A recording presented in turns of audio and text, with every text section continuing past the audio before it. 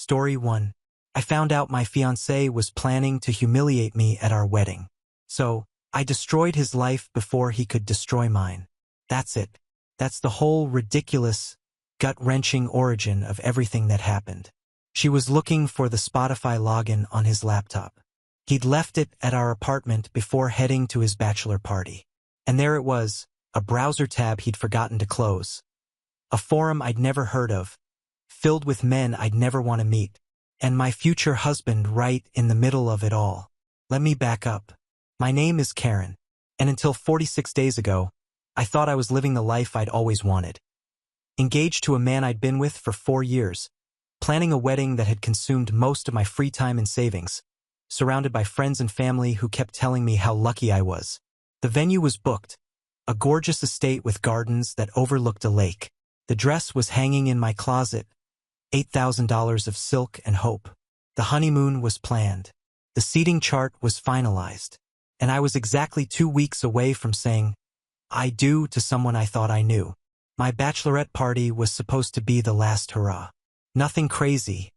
My friends know I'm not really the Vegas type. Just a night in at my apartment with my closest girlfriends. Too much champagne, some nostalgic rom-coms, and maybe a few embarrassing stories from college. My fiancé, I can't bring myself to use his name anymore, had his bachelor party the same night. Traditional, I guess. Bad luck to see each other before the wedding and all that superstitious nonsense that now feels like the universe's cruelest joke. Around 11, my best friend wandered into the bedroom looking for the laptop.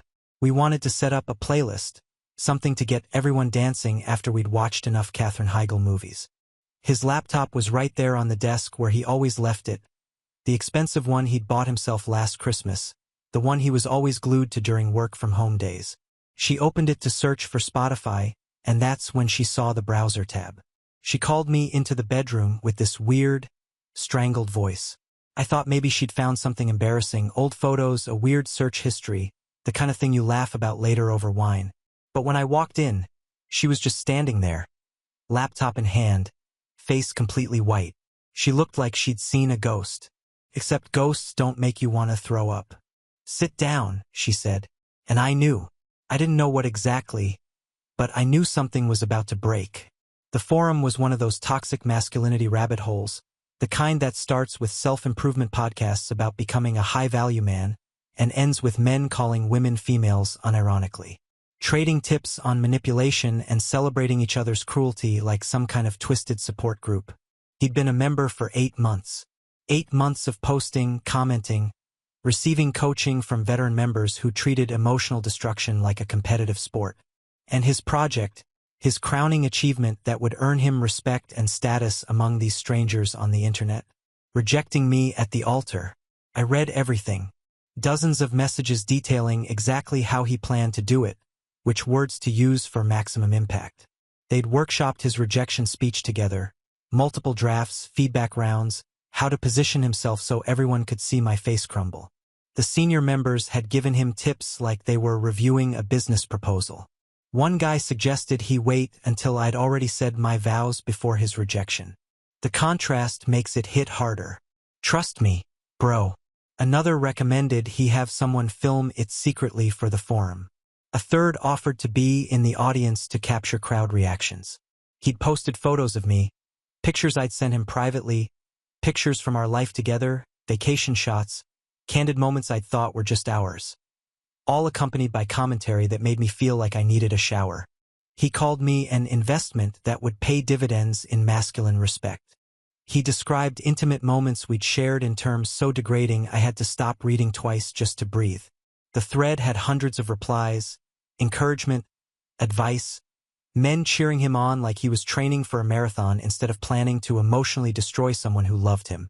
She sounds like she has no idea, one wrote. Perfect target. Another, can't wait for the update. These altar rejections are legendary. In the living room, I could hear our other friends laughing. Someone had just told a joke about the groom's nervous energy. Little did they know, the champagne was flowing, my bachelorette party was in full swing, and I was sitting in the bedroom discovering that the man I loved had been planning my public destruction for months. I don't remember much after that initial discovery. I know I didn't scream. I know I didn't cry. Not yet. I just sat there scrolling through 8 months of his posts while my best friend held my hand and the party continued without us. Every few minutes, someone would call for me, "Karen, come take this shot with us." And my best friend would yell back that I was on an important call.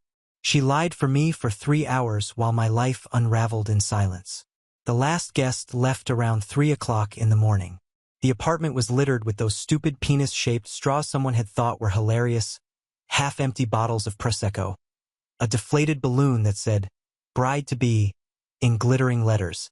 I was curled up on the bathroom floor, having just vomited for the second time, my perfectly manicured bachelorette nails pressing into my palms hard enough to leave marks.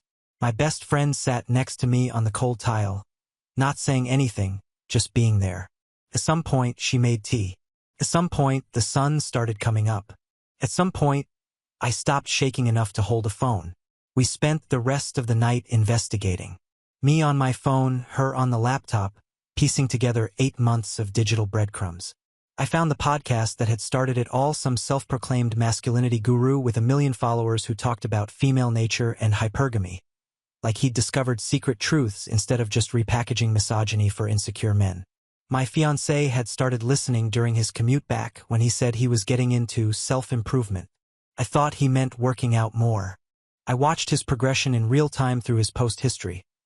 Early comments just agreeing with others, finding his footing in this new community, then sharing frustrations about feminist culture and how men were losing their place in society, then actively seeking advice on how to regain power in his relationship, our relationship. He posted about our arguments, about things I'd said in confidence, about my red flags, wanting to split chores equally, having male friends from work, once suggesting he talk to a therapist about his anger issues. The veteran members had guided him toward the altar rejection. It was apparently a rite of passage in this community, the ultimate proof of masculine power.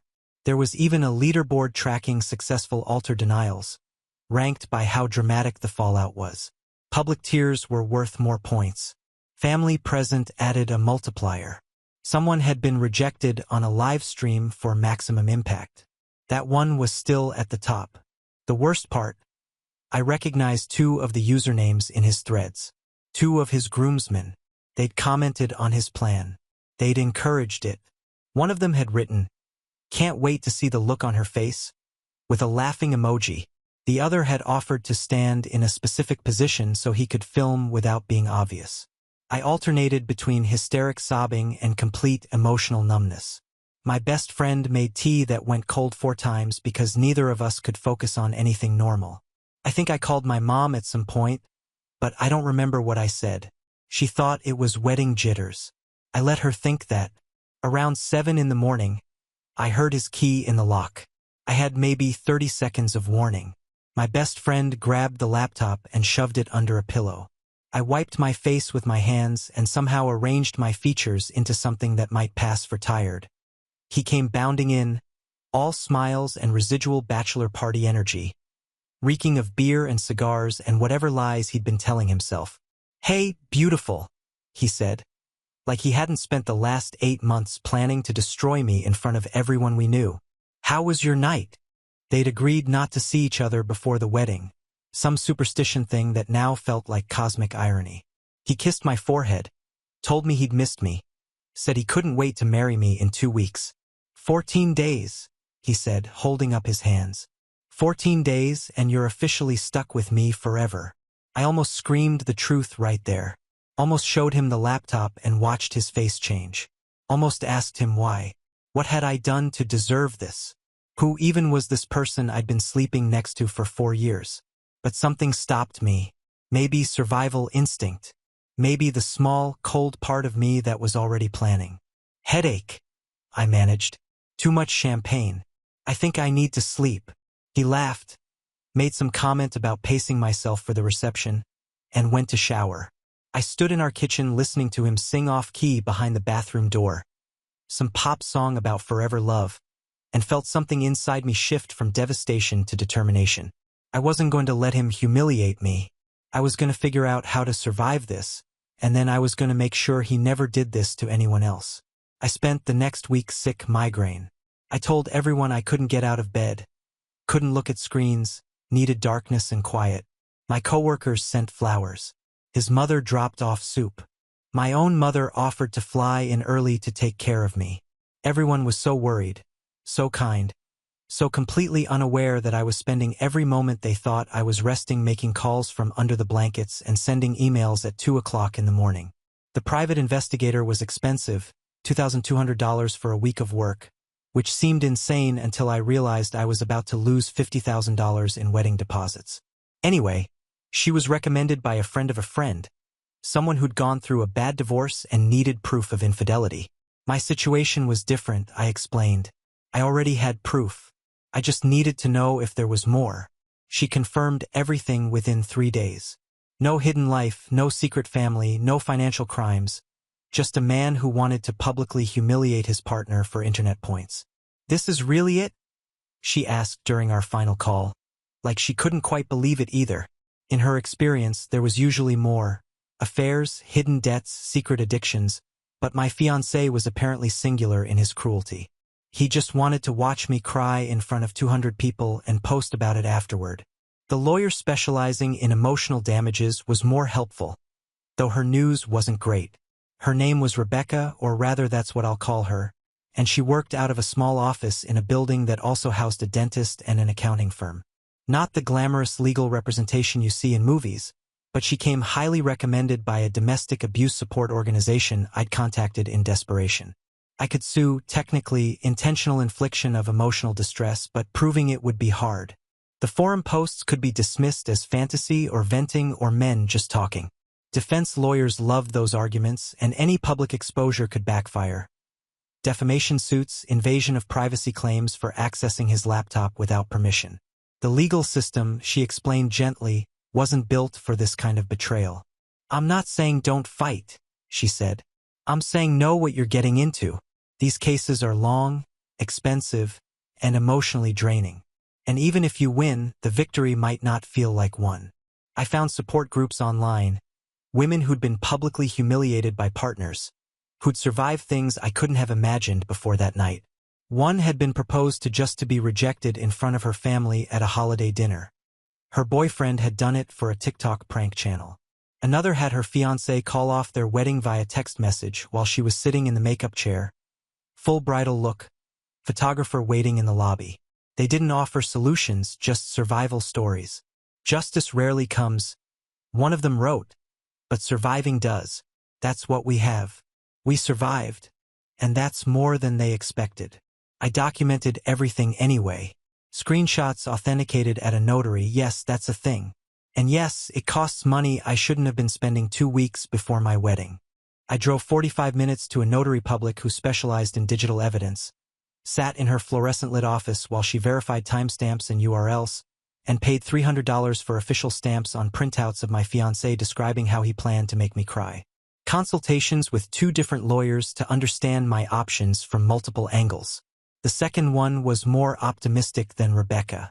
He thought there might be a harassment angle, something about the coordination between multiple people. But his retainer was $8,000, and I was hemorrhaging money into wedding costs I couldn't recover.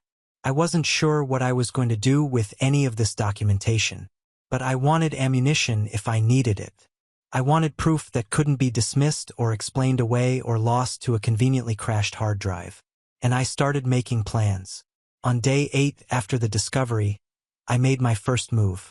I'd barely slept, running on coffee and adrenaline, and a cold fury that had settled somewhere in my chest like a stone. I texted one of the groomsmen, the one who'd written about wanting to see my face, and asked him to meet for coffee, casual, just wanted to touch base before the big day. He was my fiancé's college roommate. We'd had dinner together dozens of times, celebrated birthdays, gone on group trips. His girlfriend, now wife, had been in my bridal party shortlist before she got pregnant and moved to another state. I thought we were friends. I thought he cared about me at least a little. He showed up to the coffee shop looking nervous, which was satisfying in a way I didn't fully understand. I ordered a latte and made small talk for exactly 4 minutes, long enough for him to relax, to think this was just wedding coordination, before I pulled out my phone. "I know," I said simply and showed him his own comments. Watching his face go through shock, then fear, then desperate calculation was almost worth everything I'd been through. Almost. His eyes darted around the coffee shop like he was looking for an exit. His hand trembled as he set down his cup. For a long moment he didn't say anything at all. Then the excuses started. He stammered that he thought it was just internet talk. Said nobody actually believed any of it. Said he tried to talk my fiancée out of it. Tried so hard. Really, I had to believe him. Said he'd been going through a rough patch himself and the forum had seemed like support. I showed him the thread where he'd called the plan epic and suggested the specific camera angle for maximum impact. He went quiet. "You're out of the wedding," I told him, my voice steadier than I felt. "You'll tell everyone it's a work conflict. You won't warn him. You won't tell him anything about this conversation. And if you do," I paused, let the silence stretch, "I will send your comments to your employer, your wife, and everyone on your social media friends list, your in-laws, your parents, everyone." He tried to negotiate, offered to delete his account, offered to apologize, to explain, to make it up to me somehow. He actually started crying, which would have been more moving if I hadn't just read his detailed suggestions for how to capture my tears on film. "Do we understand each other?" I asked. He understood. I did the same thing with the second groomsman 2 days later. Same coffee shop, different results. This one was angrier at first. Tried to tell me I was overreacting, that I'd violated privacy by reading their private conversations, that none of this was a big deal and I was making something out of nothing. I let him talk. Then I showed him the archived version of the thread that the PI had found, the one with all the comments he deleted, including the one where he'd offered to accidentally spill a drink on me at the reception to add to the chaos. He cried too, eventually, said he'd been going through a divorce, that he hated women, that he didn't mean it, that he'd been depressed. Maybe he was telling the truth about some of it. Maybe the forum had caught him at his lowest and twisted something broken into something cruel. Didn't matter. He was out too. "And just so we're clear," I added, "if I find out you've warned him, I'm going directly to your ex-wife's divorce attorney. I'm sure she'd love to know what you've been saying about women online during custody negotiations." Of course, one of them broke. The nervous one, the college roommate I should have known. He'd never been good at keeping secrets, even in low-stakes situations. He texted my fiancée something about me acting weird, asking if everything was okay between us, hinting that maybe the wedding stress was getting to me. My fiancée started asking questions. Was I okay? Was something wrong? Did I want to talk about anything? He brought me flowers. My favorites. The ones he'd only remembered twice in 4 years. And made dinner one night, hovering anxiously while I pushed food around my plate. I smiled and said, "Pre-wedding jitters. Happens to everyone. Everyone told me their weddings were stressful. My mom said my dad nearly called off their wedding 3 times. News to me. His sister said she'd had a meltdown the week before hers. Everyone had a story about cold feet, about second thoughts, about the weight of forever pressing down. I performed calm for 2 more days while finalizing my plan. My strategy crystallized over the following nights. Written in notes app entries I deleted immediately after making decisions. I wasn't going to let him humiliate me at the altar. But I also wasn't going to give him the dramatic confrontation he probably fantasized about. The crying, the screaming, the public breakdown that would make a great story for his forum buddies. Instead, I was going to do something much worse. I was going to control the narrative. 2 weeks before the wedding. That was my timeline. Long enough to cancel everything properly. To give vendors notice even if they wouldn't refund anything. To alert guests so they didn't show up to an empty venue. Short enough that all the deposits would be gone anyway. I checked the contracts and we were well past any cancellation grace periods. The money was lost either way. What I could control was the story. I would send a message to every guest simultaneously. Factual, brief, evidence attached, but edited to protect my own privacy. No hysteria. No begging for sympathy. No emotional manipulation. Just the truth delivered calmly before he had a chance to spin his own version of events. My lawyer approved the plan with some modifications. Edit the screenshots carefully. Remove anything that showed my own intimate details, anything that could be used against me later. Don't include any identifying information about the forum that could be traced back to illegal access of his computer. Make it absolutely clear this was my decision made with full knowledge of the consequences, not a spontaneous breakdown. And Karen, she added at the end of our call, be prepared for him to fight back. These men always do. They'll claim you're crazy, that you fabricated everything, that you're the abuser. You need to be ready for that. I was ready for that. I was ready for everything. I transferred $18,000 from our joint account to my personal one, exactly half of what we'd saved together. I had a lawyer confirm this was legal, that taking 50% of joint funds wasn't theft. Withdrawing my share of our down payment fund, our vacation savings, our emergency cushion, I left exactly half for him, down to the cent. I started secretly moving my important documents to my best friend's apartment. Birth certificate, passport, the deed to the car I'd owned before we met, my grandmother's jewelry that I'd kept in our shared safe. I photographed everything valuable that was mine, the art I'd brought into the relationship, the furniture from my old apartment, the kitchen equipment I'd accumulated over years of actually enjoying cooking, just in case. Meanwhile, I kept planning our wedding, confirmed the seating chart with the coordinator, approved the final menu after a tasting I barely remembered attending, smiled at the florist when she showed me the centerpiece samples. White roses and eucalyptus, classic and elegant, flowers I'd never actually see on tables. Every conversation was a performance. Every kiss from him a test of my acting abilities. Every night lying next to him in our bed felt like sleeping with a stranger. And I guess in some ways I'd never known this person at all. The 30 days before I sent that message were the longest of my life. Each morning I woke up next to him and felt like a spy in enemy territory. Every movement calculated, every word measured. He'd roll over, still half asleep, and pull me close, and I'd have to force myself not to flinch. Morning beautiful, he'd mumble into my hair. Love you. I'd say it back because that's what my character would do. The loving fiancé, the happy bride-to-be. Method acting for survival. The bridal shower was particularly surreal. His mother hosted it at a restaurant we'd chosen together for the engagement party, a place that now felt contaminated by memory. She'd invited 40 women, colleagues and cousins and friends of friends, all gathered to celebrate a marriage she'd helped plan for over a year. They gave speeches. His mother talked about the first time he'd brought me home, how she'd known immediately I was the one. His sister described how he'd called her after our third date, giddy, saying he'd finally found someone worth keeping. They'd prepared a slideshow of our relationship milestones. First vacation, first apartment, the proposal on the beach at sunset. I watched photos of us cycle across the screen and wondered when exactly the man in those pictures had started planning to destroy the woman next to him. Was it before or after the trip to Maine? Had he already joined the forum when we were apartment hunting together? Or did that come later? Guests handed me carefully wrapped presents. A Dutch oven, Egyptian cotton sheets, a fancy blender, a set of matching bathrobes with Mr. and Mrs. embroidered on the back. For a home we would never share. For a life we would never build. I smiled and thanked everyone and wrote careful notes for thank you cards I knew I'd never send. His mother pulled me aside near the end. I'm so happy you're joining our family, she said, eyes welling up. He's never been this happy. You've changed him.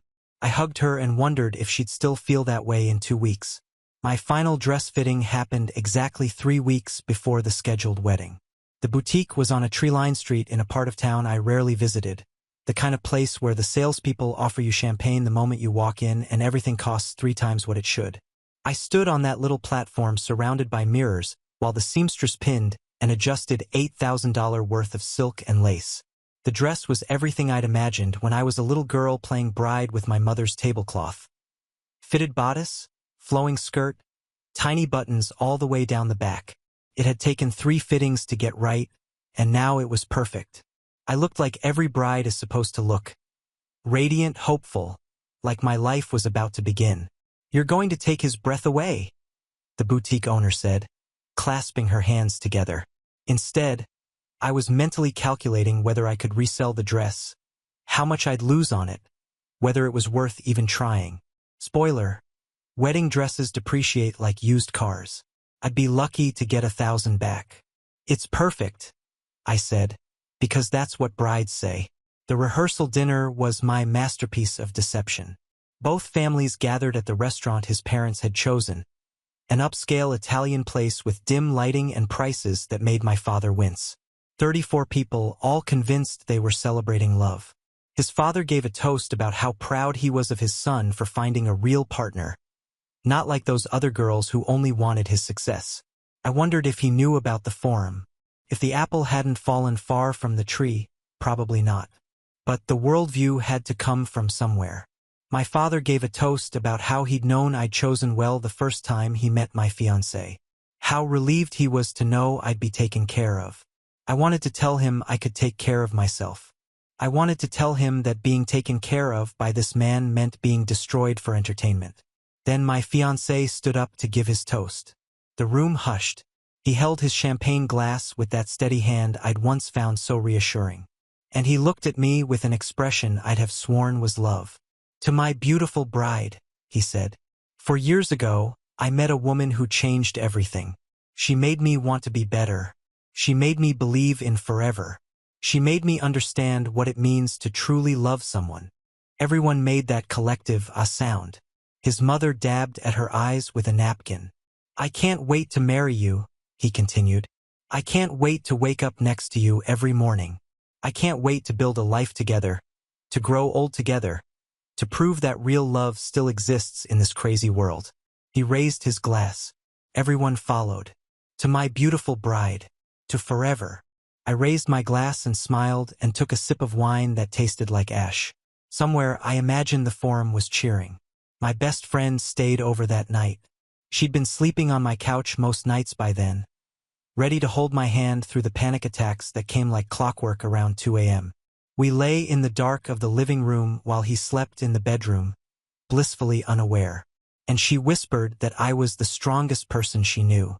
"I don't feel strong," I whispered back. "I feel like a bomb waiting to go off." "You're going to be okay," she said. "2 more weeks. Then it's over. 2 more weeks. 14 days. Then I could stop pretending." 14 days before what would have been my wedding, I woke up at 5:45 in the morning. My best friend was already awake, sitting at my kitchen table with her phone in her hand and 2 cups of coffee going cold in front of her. She'd been ready for hours. Neither of us had really slept. We'd drafted the message together over the previous week. Rewrote it maybe 20 times, agonizing over every word.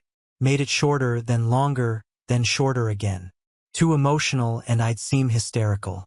Too cold and I'd seem calculating. The balance had to be perfect. In the end, it was barely 200 words. Factual, clear, devastating. "The wedding scheduled for 14 days from now is canceled. I discovered that my fiancé has been an active participant in an online forum focused on toxic masculinity for 8 months. His stated goal, documented extensively in his posts, was to reject me publicly at the altar as a challenge to earn status in this community.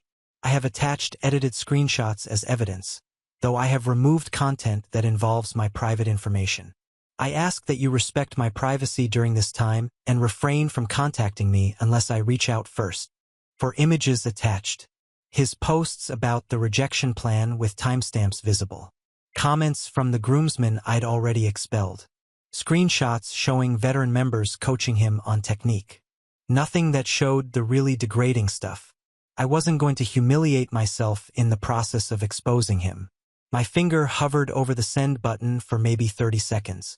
My best friend reached over and put her hand on mine. Not pushing. Just there. "You don't have to do this," she said quietly. "You could just disappear. Change your number. Move away. Never explain to anyone." I thought about that in my darkest moments over the past 46 days. I thought about just running, quitting my job, moving across the country, starting over somewhere no one knew my name or my story. It would be easier in some ways, less confrontation, less fallout, less having to watch people choose sides. But then he would win. He'd tell everyone I got cold feet, that I was unstable, that he was the victim of a flighty woman who couldn't commit. And worse, he'd do it again to some other woman who wouldn't find the tab, who wouldn't have a friend willing to dig through 8 months of posts, who would actually stand at that altar and have her heart shattered in front of everyone she loved. I couldn't let that happen. I'm sure, I said, and I pressed send. 203 people received that message simultaneously.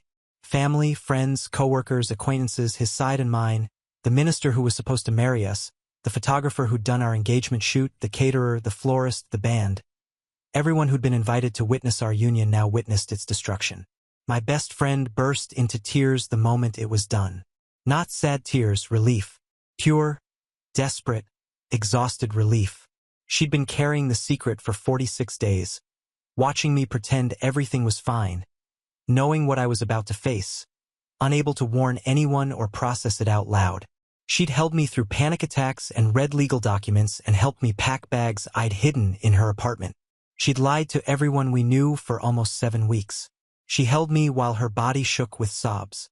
And for the first time since the night she found those messages, I felt something other than cold determination. I felt free. The responses started coming in within minutes. My phone began buzzing continuously, notification after notification stacking up faster than I could read them. My mother called first, crying so hard I could barely understand her. Once I figured out they were support tears, not anger tears, I started crying, too. Come home, she kept saying. Come home right now. Dad's booking a flight. My sister sent 17 text messages in a row, each more furious than the last, all directed at him. I will kill him. Where does he live? I'm calling a lawyer. No, wait. I'm calling his mom. My brother-in-law texted a simple, I'm so sorry. We're here.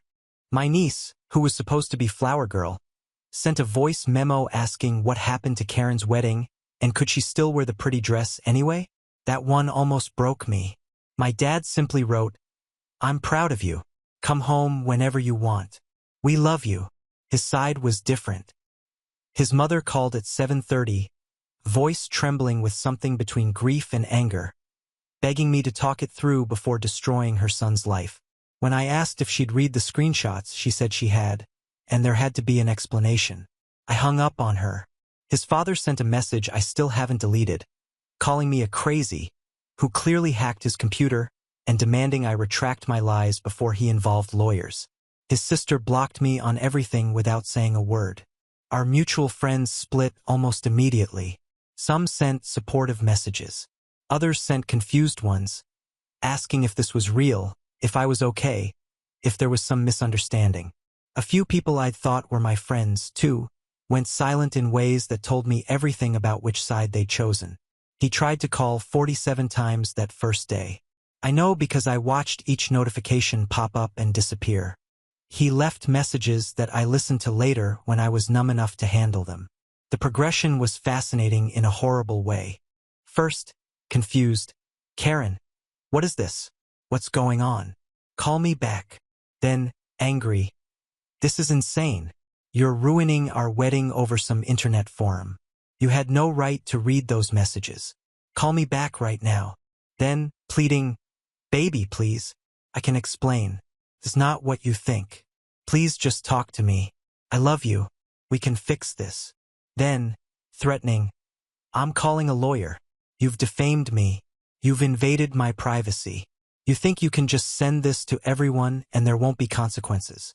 The last one around midnight was just silence, breathing, a long pause, then a click. His counter-narrative went live within hours. According to his version, which spread through mutual friends like wildfire, I'd broken into his laptop and fabricated evidence because I had cold feet about commitment. He told people I was mentally unstable and that he'd been trying to help me for months. He said I'd been acting strange lately, at least that part was true, and that he'd been worried about me. He painted himself as a victim of a paranoid, vindictive woman who couldn't handle the pressure of a wedding. A few people believed him. Most didn't. The screenshots were pretty hard to explain away. His own words, his own username, timestamps that matched up with dates we'd been together. People reached out to tell me they'd seen the evidence and they believed me. People I'd never been close to suddenly became allies. By the end of that first day, I had 150 responses. Overwhelming support from my side, confused silence from mutual friends, and 6 people who blocked me entirely, apparently deciding that not choosing a side meant choosing his. I slept 14 hours that night. First real sleep in almost 2 months. The next 2 weeks were a blur of logistics and lawyers and learning just how expensive it is to cancel a wedding that was already paid for. The venue wanted their full deposit. $22,000 handed over in installments throughout our engagement now vanished into a cancellation clause I'd signed without really reading. "I'm sorry for your situation," the coordinator said when I called. "But the contract is very clear." She didn't sound sorry. The photographer kept $5,000. The caterer kept $3,000. Florist $1,200. Band $800. Cake $450. Event rentals another $2,000. The string quartet for the ceremony $500. The calligrapher who'd done our invitations $300. Technically, I could have asked for that back, but she was a friend of a friend and the invitations were already printed. Final count, $52,000. Gone.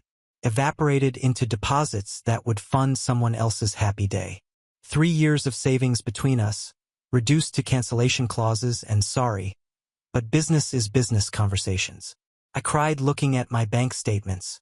Not for him. I was past crying for him. For myself, for the future I'd thought I was building, reduced to line items and cancellation fees. For the down payment on a house that would now never happen. For the financial setback that would take years to recover from. The legal battle started almost immediately. His family hired an attorney the day after my message went out. His father's money, his mother's fury. Their argument, outlined in a letter that arrived by certified mail exactly 1 week after my announcement, was threefold. First, invasion of privacy. I'd accessed his laptop without permission, read his personal communications, and distributed them publicly. Second, defamation. The screenshots were taken out of context and painted him in a false light that damaged his reputation. Third, intentional infliction of emotional distress against him. Not me, because apparently exposing someone's plan to hurt you is the real crime. My lawyer wasn't surprised. "They're trying to scare you into settling," Rebecca said during an emergency consultation. "Make you think you did something wrong so you'll agree to a gag order and some financial concession. This is standard intimidation for these cases." But I had documentation. I had authenticated screenshots with notary stamps. I had statements from the 2 groomsmen I'd confronted, both of whom had crumbled under pressure and agreed to provide written testimony about what they'd witnessed in exchange for me not exposing them publicly. And I had the forum itself, which despite his attempts to delete his account, had been archived by someone who'd been watching the drama unfold. Apparently, toxic masculinity forums are also subject to people who screenshot everything for posterity. The depositions were brutal. We started them 2 months after my message. In a conference room at his lawyer's office that smelled like old coffee and carpet cleaner. His lawyer was good. I'll give him that. A man in his 50s with sharp eyes and a voice that made everything sound like a reasonable question. He spent 3 hours asking me why I'd accessed the laptop without permission to find a playlist, like any partner might. Whether I had a history of paranoid behavior I'd once Googled an ex, so sure.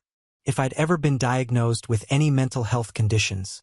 Anxiety, which he immediately tried to use against me. Whether I'd manufactured evidence to avoid a wedding I'd clearly never wanted. I produced notarized timestamps proving I hadn't. I cried once during a particularly pointed question about whether I'd invaded his privacy because I was already looking for a reason to leave.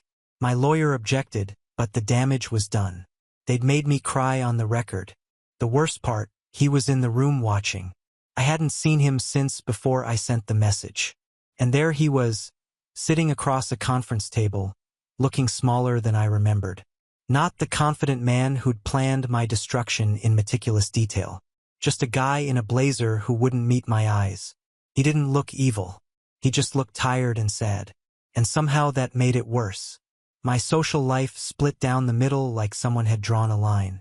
Of the 12 couples we'd known together, friends from his work, my work, college, the neighborhood, 8 chose him or chose neutrality. And neutrality in a situation like this is choosing him. They stopped reaching out. They unfollowed me on social media. They made it clear through silence that they weren't going to be involved. The remaining 4 couples reached out with support, but our friendships never quite recovered. How do you get brunch with someone who saw you at your most vulnerable? How do you go back to casual after they've watched you fall apart? I lost 12 pounds in those first 2 weeks after the message. Not trying to, just couldn't eat.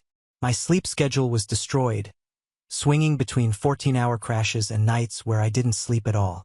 I had 2 panic attacks at work, both in the bathroom, both witnessed by colleagues who pretended not to notice when I emerged red-eyed and shaking. I almost quit everything. Almost told my lawyer to drop the case. Almost moved out of state. Started over somewhere no one knew my name or my story. Almost let him win through pure exhaustion. But my best friend talked me down. He doesn't get to win, she said during one of our 3 a.m. kitchen floor sessions. He doesn't get to humiliate you publicly or privately or legally. You fight. So I fought. 2.5 years. That's how long it took to get to resolution. 791 days of legal filings, depositions, motions, and countermotions. 791 days of seeing his name in my email inbox and feeling my stomach drop. 791 days of wondering if today would be the day it finally ended. The case dragged on for reasons that felt both bureaucratic and personal. His lawyers requested extensions, filed motions to dismiss, challenged the authentication of the screenshots. My lawyers responded, requested documents, deposed the groomsmen who'd eventually agreed to testify. Discovery took 8 months. Mediation failed twice. We were scheduled for trial 3 times, only to have it postponed at the last minute for scheduling conflicts. The settlement came on a Tuesday in October, 2 years and 7 months after my wedding was supposed to happen. I was sitting in Rebecca's office, surrounded by file boxes that documented every stage of this nightmare, when she got the call. $28,000, a little more than half of what I'd lost. His lawyers had fought for less, much less, insisting that I'd been the real aggressor, that I'd destroyed his life over locker room talk. But the archived forum posts had made their case difficult. Hard to argue that the screenshots were out of context, when the entire internet could see the context, the coaching, the encouragement, the detailed planning that had gone into my humiliation. He signed an agreement admitting errors in judgment without admitting criminal wrongdoing. Careful language designed by lawyers to technically satisfy everyone while actually satisfying no one. I got acknowledgement without an apology.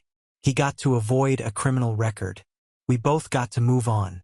Theoretically, I signed a partial NDA. I could talk about what happened, but I couldn't use his name publicly.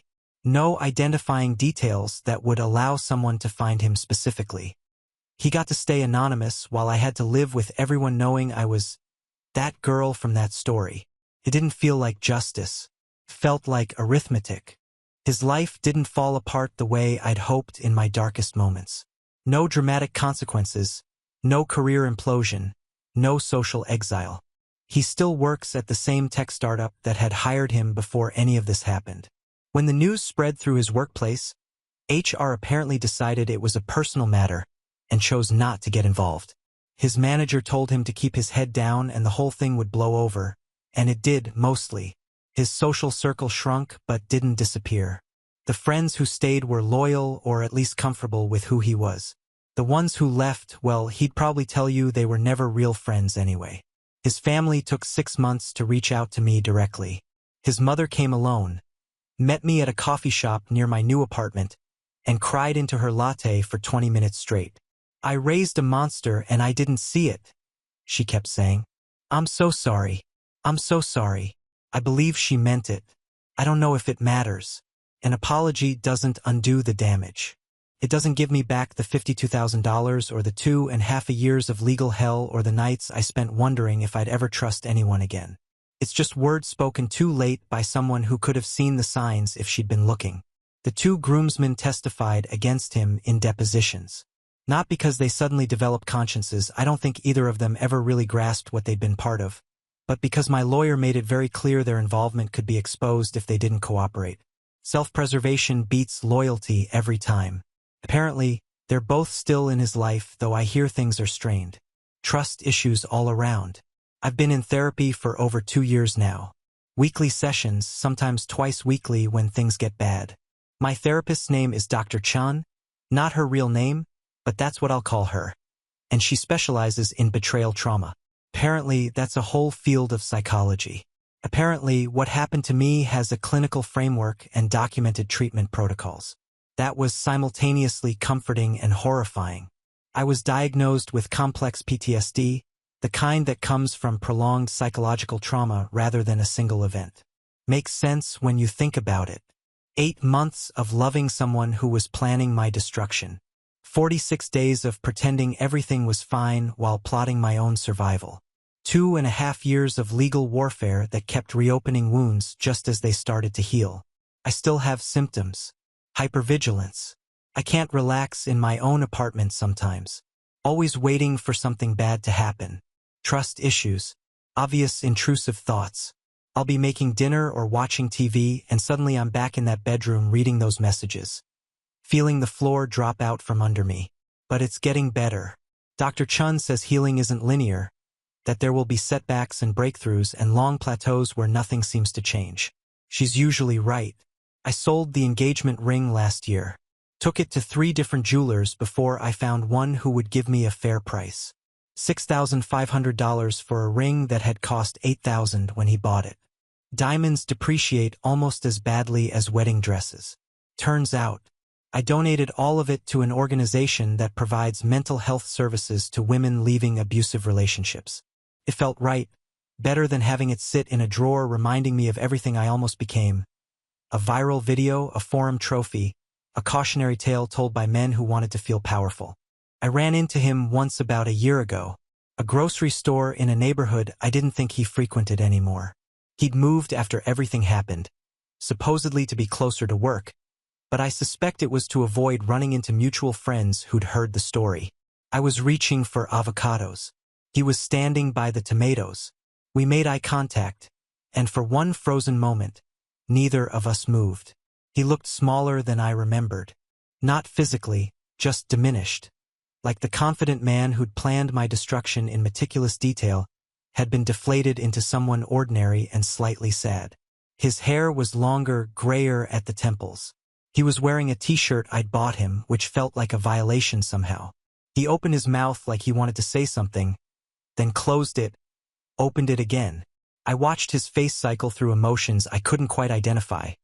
Surprise, shame, maybe regret, maybe something else entirely. Then he turned and walked quickly toward the frozen food section. Practically fled, really, leaving his half-full cart abandoned by the produce. I felt nothing. Not anger, not satisfaction, not even relief. Just a kind of blank recognition, like seeing a stranger whose face was vaguely familiar from a dream you can't quite remember. After everything, the discovery, the planning, the message, the legal battle, the therapy, the slow reconstruction of my life, he'd become irrelevant. A character from a story that happened to someone I used to be. I bought my avocados and went home.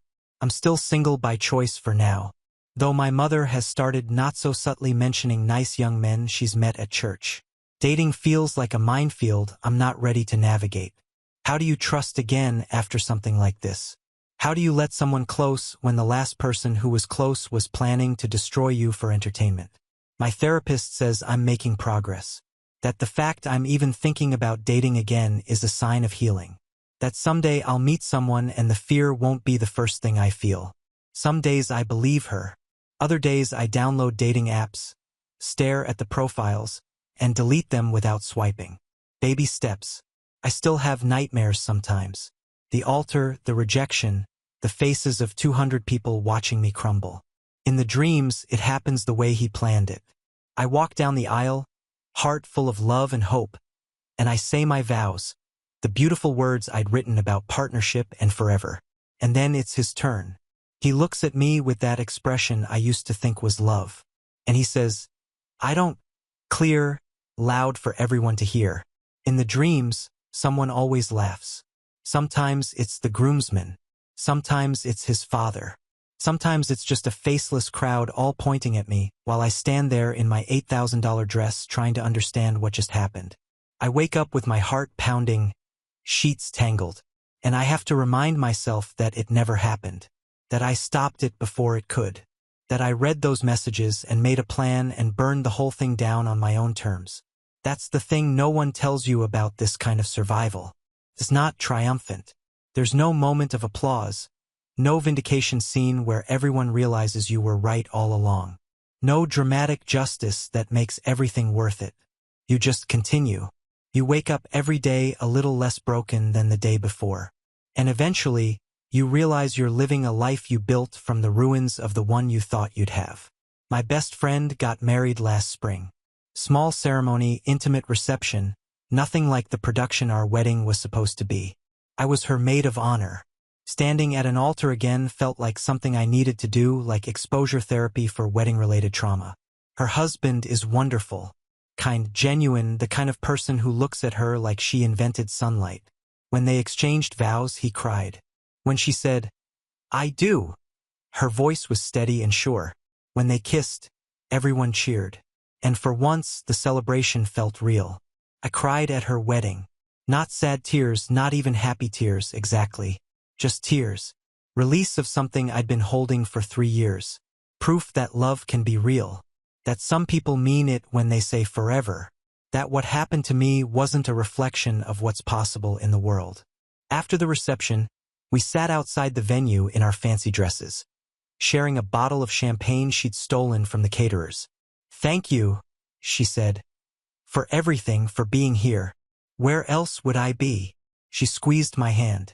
I know it was hard being at a wedding again, watching all of that. It was, I admitted, but it was also, I don't know, hopeful. Seeing you happy makes me believe it's still possible. "It is possible," she said firmly. "For you too when you're ready. When I'm ready. I don't know when that will be. Maybe next year, maybe never. Maybe I'll surprise myself tomorrow." The future feels open in a way it didn't before. Not planned out and controlled, but genuinely uncertain in both scary and exciting ways. So, that's where I am now, almost 3 years out from the day my life exploded. Financially recovered, mostly. I'll never get back those years of savings, but I've rebuilt enough to feel secure. Emotionally scarred, definitely. The therapy bills are almost as bad as the wedding deposits. Dating apps downloaded and deleted at least 4 times. A therapist who knows my story better than anyone. And a best friend who saved my life because she needed a playlist. I don't know if I'll ever fully trust again. I don't know if I want to, but I do know this. I'm not a forum trophy. I'm not a viral video. I'm not the broken woman crying at an altar while strangers laugh. I'm the woman who found out, made a plan, and burned it all down on her own terms. I'm the woman who documented everything, confronted everyone, and refused to be a victim, even when victimhood would have been easier. I'm the woman who spent 2.5 years fighting for acknowledgement and won, even if the victory was imperfect. And honestly, that's gonna have to be enough. Some nights when the insomnia hits and I'm lying in my quiet apartment with too many thoughts, I think about what would have happened if my best friend hadn't needed that playlist. If she'd used her own phone. If the tab hadn't been open. If I'd gone to bed early instead of joining the party. I would have walked down that aisle 2 weeks later. I would have said my vows with my whole heart, and he would have destroyed me in front of everyone I loved while strangers on the internet cheered. Instead, I destroyed him first. Or at least I destroyed his plan. I took away his moment of power and replaced it with accountability. I chose my own pain instead of the pain he designed for me. That's not nothing. In a world that doesn't promise justice, in a legal system that barely recognizes this kind of cruelty, in a society that still asks women what they did to deserve it, I survived. I fought. I won. In whatever imperfect way winning is possible when you've been betrayed by someone you trusted with your entire future. The wedding dress is still in my closet. I couldn't sell it. Couldn't stand the thought of someone else wearing it. Couldn't bear to explain why it had never been worn. It hangs in a garment bag at the very back behind winter coats and old blazers I'll never wear again. Sometimes I forget it's there. Sometimes I remember and the grief hits fresh. But mostly I've made peace with it. The dress, like the ring, like the relationship, is evidence of a life I thought I was building. It didn't turn out to be real. But the woman who chose that dress, who loved that man, who believed in that future, she was real. She deserved better than what she got. And the woman I am now, she's real too. Scarred and cautious, and sometimes still afraid, but also stronger than she knew she could be. Still here, still fighting. still refusing to let anyone else write her story. That's the ending I have. Not the one I planned, not the one I wanted, but the one I made for myself when everything else fell apart. And maybe someday I'll get a better one. My therapist asked me recently what I would say to him if I had the chance. If he showed up at my door tomorrow, what words would I use? I thought about it for a long time.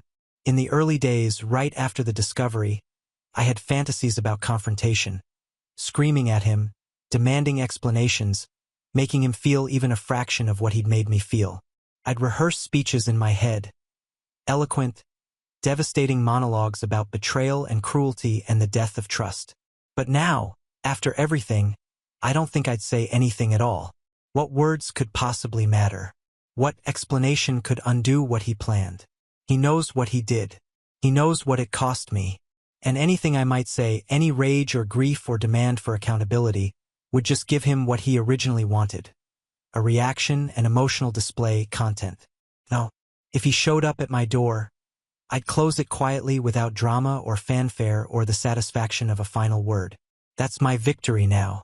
Not revenge, not vindication, not even forgiveness, just indifference.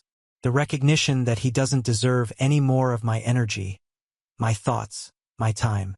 He's had too much already. I'm 31 years old. I was supposed to be celebrating my 3rd wedding anniversary this summer. Instead, I'll probably be at brunch with the friends I've made since then. People who know the story but don't define me by it, who see me as a whole person rather than just a cautionary tale. I've started cooking again.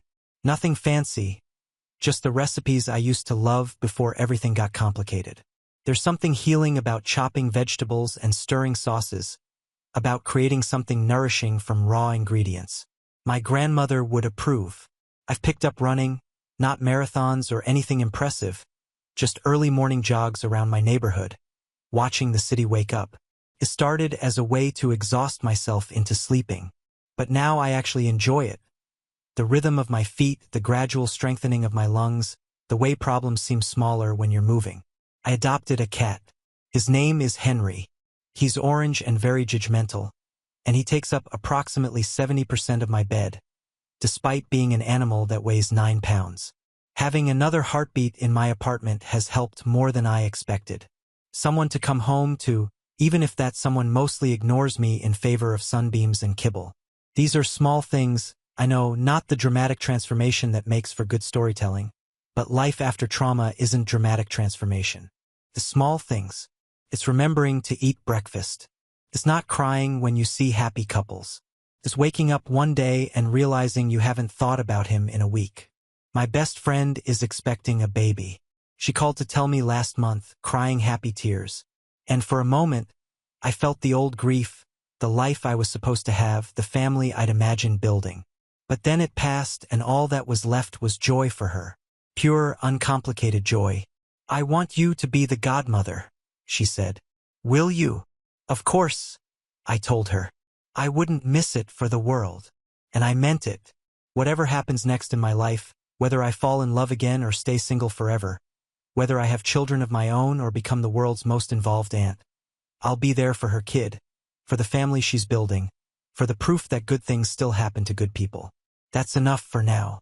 That's more than I thought I'd have in those dark days after the discovery. So here I am, still standing, still healing, still figuring out who I am without the shadow of almost being destroyed. My name is Karen. I survived something terrible. And tomorrow, I'm going to wake up and live another day in the life I chose for myself. That's my story. The real one, not the one he planned to. Now on to the next story. Story 2. 2 weeks before getting married, my best friend confessed that she was the reason my boyfriend proposed to me in the first place. Honestly, I don't know what to do. For days, I haven't slept well because of this. So, while I put on some makeup, I'll tell you everything. My wedding is in 10 days, and last Saturday was my bachelorette party with all my friends.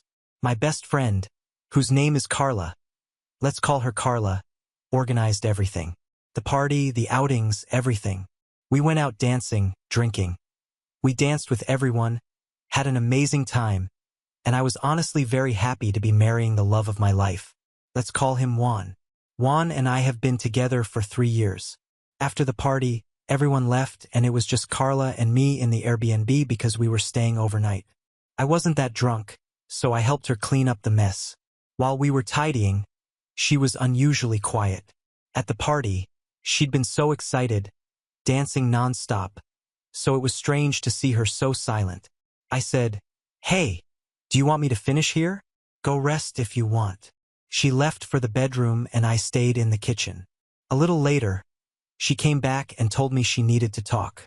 That's when she apologized and said she never thought Juan would actually propose because, apparently, it all started as a bet gone wrong. Imagine how confused I was. I asked her to please explain and she said that when I introduced them, they already knew each other. The bet was that if he convinced me to say yes to marriage, she would date him exclusively. Apparently, they were seeing each other on the sly even before I knew him. They had a toxic on and off relationship and at some point they split. She told him he could do whatever he wanted, and that's when he met me. I asked, "Why are you telling me this now?" She said she felt horrible and never wanted to hurt me, that it wasn't entirely her fault, and that she had tried to talk to Juan so they could both come clean, but he refused. Said it was stupid and in the past, and that he was supposedly really in love with me. I obviously asked if she still had feelings for him and she said yes. She said that only now, seeing him in a serious relationship with me, she realized the kind of man he is and that she truly still loves him. I immediately asked, "Does he know you feel this way?" She said no, that she never told him, but that if I allowed it, she'd like to tell him about her feelings. At that point, I had no energy to fight or argue, so I just left. I haven't told anyone yet, not my family or my friends. And I haven't spoken to Juan because he's on his bachelor trip with his friends, so I can't see him and confront him. I've been thinking about it constantly, and I don't know what to do. She hasn't contacted me either, and I figure she hasn't told Juan because if she had, he would have said something and he's been acting normal, like nothing happened. I feel so strange, betrayed. Imagine not being able to believe what's happening. I truly never thought I could still be surprised after everything. That morning I woke up late. For the first time in months, there was no rush, no event to plan, no lies to uncover. Outside, the city hummed its usual noise. But inside my apartment, it felt like time was suspended, as if the air had become thick water, making me move slowly. Barefoot, I stepped onto the balcony. There were flowers on the floor, a half-wilted bouquet tossed near the door, a red ribbon still around the stems. No card, no signature, no name. I looked around. Nothing. No one in the hallway, no shadows. Of course, this building has no cameras. This is Buenos Aires, not a Netflix show. I picked up the bouquet. The smell was sweet and cloying. Roses and something else, maybe carnations. Flowers chosen by someone who obviously didn't know me. I threw them in the kitchen sink, turned on the faucet, watched the stems swirl under the water like remnants of a bad memory. I didn't feel anger, just unease. I looked at my phone. 14 unread messages, none from Carla or Juan, but there was one from an unknown number, a single line. Sometimes the truth is just the first layer. I deleted it right away, but it stuck with me. It wasn't fear or anger, more like that drop of water behind your ear you can never fully wipe off. In the afternoon, I went out wanting to walk, breathe different air, do something besides remembering how my name was now a dinner table story. One of those that starts with, "Did you hear?" and ends with a sigh. Halfway down the block, I recognized a face. Felipe, one of Juan's friends, not super close, but close enough to have been at the engagement dinner. He walked quickly with headphones on, pretending not to see me. I did the same, but he stopped. "Valen?" I turned. "Hey, Felipe." He took off his headphones, looking like he hadn't slept, sporting a scruffy beard and anxious eyes. "I saw you and wasn't sure if I should say hi." "You should, but you can leave it at hello if you want." He gave a nervous laugh. "You okay?" "Better than Juan." Felipe shrugged, uncomfortable. "He's a wreck. But well, yeah." "Yeah, what?" He hesitated, then said something that made me pause. "It's not like he was the only one with secrets." "What do you mean?" "Forget it," he muttered. "Felipe." He ran a hand through his hair, lowered his voice. A few months ago, before the proposal, we went out. Juan was acting strange, drank too much, and mentioned some guy, a name I didn't know, an ex of Carla's, but someone Juan knew from before. It was weird, tense. Did he say the name? I don't remember. He said something like that guy's always been lurking. No matter who Carla's with, he's around and she knows it but uses it. And Juan, he was really upset. Said once he saw the guy following you two in a car. Didn't say anything because he thought it was paranoia. My mouth went dry. Really? Yeah. And then he said, and if she ever looks at him again, I'm going to lose it. We fell silent. The street lights were already on. Cars driving by as if none of this existed. Do you think he's still around? I don't know, Valen. But if someone left you those flowers, watch yourself. Some people hate you. Some admire you. And sometimes it's the same person. He looked at me like he expected a reaction. But I had none. Just gave a nod. He slipped his headphones back on and disappeared into the night. I returned home, opened my laptop, typed in names, poked around social media, tried to recall old conversations with Carla about exes she described like episodes of a show she wanted to forget. One name came up repeatedly, Romero. Private profile, 3 photos, no faces, just a lowercase bio. What isn't told will repeat. The same tone as that text. My fingers went cold. Romero wasn't just any ex. He was her first. The one Carla said she could never truly quit. The one who might be back. The question that pinned me like a needle to the chest was, did he come back for her or for me? And more haunting, what does he know that I don't? A poorly timed smile upsets me more than almost anything. And hers was perfect for that. Too white. Too calm. Like nothing ever hurt her. Juan's mother texted me on Thursday around noon. Too cordial for my taste. Hi, Valen. I know these days can't have been easy for you. I'd love to meet for coffee when you have time. Just a chat. No judgment. Kisses. No judgment. She wrote as if she hadn't spent the last 3 years sizing me up with that private clinic gaze of hers. The kind that pretends to be kind, but weighs more than a medical diagnosis. I waited hours to reply, not because I lacked words, but because I wasn't sure if it was worth seeing her. In the end, morbid curiosity won. I wouldn't pass up the chance to see up close the woman who raised Juan. And if I learned anything, it's that rotten roots always smell the same. Tomorrow at 4 p.m. at Nenana, if that's okay. I prefer a public place. I didn't give her an option. She replied with a smiley face. On Friday, I dressed simply. Black pants, a white blouse, my hair in a ponytail, almost a uniform. It wasn't a date or a war, but I prepared as if it were both. She was already seated when I arrived. Of course, women like her are always early, not to avoid lateness, but to watch other people walk in. Valentina, she said, standing up to give me a kiss. Her perfume was expensive, overpowering, the kind meant to stick to you whether you like it or not. I sat without kissing her back. She ordered 2 coffees without asking, a gesture that infuriated me. That presumption she could still control my life as if the last few days hadn't happened. I'm glad you came, she said, crossing her legs gracefully. I know this must be so hard for you. It isn't over yet. Her smile faltered a bit. What do you mean? The story, the official version, is not fully told. And that's tiring. She nodded like she was dealing with a difficult patient. Juan's been very down, she said in a softer voice. I didn't answer. He doesn't eat, doesn't sleep. He feels awful. Does that make him innocent? I stared at her. No, obviously not.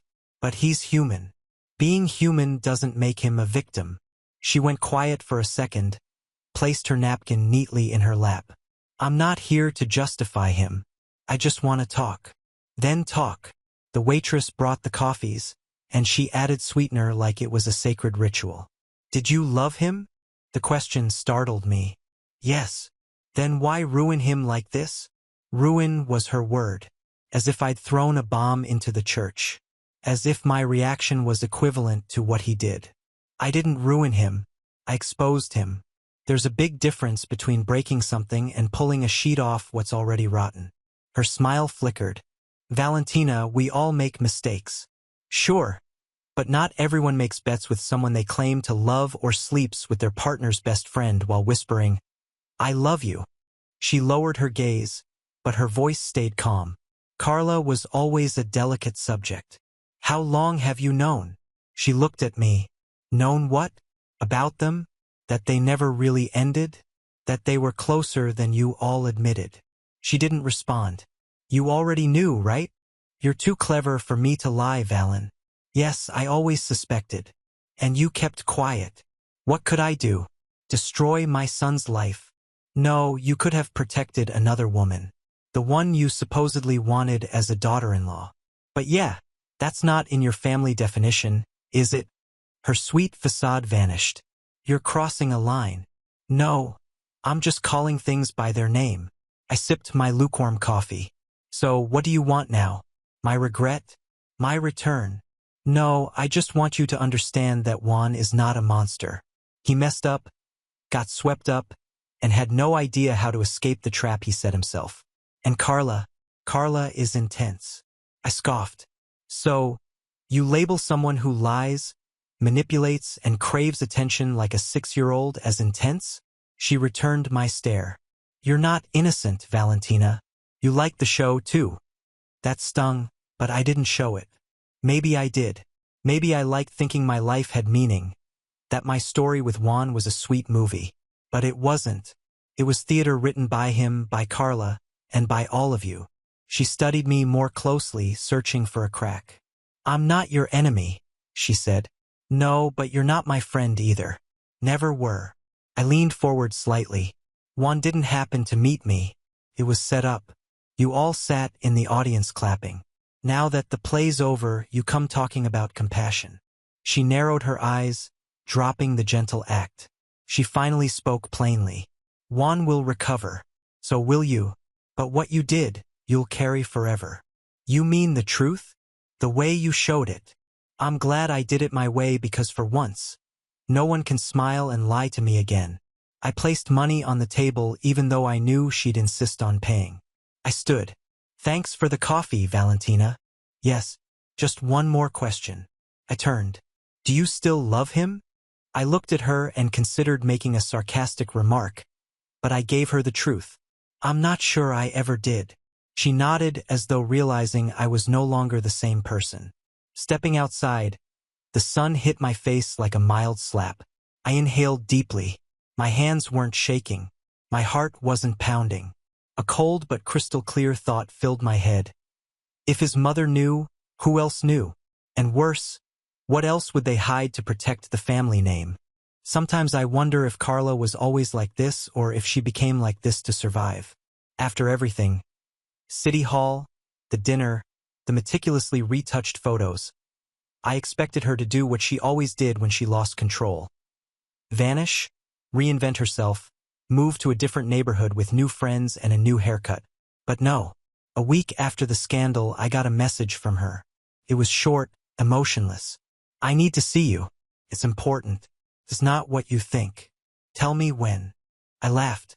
Not because it was funny, but because Carla couldn't give up on making herself look better in the final retelling.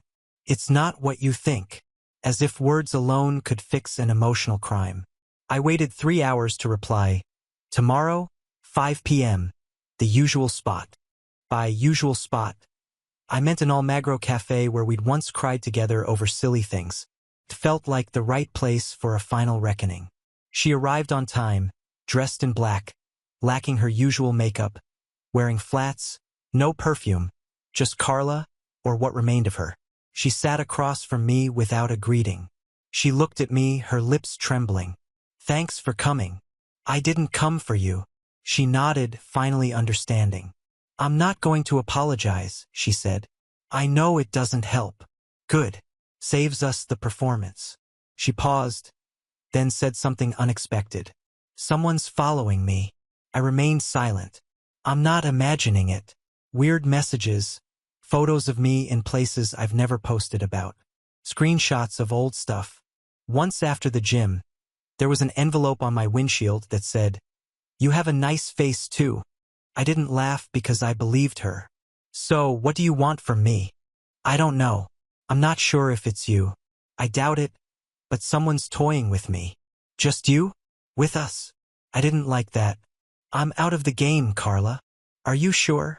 She shot me a look that sometimes seemed all-knowing, sometimes clueless. Have you received anything? Flowers and a cryptic text. That's all. Same for me. But with times and places I've been, things nobody else knows.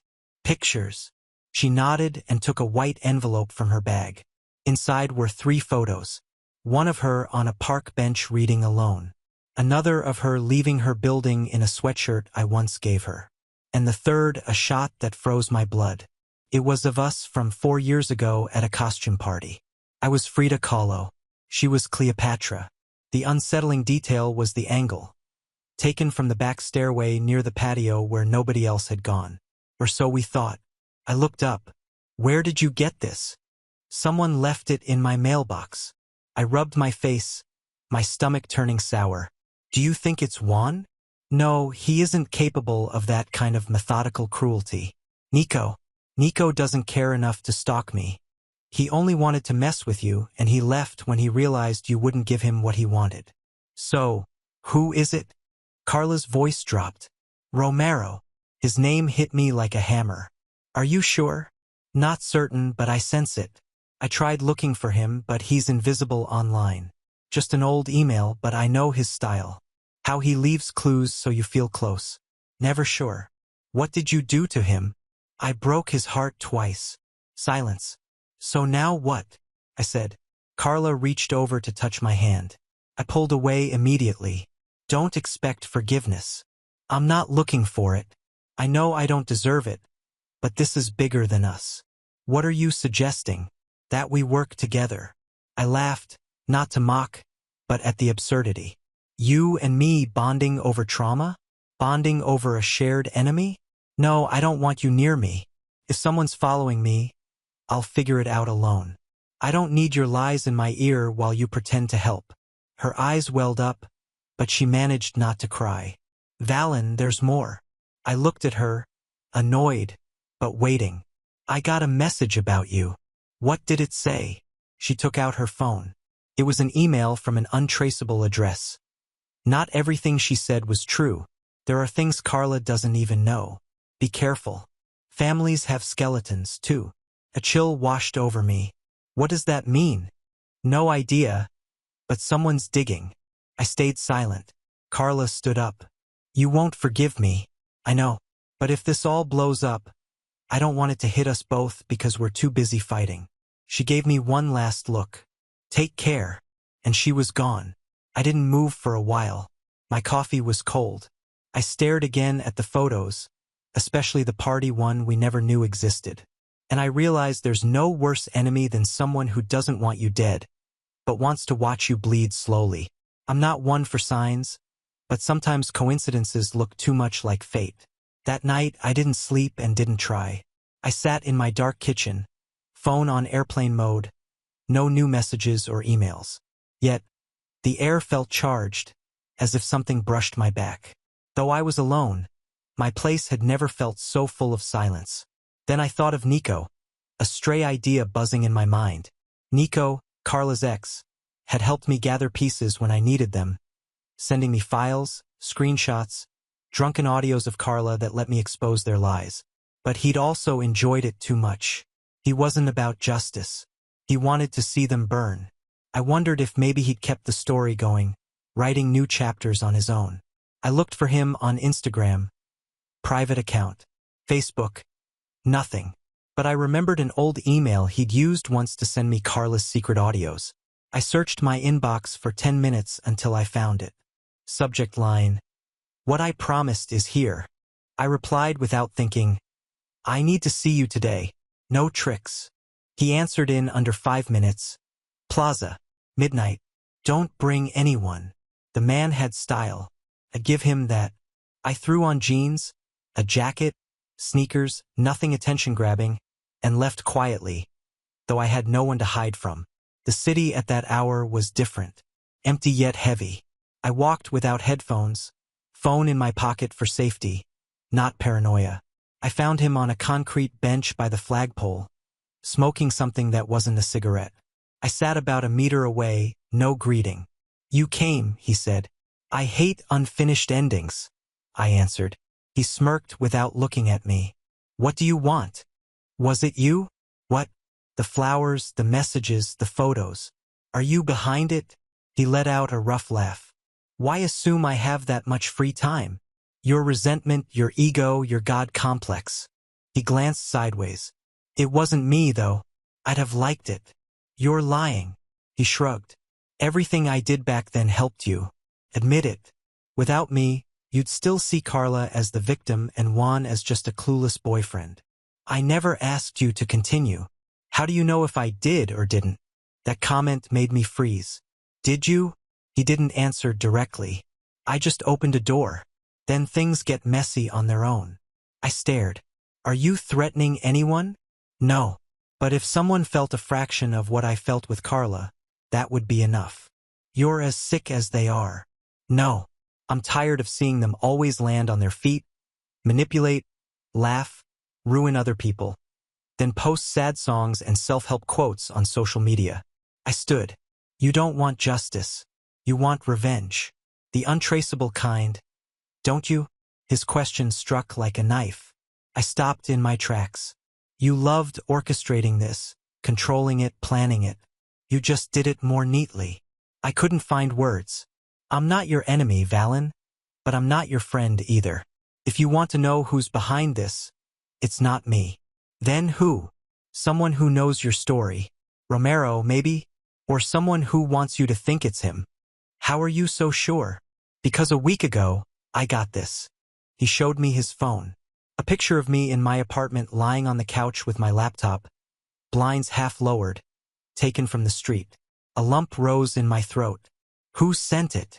No idea. Unknown number. I didn't show you before because I figured you'd handle it better than Carla. Why? Tell me now. If someone's stalking all three of us, I want to know where I stand. I hate surprises. He stood. A piece of advice. What is it? Don't underestimate Carla. Not even now. An animal that's cornered sometimes bites hardest. He left and I remained by the flagpole clanking in the wind. Darkness, trees, silence everywhere. But for the first time I felt we weren't alone. If Nico wasn't lying, someone else was watching. Always. Hosting an art exhibit might sound like a stunt. A quirk from the girl who canceled her wedding so dramatically. That's what people said, that I was just hungry for attention, wanting to end the saga with flair. But they didn't understand because no one knew the real title of the show. The invitation read, Open Letters for Those Who Couldn't Read, at a small gallery in San Telmo. White walls, concrete floors, harsh overhead lighting with a tight guest list and names required at the door. I invited everyone, Juan, Carla, Lucia, Felipe, my parents, some of Juan's friends, even Sandra, the wedding planner. I didn't invite Nico, but of course he came. It was the type of event that would keep him entertained for weeks. The gallery opened at 8. I arrived early, not to prep anything, but to observe. I wore a simple black dress. No glitter, no makeup, only red lipstick, my period at the end of the sentence. Guests trickled in, each greeting strained and awkward. How nice to see you. Everything okay? Lies and fancy perfume. Lucia was the first to realize. She stopped halfway through the room, looked at a photo, then another, and got it. The first images were harmless. An empty wine glass, a withered bouquet, half-drawn blinds, a white dress hanging on a door. But as you continued, the photos started to talk. A table with 3 wine glasses, but only 2 visible hands. A shadow on the wall. A man's silhouette in a window. An empty chair in a messy room. People began whispering. Juan arrived at 8:20 alone, wearing a gray jacket, looking like he'd rather die than be there. Carla arrived at 8:30. We didn't make eye contact. Her hair was up, her body tense, gliding among pictures like a statue. Then everyone reached the final 5 images. The first was a screenshot of a message. Love starts out like a game. Date, 2021. Sender Juan. The second was a chat with Carla. Carla, do you think she's ready to say yes? Him. Give me time. The third was a blurry photo of one leaving Carla's building at night in a white shirt, captioned, September. The fourth was a transcribed audio of Carla laughing. If she only knew this started because of me. And the fifth was a photo of me alone in an empty church dressed in white with the text, There's no greater work of art than the truth told on time. Silence descended, thick as syrup. One walked up to me, pale as a ghost, eyes hollow. What is this? He whispered. An exhibition, I said. See the walls. What are you trying to do? Nothing. I've already done it. Carla joined him. Are you insane? I looked at her. No, but you're naked. Not because I stripped you, but because for years you've shown yourself without realizing it. She bit her lip, trembling. One spun around, frantic. Who else saw this? Who knows? Everyone who matters, I said. This is defamation, he hissed. No, it's documentation. And the interesting thing about public art is that you can't deny it. It speaks for itself. Carla raised her voice. You're just bitter. I'm memory. Carla, you're oblivion. That's our difference. One faced the last image. The empty church. Me sitting there in white, waiting for something that never happened. Did you ever love me? He asked. Yes, but loving you was like hugging a noose. I thought you were saving me when all you did was tighten it. He bowed his head, muttered something I didn't catch, and I didn't care. I surveyed the room. Everyone stood frozen. A few were crying, others just gripping their wine glasses like they weighed a ton. Nico lingered at the back, gave one single clap and left. Lucia approached and hugged me silently. It was the best word of the night. I turned off the main gallery light, leaving only a spotlight on that last photo, the empty church, me sitting, waiting. But this time I wasn't waiting for anyone. I closed the door. The final dance was over, and I wasn't about to dance with ghosts anymore. Now on to the next story. Story 3. While I was nearly torn to shreds by a stray dog, my girlfriend was shopping at a fancy boutique with her male coworker. She saw me, the blood and everything, but the worst part? She lifted no damn finger to help. My own girlfriend just leaned in close to that guy and whispered something while shooting me this look like I disgusted her.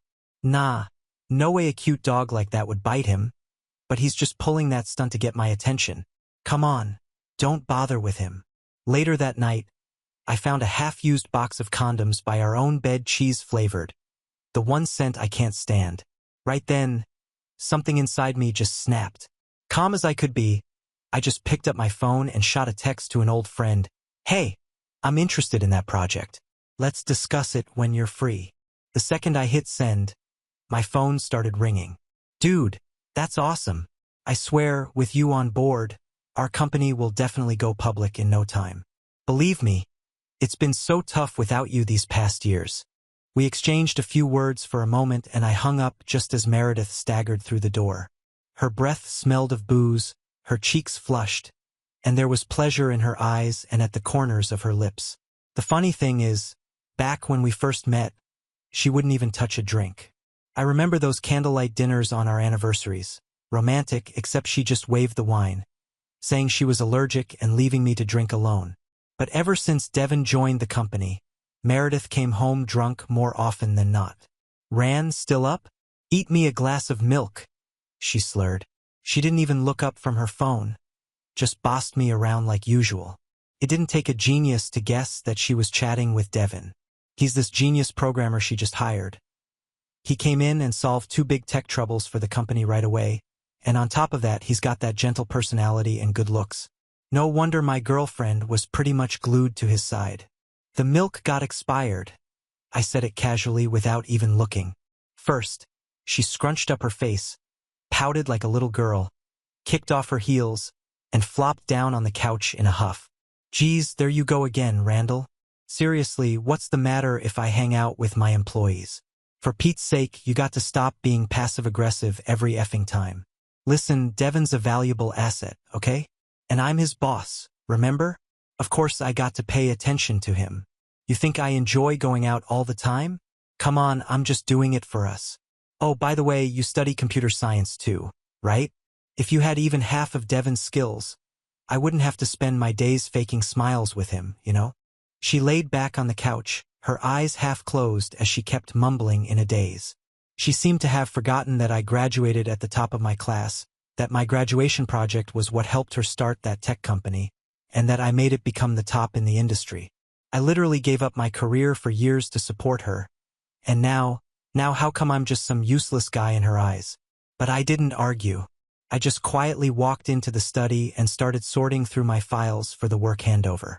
She must have waited for a while and eventually noticed that I wasn't coming to run her a bath. So she got up reluctantly, stumbled over, and leaned against me. The smell of smoke on her was so strong that I held my breath and turned away. She smelled like Devin's favorite brand of cigarettes. "Come on, honey, don't be like this. Can we just wash up and go to bed? I'll even wear that little dress you like." Her tone was a little too sweet, and I knew that too well. It was the kind she only used when she felt guilty. And of course, she forgot I was bitten by a damn dog this morning. The bite was still stinging, and I was not even supposed to get it wet. It was like a freaking hellhound. That thing straight up sunk its teeth deep into my leg and wouldn't let go. My blood was literally pouring on that street. The doc had to give me a rabies shot and told me I'd lost some motor function in my leg, meaning I was screwed. I couldn't do anything physically intense anymore, not even sports. After treating my injury, the doctor shook his head, saying, "I'm so sorry. If you'd gotten here half an hour earlier, we could have saved the nerves." Probably seeing I wasn't in the mood, Meredith dropped her pride for once. She grabbed my hand and guided it to her chest, but I jerked my hand away and she looked humiliated. Just as she was about to lose her cool, her phone lit up as a song played. It's that damn Love of My Life, a special ringtone for Devin. I'd already told Meredith how much it bothered me, but she just brushed me off, calling me narrow-minded. What was I supposed to do other than let it slide or try to steal every time that damn ringtone played? It scraped at me like someone dragging nails across a chalkboard.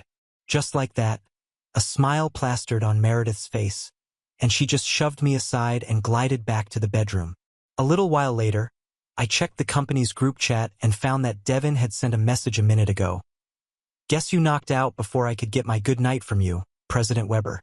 That bastard even threw in a bunch of cringy, colorful hearts and shy emojis that made me flinch. Then came a screenshot.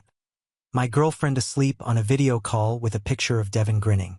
Proof of her cheating on me was right on my face, and I felt like I'd been kicked in the stomach. To make matters worse, our idiot coworkers jumped in. The group chat quickly blew up with replies like, "Ah, what a perfect couple. The president and her right-hand man. Inseparable. Devin, what did you do to the boss? She hasn't stopped smiling lately." Each notification hit me like a punch in the gut. They were laughing at me, celebrating the betrayal right in front of me. The most infuriating part wasn't just that my girlfriend was cozying up with another man. It was how they were treating me like a joke, like I didn't matter at all. I slammed my phone down on the table, feeling my blood boil. A part of me wanted to confront her, to scream and demand answers, but deep inside I knew there was no point. Meredith didn't care. I was nothing more than a convenience to her, a stepping stone she could trample on while climbing higher in her career. And now that she had Devin, I was just an afterthought. A strange calm washed over me. This wasn't defeat. It was clarity. I knew exactly what I had to do. No more arguing, no more begging.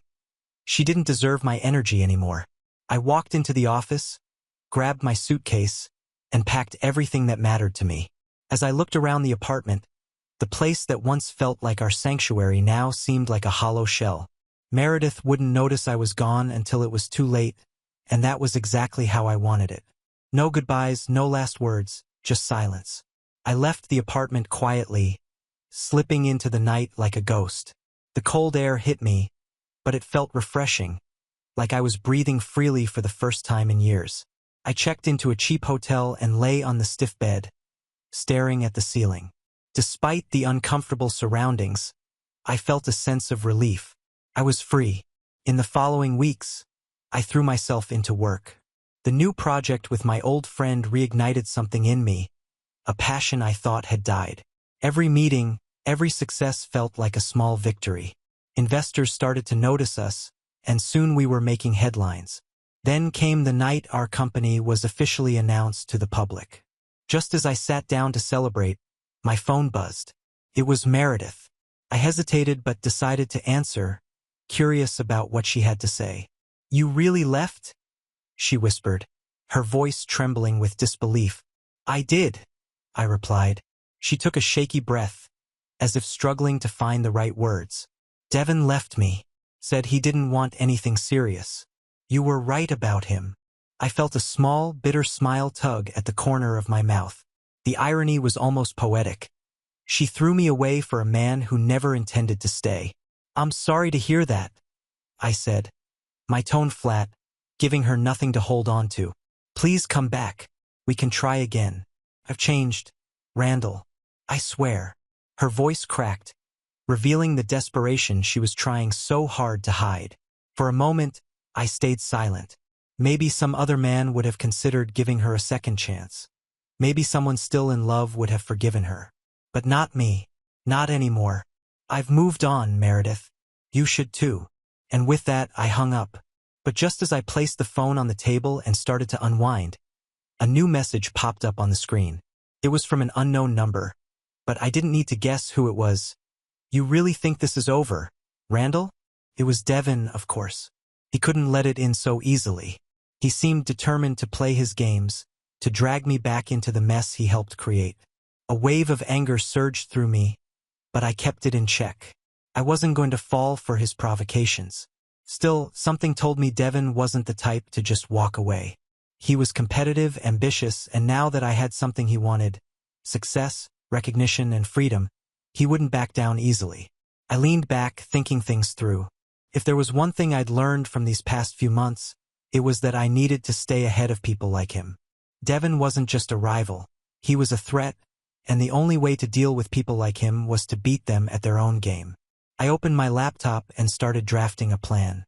If Devin wanted a war, I'd give him one, but this time I wouldn't play fair. There would be no mercy, no loose ends. As I worked, a dark thought crossed my mind. Meredith wasn't entirely out of the picture yet, not while Devin was still involved. I knew she'd try to weasel her way back into my life, either out of regret or spite. And Devin, he was far from finished. He wasn't the kind of man to leave quietly. This wasn't the end of the story, just the beginning, and this time I was in control. The days after Devin's message were eerily quiet, but I knew it was only the calm before the storm. Men like him don't just disappear. They wait in the shadows, ready to strike at the right moment. But I wasn't the same man he thought he could play with. If he wanted war, he was going to get it. This time, I wouldn't just win. I'd crush him completely. My first move was solidifying my contacts. I spent the following weeks meeting with investors and closing strategic deals.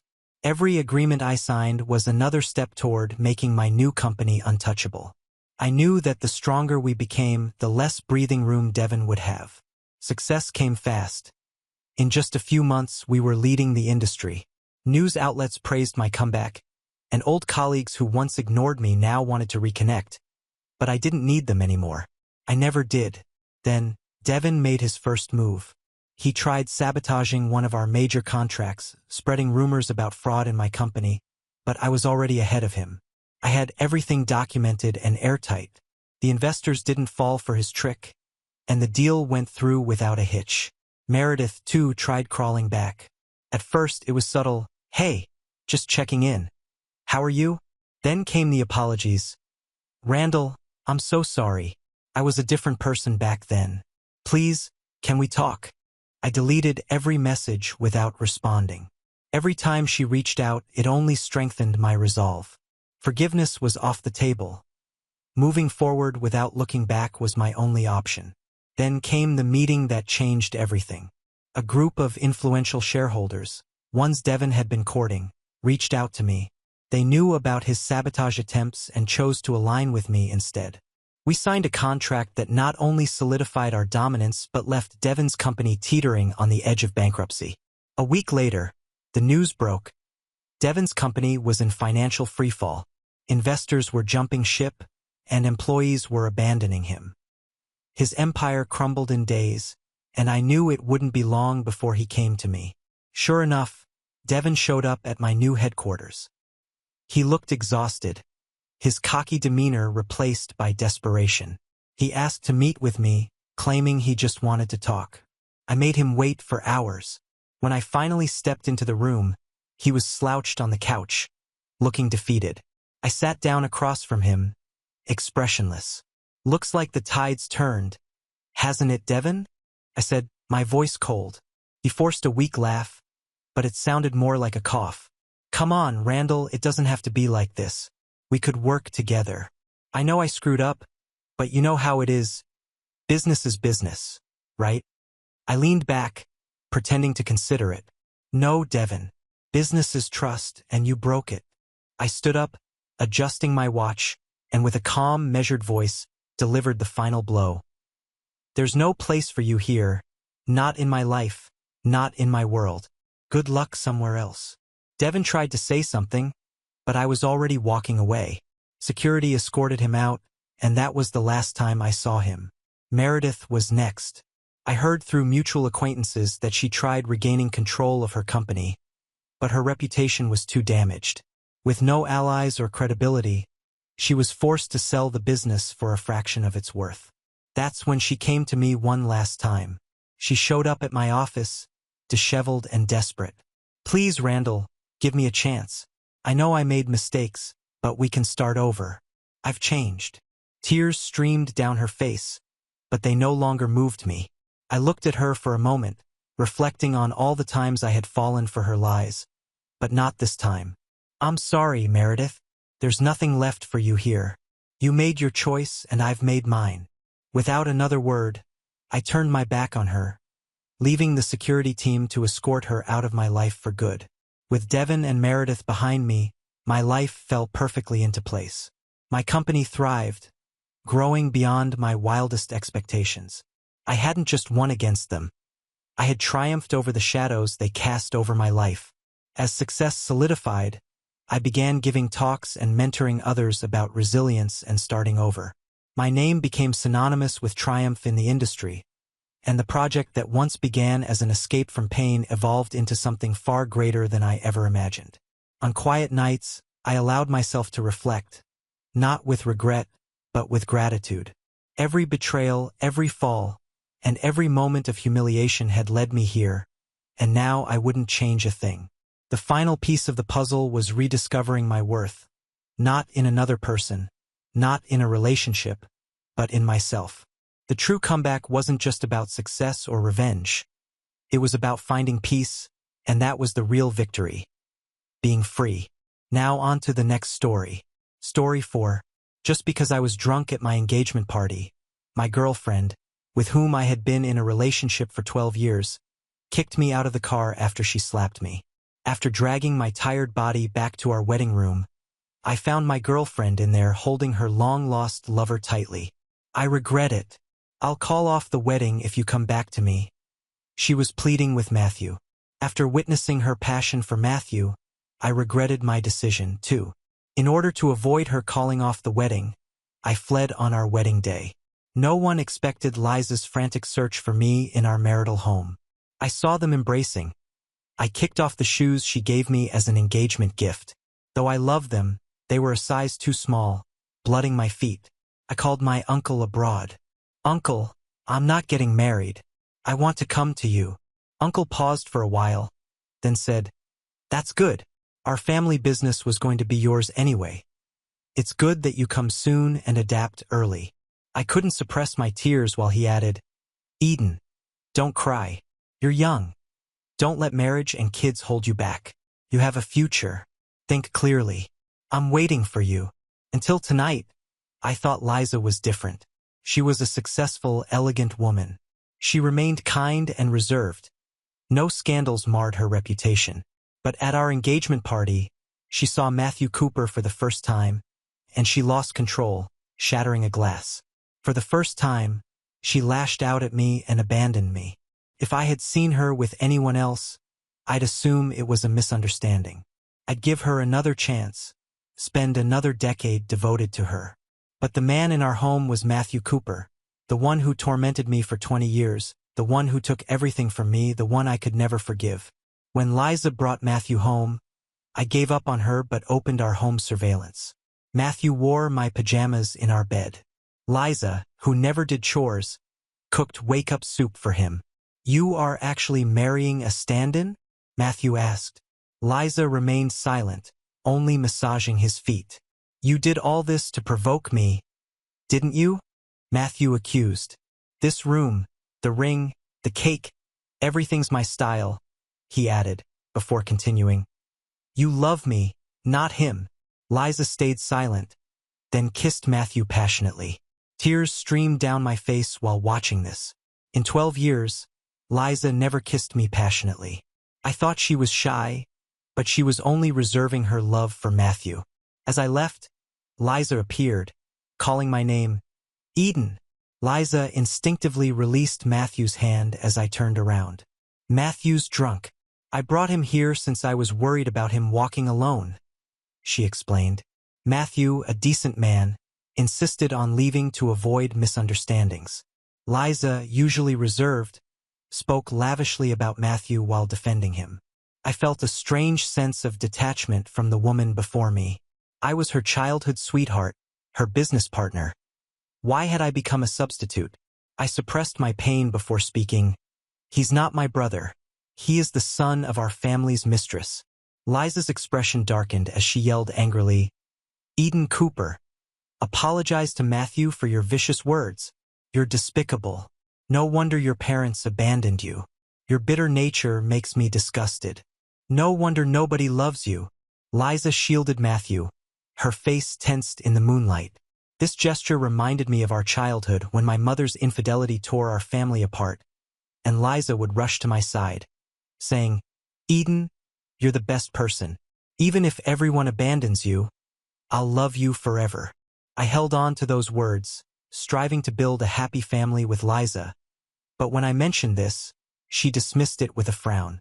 Now, with Matthew here, she didn't even say childish nonsense anymore. Instead, she pierced my heart with words like, "You deserve to be unloved." I looked away as tears formed in my eyes. Liza's eyes trembled slightly, noticing my bleeding feet. "Tonight, I'll consider you drunk. In the future, there won't be a future," I said flatly, cutting her off. Liza's confusion was interrupted by Matthew's tearful departure. She rushed after him, dropping her raindrop pendant. I picked it up, recalling the small raindrop tattoo on Liza's left chest. All ignored details were now connected. Our 12-year love was just my one-sided devotion. Now I shouldn't cling to an unworthy woman. As I returned home, Uncle's message arrived. He booked my flight abroad on our wedding day. The wedding countdown now ticked down my departure. I smiled bitterly, discarding our marital decorations and joint belongings. Fate had its own plan. I would now spend these last 2 weeks bidding farewell to my past. Liza's phone call woke me up at dawn. "Eden, are you awake? I ordered your favorite soup buns. Won't come home today. There's an emergency at work. Let's reschedule the wedding photo shoot. Apologize to Matthew for last night. Okay?" Liza seemed taken aback by my quick agreement. "Weddings are just for show. We're happy. No need to prove it. Let's keep it simple. Okay? Simple? No marriage certificate. No wedding photos, no ceremony, no groom." After hanging up, I crossed out the wedding photo shoot on my calendar. Liza was always busy. I listed my desires, hoping to fulfill them during our marriage, but one by one, they were covered in thick marker strokes. There were many unspoken regrets, but now I focused on myself, not Liza. After resigning, I said goodbye to colleagues and friends. "Actually, we all guessed," a friend admitted. "Liza's been with Matthew this whole time. Everyone thought the person in her post was you, but we recognized Matthew immediately." Liza, who never posted my pictures, now filled her feed with Matthews. They went to amusement parks, tried wedding attire, and watched sunrises together. Her love for Matthew was open, but she blocked me. Friends were worried about me, saying, "Eden, don't be too heartbroken. Matthew has no comparison with you. If Liza knew his true nature, she'd regret it." I'm over it, I replied indifferently. I gazed at the bustling streets. In a few days I'd leave forever. No time or energy to lament Liza. When Liza returned, I remained unmoved. Why is the house empty? Didn't you decorate? She asked. As you said, simple, I replied bluntly. Liza fell silent, noticing the countdown. Time flies. Our wedding's in 10 days, she said. I tore off 2 pages, saying, ours is in 8 days. Those pages held wishes like riding the Ferris wheel and watching the sunrise and sunset. Liza never noticed anything about me. Suddenly, Uncle called, and I stepped outside. Upon returning, Liza said, don't plan a honeymoon. I'm too busy. I know, I replied. Since Matthew's return, Liza clung to him. I handed her the raindrop pendant. Her eyes sparkled. I've been looking for it everywhere. I saw your high-reward lost item post online, I replied. $1 million for an old pendant? Our wedding budget was only $20,000. Liza, where's your engagement ring? She hesitated. As I packed my bags, the reality hit me. 12 years of my life wasted. Every memory I thought was precious, every effort, every sleepless night planning a future with Liza. It all felt like a cruel joke. The pain in my chest was unbearable, but for the first time, I chose not to surrender to it. I was leaving, but not as a defeated man. If she thought she could use me as a backup plan, she was gravely mistaken.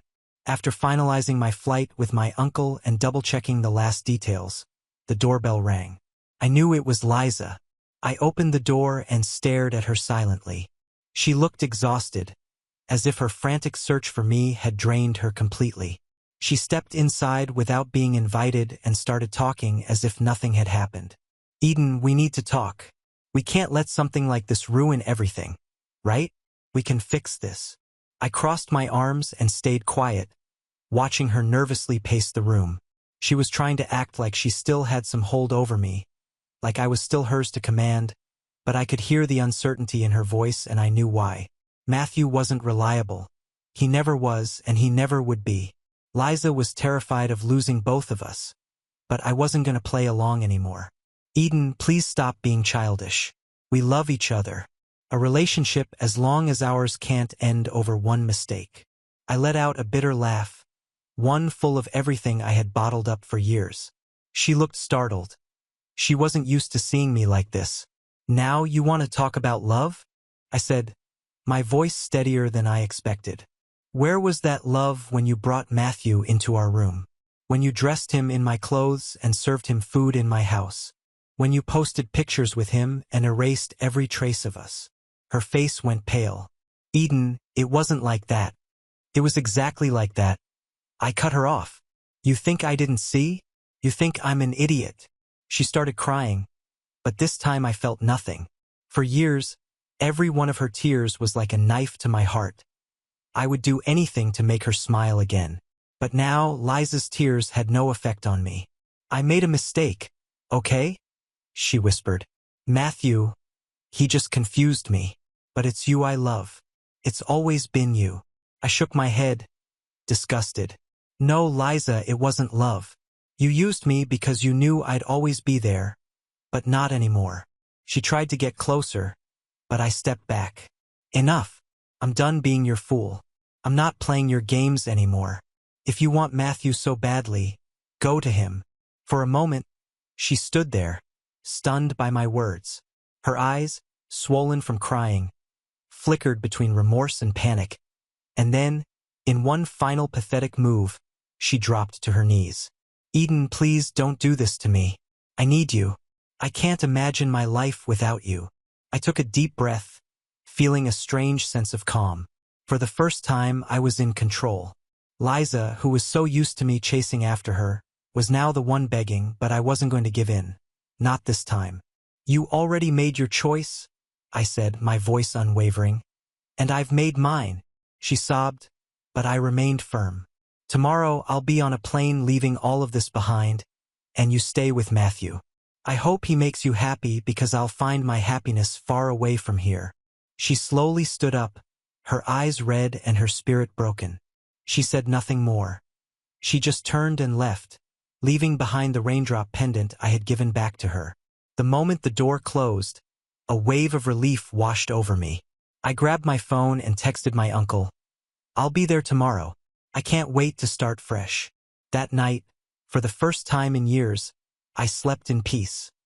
No more shadows of Liza and her manipulation. No more burden of an unreciprocated love. The next day, just before I headed to the airport, a friend texted me, "Liza is a mess. She canceled the wedding and told everyone you're the love of her life." I chuckled softly. For the first time, I felt nothing but indifference. I had left that life behind along with all the broken promises and regrets. My future was just beginning, and there was no looking back. As the plane took off, I gazed out the window, watching the city grow smaller and smaller. I smiled for the first time in years. I was free. The moment I stepped out of my old life, I felt something I hadn't experienced in years. Control. I was no longer Liza's puppet. With every mile that took me farther away, a cold clarity settled in. Leaving without getting back at them wouldn't be enough. They couldn't walk away from this unscathed. Liza and Matthew had to taste the bitterness of what they'd done. I wanted them to beg for something they'd never have again. My patience, my love, and my trust. Once I settled into the new apartment my uncle arranged abroad, I began planning my revenge. It had to be careful, precise. It couldn't be impulsive or obvious. They would pay slowly, savoring every drop of the poison I would drip into their lives. First, I went silent.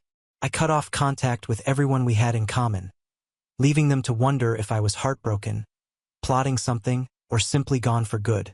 I deleted my social media accounts, erasing any trace of where I had gone. I wanted the uncertainty to gnaw at them, haunting their nights like an invisible curse. For weeks, I monitored them from afar.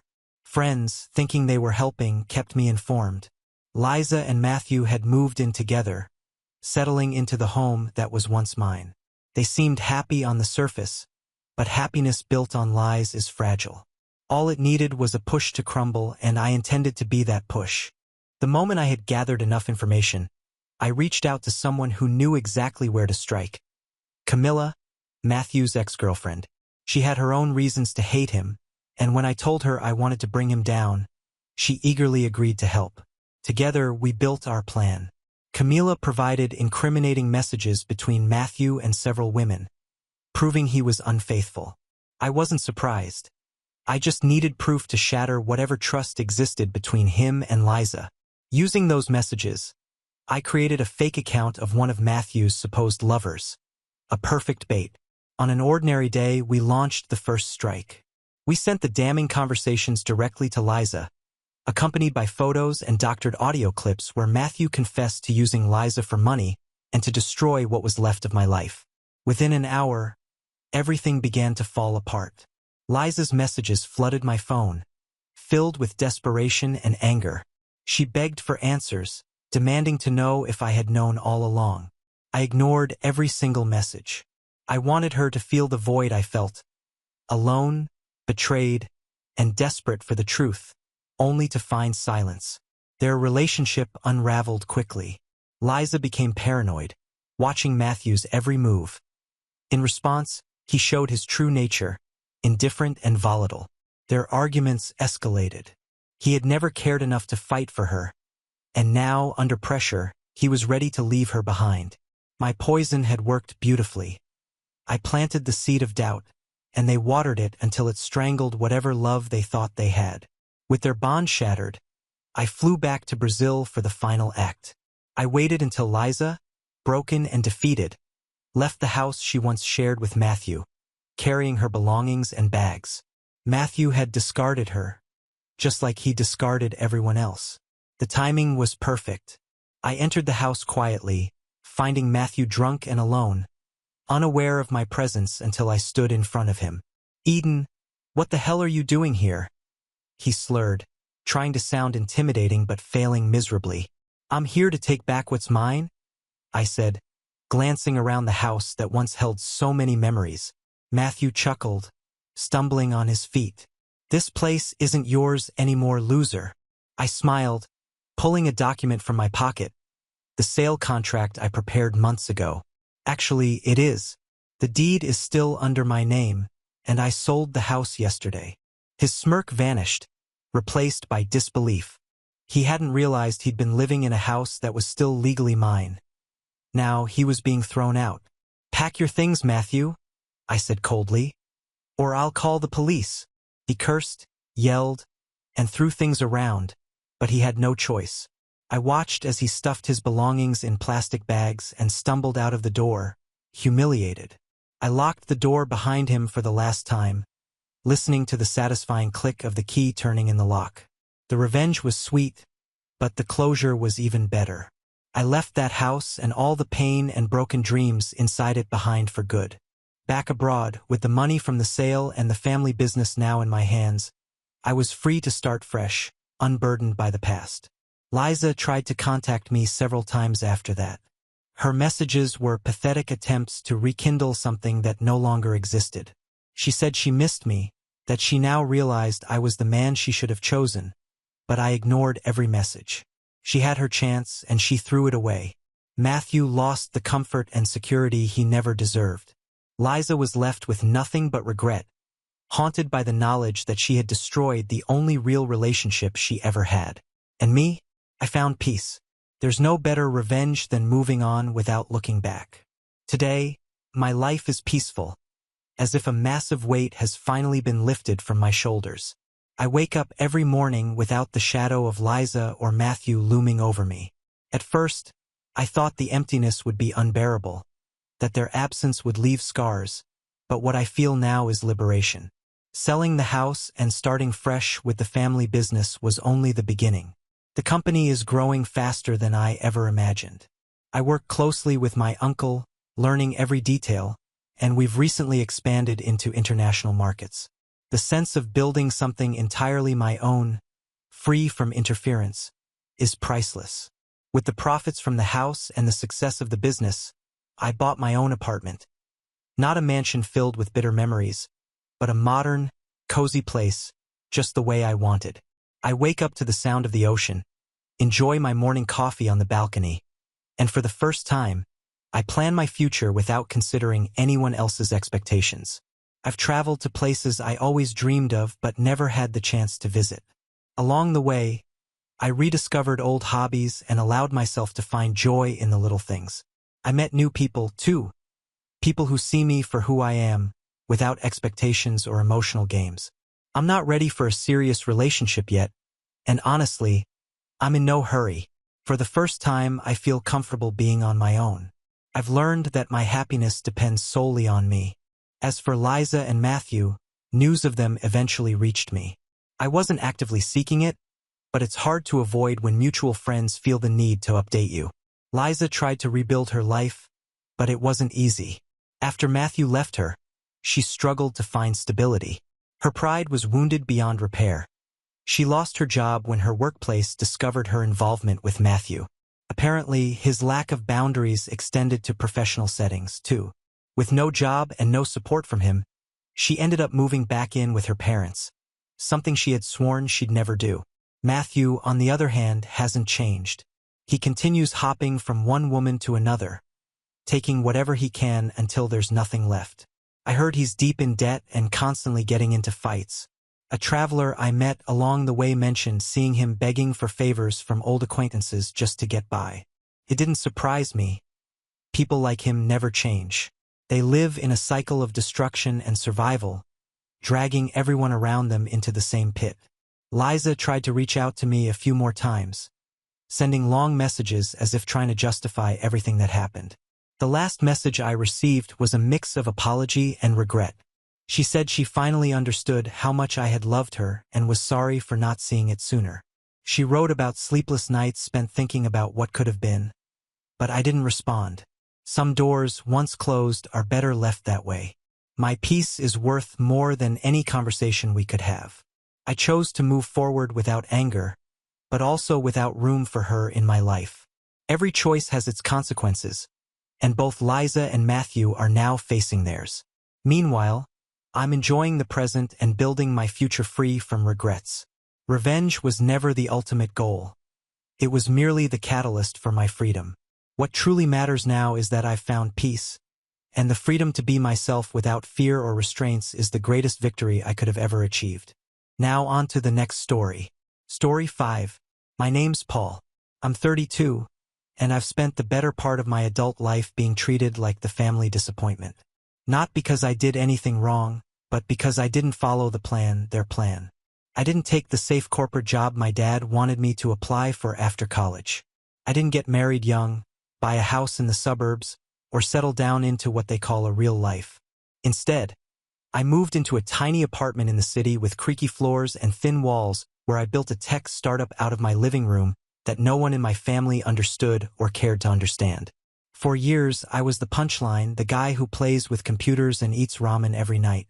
The one who missed Thanksgiving 3 years ago because I was pitching investors and never heard the end of it. To them, I wasn't chasing a dream. I was just avoiding reality. The thing is, I never really minded the apartment. Yeah, it was small, but it was mine. I was so deep into building something I believed in that I tuned out the snide remarks at family gatherings. At least I tried.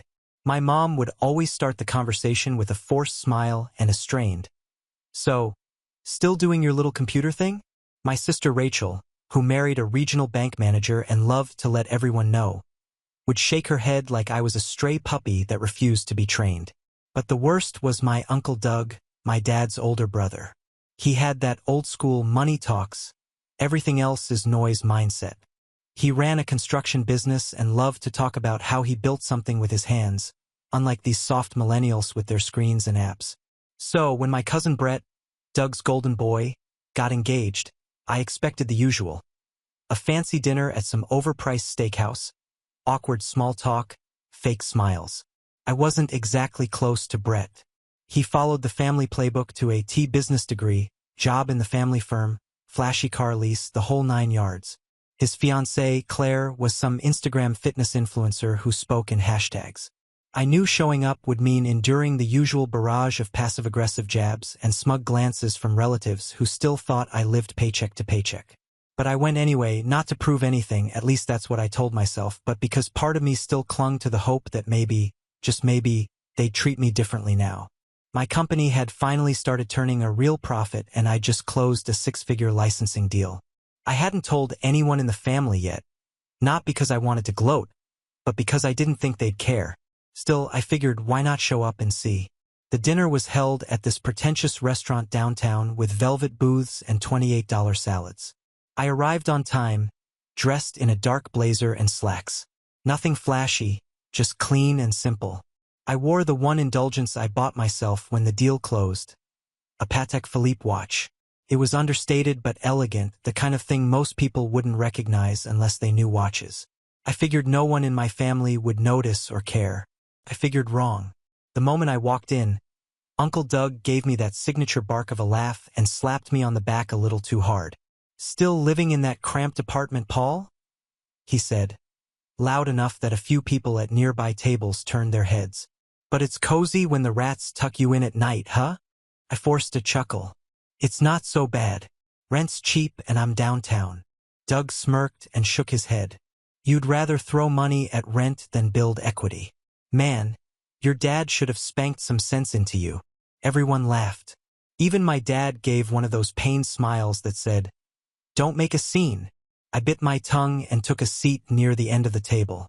Across from me was Brett and his fiancée, Claire, who barely looked up from her phone until the appetizers arrived. I sat quietly sipping water and letting the conversations wash over me. Rachel talking about private school tuition, Doug bragging about a new property deal, Brett showing off photos from their Bali engagement shoot. Then, somewhere between the appetizers and the main course, it happened. Claire leaned forward a little, her eyes narrowing.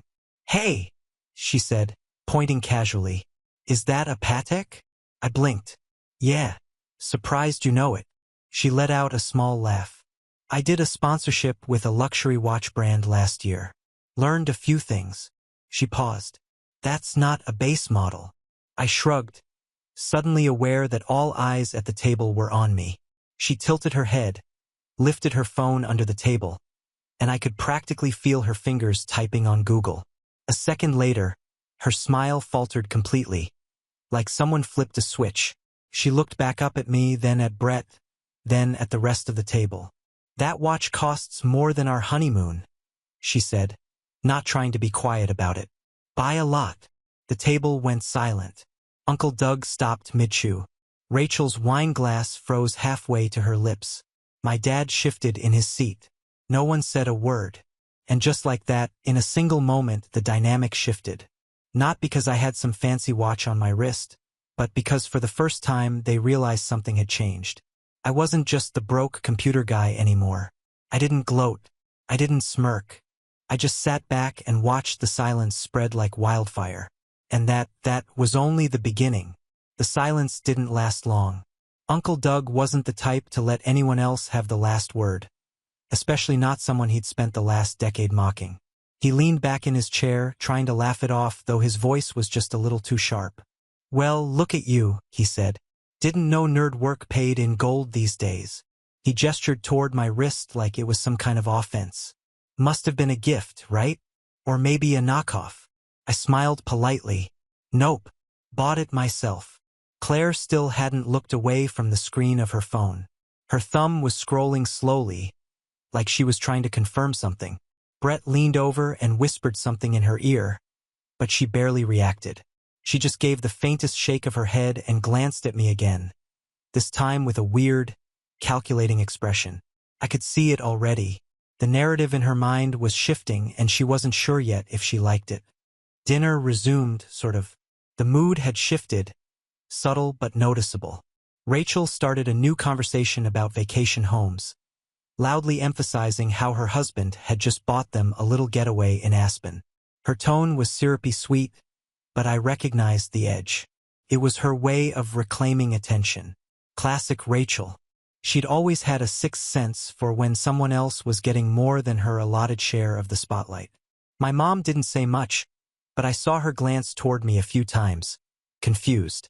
I hadn't told her about the watch or the deal or anything. She probably assumed I was still struggling, still calling her once a month to ask for leftover recipes or news about distant relatives I barely remembered. I didn't hold it against her, but it was clear she wasn't sure how to square what she saw with the image she had of me in her head. Doug wasn't done, though. Of course he wasn't. When dessert came around, he tapped his fork against his wine glass and raised his voice to the whole table. "You know," he said, smirking in my direction, "we should all take a moment to celebrate Paul here. Got himself a fancy watch. That must mean the ramen startup finally paid off." Some people chuckled. My dad gave a stiff smile. I kept mine flat, saying nothing. I could feel it coming. He wasn't just making fun of me anymore, he was threatened. And when people like Doug feel threatened, they go on the attack. "I mean, who would have guessed?" Doug continued.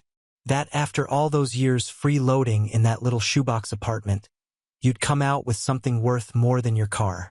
You still drive that beater, by the way?" "I actually sold it," I replied casually, reaching for my coffee. "Didn't really need it anymore." That raised a few eyebrows. Brett asked, "Wait, no car? How do you get around?" I paused, gave a soft shrug. "Driver." Claire nearly choked on her sparkling water. "Wait, you have a driver?" That was the first genuine reaction I got from the whole table. Everyone suddenly looked alert. "Not full-time," I added. "Just when I'm in meetings or when I fly out for work, which is a lot lately." Rachel raised her voice a little. "Since when do you fly out for work?" Before I could answer, Doug laughed again, but it wasn't the same kind of laugh. It was bitter. "Oh, come on. What are we supposed to believe? You're jet-setting across the country now? What exactly do you do again? Selling apps or NFTs or something?" I could see Brett's eyes narrow slightly. He knew I worked in tech, but clearly hadn't asked questions before. Claire, on the other hand, was practically glowing. She wasn't looking at me anymore. She was staring at her phone screen again. Her fingers moved quickly and then she stopped. Her jaw went slack for just a second. Then she looked at Brett. "Babe," she said softly, "did you know your cousin's company just raised a Series B funding round? 8 figures. It's in Forbes." That did it. The silence that followed wasn't awkward. It was dead. You could have heard a fork drop. Everyone stared at me like I'd grown a second head. Uncle Doug's face turned a shade darker. My mom looked genuinely stunned. Rachel scoffed under her breath, and her husband muttered something I didn't catch. Even my dad blinked like he was seeing me for the first time in years. But Claire wasn't done. She flipped her phone toward Brett, showing him the screen. He's the founder. CEO. That broke the spell. Rachel leaned back, arms crossed. That's probably just one of those online lists, she said quickly. You know, they'll publish anyone these days. I read somewhere they make up half that stuff just for clicks. Doug straightened in his seat, clenching his jaw. Even if it's true, he muttered, doesn't mean anything. You can play dress up all you want. But you're still the same kid who couldn't afford a Thanksgiving plane ticket 3 years ago. I didn't say anything. I just let the silence stretch again because deep down I could feel it. They weren't just confused anymore. They were angry. Not because I lied, not because I bragged, but because I hadn't needed them. I hadn't asked for help. I hadn't played their game or followed their map. And somehow I'd made it anyway. And for people like Doug, that kind of independence is insulting. The rest of the dinner passed in a strange haze. Conversations turned brittle. Laughter was forced. My mom tried to act normal, asking how work was going, but her tone was strained, like she was trying to piece together a puzzle that didn't make sense. My dad kept sipping his wine, quiet. Rachel started talking about how influencers fake their net worth online and how people should be careful who they idolize. Her husband nodded along like a parrot. Claire kept stealing glances at me. She smiled at things I said even when I wasn't talking to her. Brett noticed. Doug did too. After dessert, people started leaving. Some offered stiff hugs, others just a quick nod. Rachel didn't even look at me. My mom gave me a half-hearted smile, clearly unsure how to process the evening. And then there was Doug. As he pulled on his coat, he walked up beside me and leaned in. Don't let it go to your head, kid, he said quietly. Money doesn't make you part of this family. I turned to face him. Didn't know I needed an invitation. His jaw twitched, but he said nothing else. As I stepped out into the cool evening air, I looked up at the sky, my breath fogging in front of me. I should have felt smug, triumphant, but instead, I just felt tired because I knew that dinner hadn't been the end of anything. It was the start, and the real tension was still coming. It wasn't even a week later when the betrayal hit. I got a call from my bank's fraud department on a Tuesday morning. I was in the middle of finalizing a partnership contract with a logistics software company. Big deal, months in the making, when the call came through. Normally, I would have let it go to voicemail, but something in my gut told me to answer. The woman on the other end sounded professional but serious. Mr. Cross, she said, we flagged a series of attempted access requests to your business account, multiple login failures, then a successful one originating from a device in the Midwest. We've temporarily frozen access until we can verify it wasn't you. My heart dropped. No, it wasn't, I said quickly. I'm in New York. Who is it? She explained they couldn't give me a name without a formal investigation, but that whoever it was had guessed my recovery email and security questions. They'd even tried to redirect my email access, likely to intercept two-factor codes. The only people who even knew that information, the old college nickname I once used, the street I grew up on, the name of my childhood dog, were family. I hung up and sat there in silence for a while, my coffee going cold beside me. It didn't take long to confirm what I already suspected. Later that night, I opened a shared folder on my old personal Google Drive, the one I hadn't touched in years but had once used to send files to family back when I was the free tech support for the whole tree. It had a few harmless PDFs, old resumes, some pictures, and one document that stopped me cold. A spreadsheet, my old company's early cap table, and a pitch deck, a version I deleted from my local files ages ago, but apparently had uploaded here once by accident.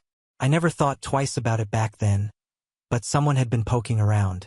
The next day, I got a LinkedIn message from a guy I barely remembered, an angel investor I'd spoken to once a year ago. He sent a link to a new startup pitch that had hit his inbox, asking if it was a new arm of my company. I clicked the link, my stomach twisted. It was Brett. Brett had sent out a near-identical version of my original deck, barely altered under a new startup name. His name listed as founder and CEO. The product description? Word for word what I had built. The pain point, the solution, the branding language, even the font was the same. He'd stolen it. I didn't even know where to start. Part of me was stunned, and part of me wasn't surprised at all. I thought back to that dinner, Claire scrolling, whispering to him, the tension in his eyes when she showed him the Forbes article. It made sense now. He wasn't just jealous, he was plotting. And he hadn't just copied a pitch. He'd submitted it to the same accelerator program I had gone through 2 years ago. I called a friend who worked on the review board there, quietly, carefully, and sure enough, Brett had already made it past the first round under a different company name, but with a carbon copy product.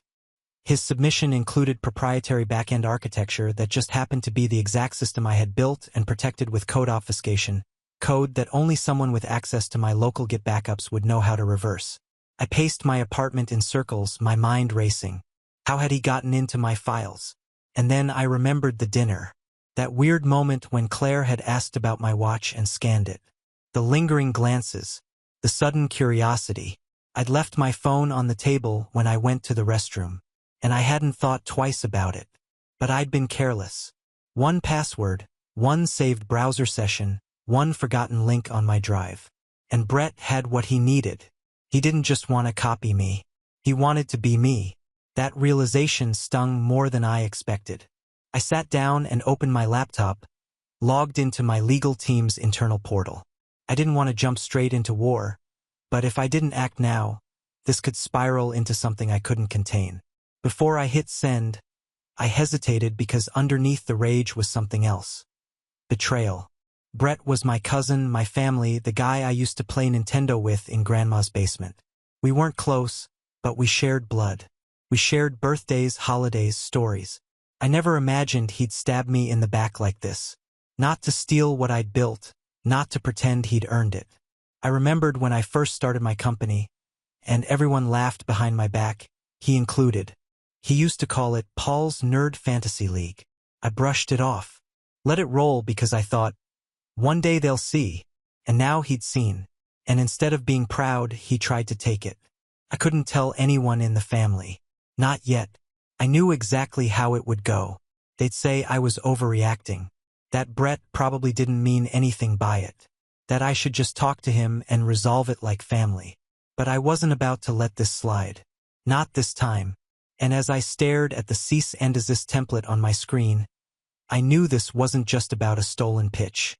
This was war, and Brett had just fired the first shot. I didn't send the cease and desist that night. I hovered over the button for what felt like hours, my finger twitching, my eyes locked on the screen, but something inside me held back. Maybe it was the exhaustion. Maybe it was denial. Or maybe deep down I still wanted to believe it wasn't real, that Brett had panicked or gotten carried away, that I could confront him and he'd apologize, that there'd be a way to make it right. Instead, I just closed my laptop and sat there in the dark. That night I didn't sleep. I laid on the couch, staring up at the ceiling, hearing every creak in the old apartment like it was shouting at me. Every time I shut my eyes, I saw his name in my inbox or Claire's smug smile across the table or Doug leaning in to tell me I'd never be one of them. By the next morning, I knew I needed space. From all of it, the noise, the stress, the disappointment, I turned off my phone, forwarded my calls to voicemail, and packed a small bag. I left without telling anyone. Not my friends, not my assistant, not even my parents. I took the first train out of the city and headed upstate to a tiny rental cabin I'd found months ago but never had time to visit.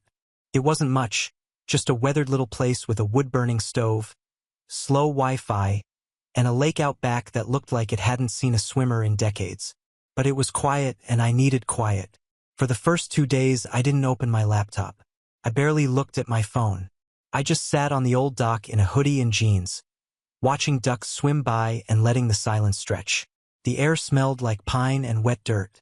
And for once, no one was asking me to solve a problem or pitch an idea or explain what I did for a living. But inside I felt hollow. Brett hadn't just stolen my pitch. He'd taken something I couldn't explain. He took the validation, that thing I'd worked years for. The "I told you so" I never said but always dreamed of. He turned it into a joke, into a shortcut. And the worst part, he might get away with it. I started spiraling. I imagined headlines: rising tech star caught in IP dispute with family member. The press wouldn't care who was right. They'd run the story for clicks. Investors would panic. My company, my team would be the ones who suffered. People who trusted me, people who left stable jobs to build something with me. And now their futures were tied to mine, and mine was tied to Brett's theft. One morning, I woke up to a voicemail from my dad. I hadn't spoken to him since the dinner. His voice was calm but clipped. "Hey Paul, just checking in. Your mom said you've been quiet. Look, I heard something weird from Doug today about Brett starting a company. He said you two were working together now. I guess that's cool if it's true, but you should have told us. Anyway, call me." My throat clenched. Working together? Doug was already rewriting the story. I was livid, but I didn't call back. Instead, I opened my laptop and started digging. I found Brett's new company website. It had gone live 2 days ago. The logo was eerily similar to the one my designer had mocked up for my original launch. The copy, barely rewritten. There was even a founder's letter that he must have lifted straight from one of my old Medium blog drafts, except he'd swapped out every mention of my name, my story, my struggle, and replaced it with vague anecdotes about personal loss and a passion for innovation. He even included a photo of him in front of a whiteboard I recognized, my whiteboard, from a brainstorming session I'd held in my apartment last summer. He must have taken the photo during that one weekend he crashed on my couch when his heat went out. I'd been kind enough to let him stay, thinking it was just family helping family. I felt sick. He didn't just copy my work. He collected it, stored it, saved it like a scavenger, waiting until the moment was right. And now he was parading around as the visionary I fought to become. That was the breaking point. For the next 2 days, I didn't leave the cabin. I stayed up late piecing everything together. Every pitch deck version, every old email, every line of code. I tracked file access logs, screenshot timestamps, metadata, anything that could prove what was mine. I created a folder, labeled it War Chest, and filled it with evidence. But I still didn't act because something in me had shifted. I wasn't angry anymore. I was done. Done trying to prove my worth to people who never saw me. Done showing up to family dinners where I had to justify my existence. Done keeping quiet to keep the peace. And maybe I didn't want revenge, not yet. What I wanted was clarity. What I needed was distance. When I finally came back to the city, I didn't tell anyone. I slipped into my apartment like a ghost and sat on the floor, watching the sunrise creep through the blinds. My inbox was overflowing. Investors, journalists, even a few distant cousins who had suddenly heard about the business and wanted to reconnect. And then, buried under it all, was an email from Brett. No subject, just a one-line message. "Let's talk before this gets messy." That was the moment I knew. He wasn't just hoping I'd ignore it. He expected me to, because that's what I'd always done. But this time, he'd picked the wrong version of me, and I wasn't walking away anymore. By the time I read Brett's email, I was a different person than the one who had slouched into that family dinner weeks earlier, unsure whether I even belonged at the table. The silence, the retreat, the betrayal, they'd all worked like a kiln, hardening me into something sharper, colder, maybe, but focused, clear. I didn't reply to Brett. Not yet. Instead, I spent the next 2 weeks doing what I'd always done best, building. But this time, I wasn't just building products. I was building leverage. I hired a new legal team, a brutal firm known for intellectual property warfare, not the guys you go to for contracts and compliance. These were the types who drank coffee out of. I sued Google mugs and smiled through depositions like it was date night. I gave them everything: emails, version history logs, screenshots of our shared family folders, timestamp code commits, even that photo of Brett in front of my whiteboard. The lead attorney, Maya, looked through it all and said, "Oh, we've got him cold." At the same time, I called a friend of mine, Victor, who ran a boutique PR agency for high-level tech founders. He wasn't cheap, but he was discreet. We crafted a plan, a story, one that would circulate quietly through the right channels, drop into the right inboxes, land on the desks of the same people Brett was trying to impress. The headline: Unknown cousin tries to clone tech CEO startup, gets exposed. It wasn't published yet, but it was ready. And I wasn't done. My company, which I had kept lean and private until now, was finally ready to scale. We'd been holding back on growth because I didn't want to lose control. But now I had a reason to go big. I finalized a new Series C deal with a venture group that specialized in aggressive expansion. Within 2 months, we opened 2 new satellite offices, tripled the engineering team, and launched our product in 3 major cities. Revenue spiked. Press picked us up. Influencers in the tech space started name-dropping us in podcasts and newsletters. I got invited to speak at a major innovation summit in LA, a conference Brett would never be qualified to attend, let alone headline. Suddenly, I wasn't that guy with the apartment anymore. I was Paul Cross, founder of CO, a rising name in AI logistics and predictive data, and people noticed, including family. Rachel was the first to reach out. She sent a message dripping in fake warmth. "Hey stranger, just wanted to say how proud we are of you. Next time you're in town, let's do brunch." I didn't respond. My mom left a voicemail saying how she always believed in me, which was rich considering she used to call me twice a month to ask if I'd given up on that app thing.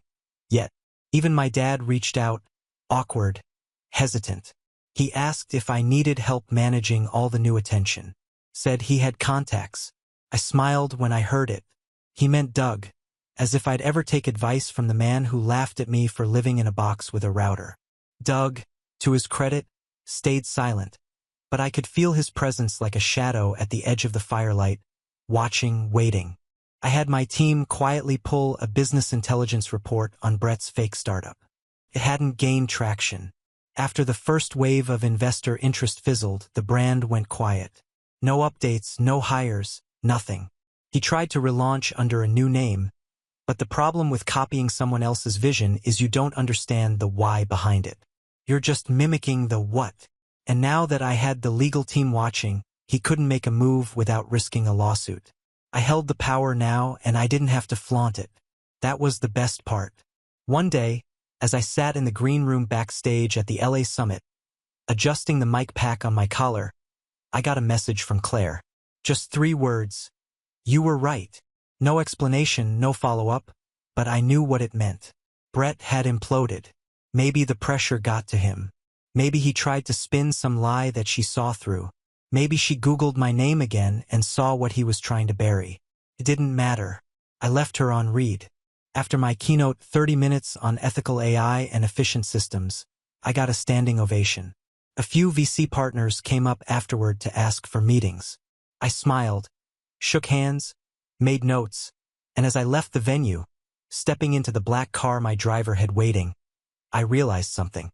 I hadn't thought about the apartment in weeks.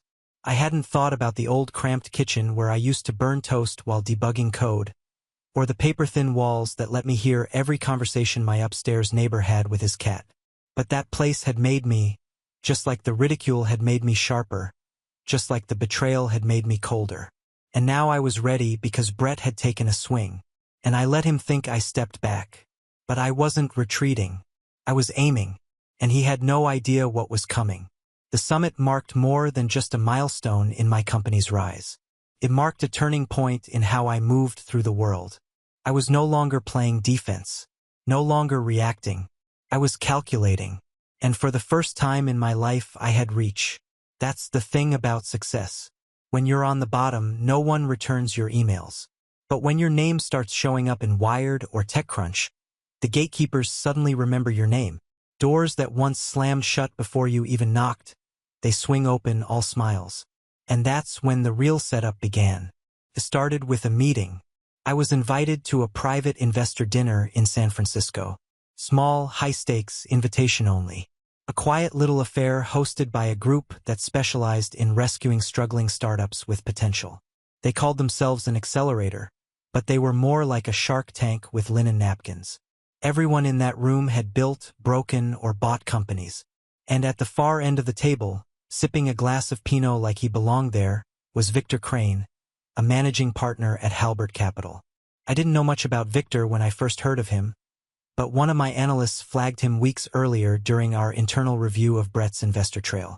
Victor had been CC'd on one of Brett's early outreach emails, the same emails that tried to pitch my product. Back then, Brett didn't know any better. He thought he could sell a pitch and hope no one dug too deep. But now that I was sitting across from Victor, I knew the man was smarter than that. So, I asked him casually, "Whatever happened to that logistics AI deck you got a few months back? The one from what was it? Sparatech?" Victor blinked, slow and deliberate. "You know about that?" I nodded. "Let's just say I'm familiar with the source material." He studied me for a beat, then smirked. "Didn't go anywhere. Felt thin. Like someone had stolen a blueprint without reading the manual." We both knew exactly what he meant. I didn't push further. I didn't need to because in that moment, I saw the setup forming. These weren't people who liked copycats. They didn't fund pretenders, but they did enjoy watching a well-executed takedown, especially if it protected their own reputations. Victor leaned in. "You looking to expand?" he asked. "Maybe," I replied, "if the timing's right." "What if we helped?" I paused, feigning thought. "Depends on what you want in return." He grinned. "Just a seat at the table and maybe a story to follow." That night, back in my hotel suite, I opened a secure call with Maya, my lawyer. "I think it's time," I told her. She didn't ask what I meant. She'd been waiting. We launched a silent probe. Nothing official, not yet, just enough to track where Brett's fake startup had been incorporated, which accounts were attached to the filings, and most importantly, where the money had gone. And that's when I learned something that turned my stomach. He had taken out a personal loan backed by a family cosigner, my dad. Apparently, Brett had gone to him weeks after that dinner, spun some story about how I'd invited him to collaborate and was letting him take the lead on a new division. He said it was a family-first project, that he didn't want to burden me with all the work so he'd handle the pitch, that I was too busy with the main company to manage another arm. And my dad, ever desperate to be part of something meaningful, had believed him. He co-signed a loan for $300,000. Doug's name was on the paperwork, too. They pulled together a little family investment triangle, all under the illusion that they were finally cashing in on Paul's success. Brett had promised equity, promised they'd be paid back fivefold. But the money, it was gone. He'd spent most of it on branding consultants, paid shoutouts, a rented office space in a WeWork that he barely used, and of course, Claire's wellness brand, which she was trying to launch alongside his startup as a synergy project. It was all smoke, and the fire was about to start.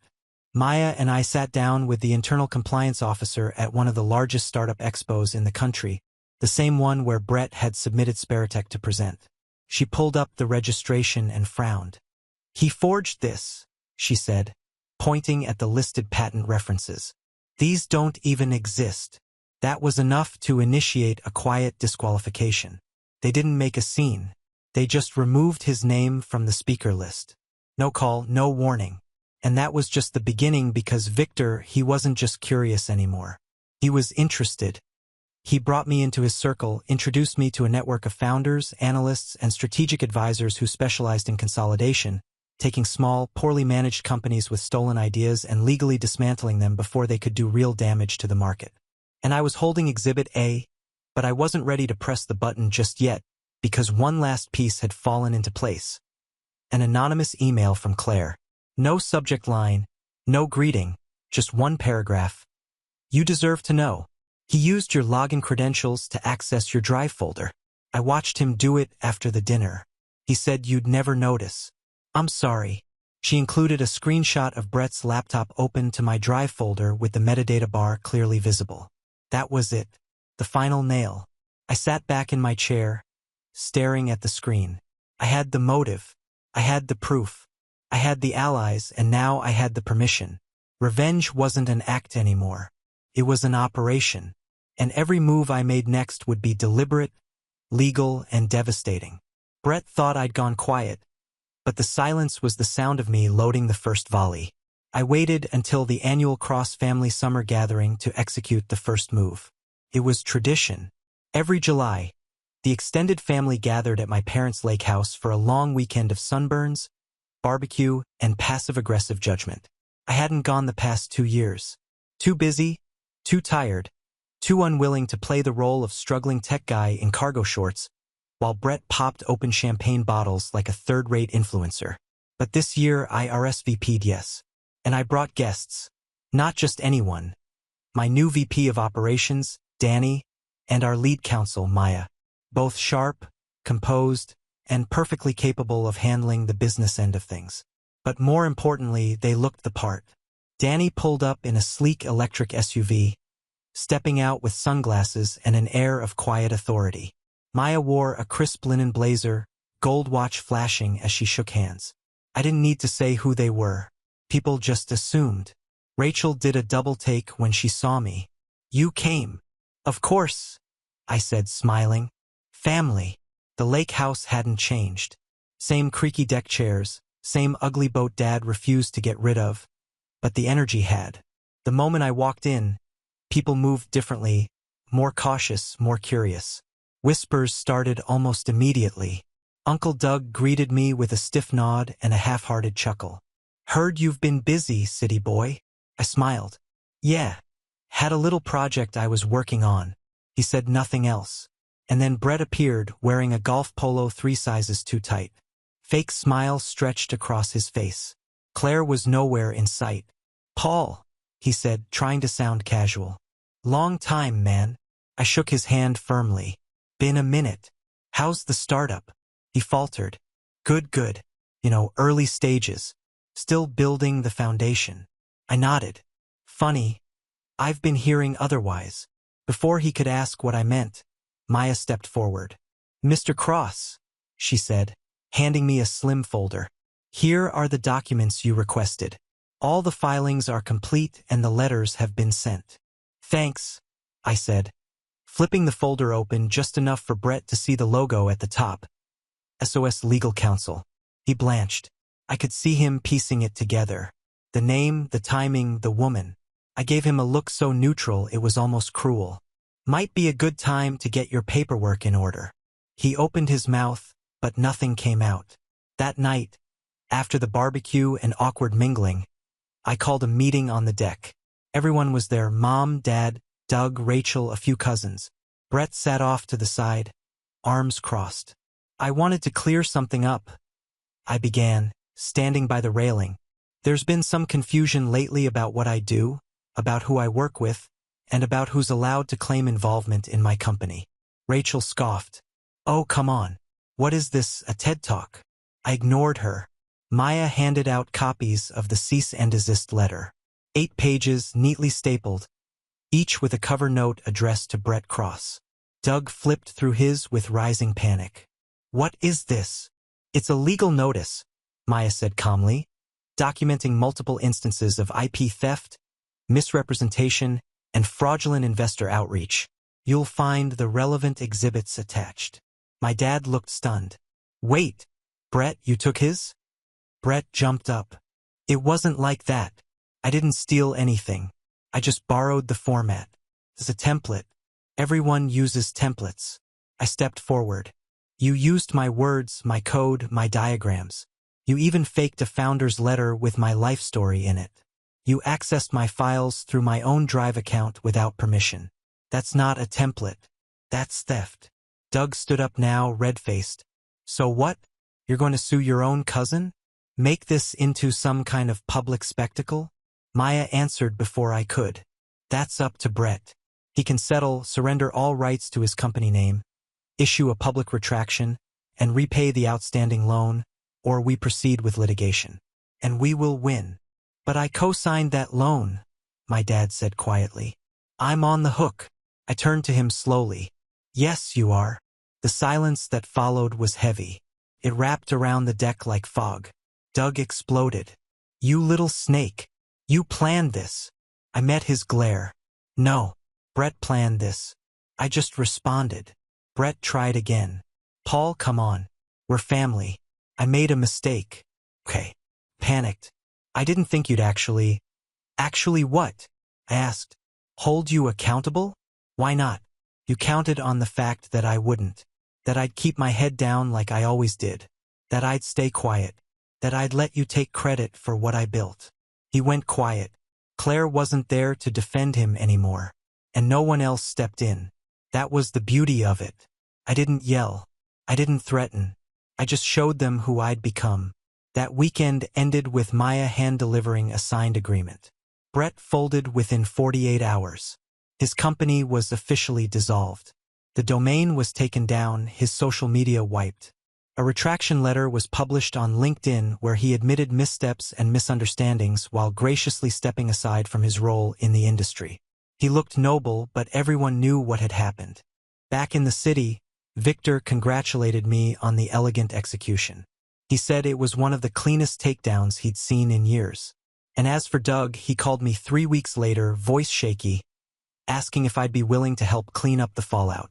Apparently, a few of his investor friends had found out about the fake startup and weren't happy. I didn't return the call because I wasn't done yet. The fallout didn't happen all at once. It unfolded slowly, like a house rotting from the inside out. First quiet, then unmistakable. 3 weeks after the cease and desist was delivered and Brett's fake startup was publicly shut down, the news quietly spread through the business circles that mattered. He tried to pivot, of course. He deleted his LinkedIn account for a few days, then brought it back with a sanitized bio and a new title, Independent Consultant. He added vague descriptions like Tech Innovator and Strategic Thinker, but it didn't stick. The word had gotten around. The investors he'd pitched started distancing themselves. A few posted generic warnings on Twitter about copycats in the space and due diligence red flags. Nobody named him directly, but they didn't have to. People in tech talk. And once you're labeled a fraud, there's no unlabeling it. Claire was gone. Moved out, took her dog, scrubbed her socials of every trace of their engagement. I didn't hear from her again, but someone forwarded me an Instagram post she made a month later. Just a photo of a lake and a caption that read, Lesson learned. Never build your life on someone else's blueprint. Doug's construction company took a hit, too. Apparently, one of the investors Brett had courted was a personal friend of Doug's who had considered backing a joint venture between Brett's startup and Doug's firm. When the truth came out, the investor pulled out of both. That one decision triggered a domino effect. Within 6 months, Doug had to sell off a key property at a loss, and one of his longest-standing subcontractors dropped him. At Thanksgiving, the family gathering was quieter than usual. I showed up late, just long enough to say hello to my mom and dad, then stepped outside to sit on the porch. Rachel didn't speak to me. Doug avoided eye contact entirely. Brett wasn't there. I asked where he was. My dad cleared his throat. Out of town, visiting Claire's parents. But there was no wedding on the horizon. No save the dates, just silence. Eventually, my dad stepped outside and sat next to me. For a long time, we didn't speak, just watched the wind stir the brittle November leaves on the lawn. Then he said quietly, I didn't know about the loan, about what he did. I nodded. I know. I should have asked you. I should have believed in you. It wasn't an apology, but it was close enough. I stood up and gave him a pat on the shoulder. You did what you thought was right. So did I. When I got back to the city that night, I opened my laptop, checked my calendar, and made a note. Next quarter, CO was slated to expand into 5 new markets. Our valuation had tripled since the summer, and we'd just been approved for a partnership with a major tech conglomerate I wasn't legally allowed to name yet. The apartment I once lived in, gone. I donated most of the furniture, handed the keys to a friend's younger brother who was trying to start his own company. I told him to build something that scared people, something so bold they'd laugh in his face, because I knew what that felt like. And I also knew how sweet it was when they stopped laughing. Brett never reached out again. Not to apologize, not to explain, not even to fight back. In the end, he didn't just lose the startup. He lost everything he pretended to be. And me? I didn't just win. I earned it. The same hands they used to point and laugh now trembled to shake mine. Now on to the next story. Story 6. My name's Jacob. I turned 30 last week. I didn't expect much for my birthday. I'd gotten used to quiet celebrations, just a slice of cake at my desk, maybe a movie if I wasn't too tired. Still, I thought this year might be different. I don't know why. Maybe because 30 felt big, like maybe they'd finally see me as more than just the help. The invitation came through the family group chat 2 days before. Mom, Sunday dinner at 6 o'clock. Nothing fancy, but come by if you can. No happy birthday text. No cake emoji. Just if you can, like I might have something better to do. And maybe I did, but I went anyway. I always did. I showed up right on time. They lived in the same house I'd been paying the mortgage on since I was 22. After Dad lost his job and Mom's hours got cut, I picked up side gigs, freelanced through college, ate noodles so they didn't have to. I told myself it was temporary, just until they got back on their feet. That was 8 years ago. The house still looked the same. Paint peeling near the porch. Garden neglected. My little brother Jason's car, a brand new Jeep, sat in the driveway. Mom always said he needed wheels to stay motivated. I was still driving the same used Honda I bought junior year. The door opened before I could knock. Jason grinned and clapped me on the back like he just let me into his party. Yo, about time. We already started eating. I walked into the dining room and, sure enough, everyone was halfway through their meal.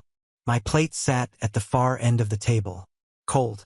Nice of you to show, Dad muttered without looking up. He reached for the potatoes and passed them straight to Jason. I sat down without a word. No one said happy birthday. Not Mom, not Dad, not Jason or my Aunt Carol, who somehow always gets invited, even though she once said I looked malnourished and underachieving. I waited, thinking maybe they were saving something for dessert. A candle, a card, something, anything. Instead, when the plates were cleared, Mom reached into her purse and handed me a small white envelope. Don't expect much, she said without a smile. You still haven't earned it. I froze. I hadn't even opened the envelope yet, but the tone, it was already stinging. Jason laughed from across the table. It's probably a coupon for some therapy. God knows you need it. I opened the card. It was one of those generic drugstore ones. Blue and white, a cartoon of a dog with a hat. Inside, someone had scribbled in black pen. Happy birthday to the family leech. Maybe this year you'll grow up. There was no signature. No love, Mom and Dad. Just that. My hands were still. My chest felt hollow, like someone had vacuumed out all the air. I looked up. Mom sipped her wine. Dad was picking something out of his teeth. Jason was grinning at his phone like he hadn't just helped gut his older brother. Then Dad said, without looking at me, honestly, we should have cut you off years ago. You act like we owe you something. I didn't say anything. I didn't yell. I didn't cry. I just nodded slowly, because in that moment, something in me snapped. Not in anger, not in pain, but in clarity. They didn't even know. They didn't know I'd been covering their car insurance for the past 3 years. That I'd been paying Mom's medical copays directly through the pharmacy. That I'd paid the last tax penalty so they wouldn't lose the house they now used to insult me in. They didn't know about the spreadsheet I updated every week to keep track of every cent. They didn't know because I never asked for credit, but maybe that was the problem. Dinner ended with the usual sighs and Jason asking if I could Venmo him for the difference on some tickets he claimed he fronted for a trip I never even went on. I nodded again, said I'd take care of it, because I wasn't about to ruin my own plan by blowing up too early. I got in my car and sat there for 20 minutes, just watching the porch light flicker. My fingers hovered over the ignition, but my mind was somewhere else. 8 years back, maybe remembering the first night I transferred money for their mortgage and told myself it was love, not obligation. That night, I opened my laptop. I didn't sleep. I just started clicking. Passwords, logins, old files, bank portals, freeze here, revoke access there. I didn't rage. I didn't type in all caps. I moved like a surgeon. I didn't just pull the plug. I rewired the entire circuit. Mom's pharmacy account disabled. Auto payments canceled. Joint utility login revoked. Every family Amazon account, Spotify, Netflix profile, and Uber Eats card they ever linked to me gone. And I left them one last gift. One final message in the family group chat. But before I hit send, I stared at the screen for a long time, rereading what I'd typed in the family group chat draft. There was no yelling in it, no swearing, no long-winded speech about how they'd failed me or broken my heart because I realized they didn't care enough for any of that to hit them. Not really. If I wanted them to feel what I felt, shock, silence, and a slow sinking horror, I needed to speak in their language. Money. So I kept it short. Effective immediately. All payments I've made on your behalf are canceled. You called me a leech. I figured I'd stop feeding. Good luck out there. Then I hit send. No emoji, no signature, just that. I muted the chat and closed my laptop. Monday morning, I didn't get up at 6:30 like I usually did. I took the day off. I slept in, made real coffee, went for a walk. I sat in the sun and tried to remember the last time I'd done something. Anything. Without checking whether Mom's copay had posted or whether Dad's cell bill had bounced again. I had space in my chest I didn't know I'd been missing. It felt like breathing air that didn't belong to someone else.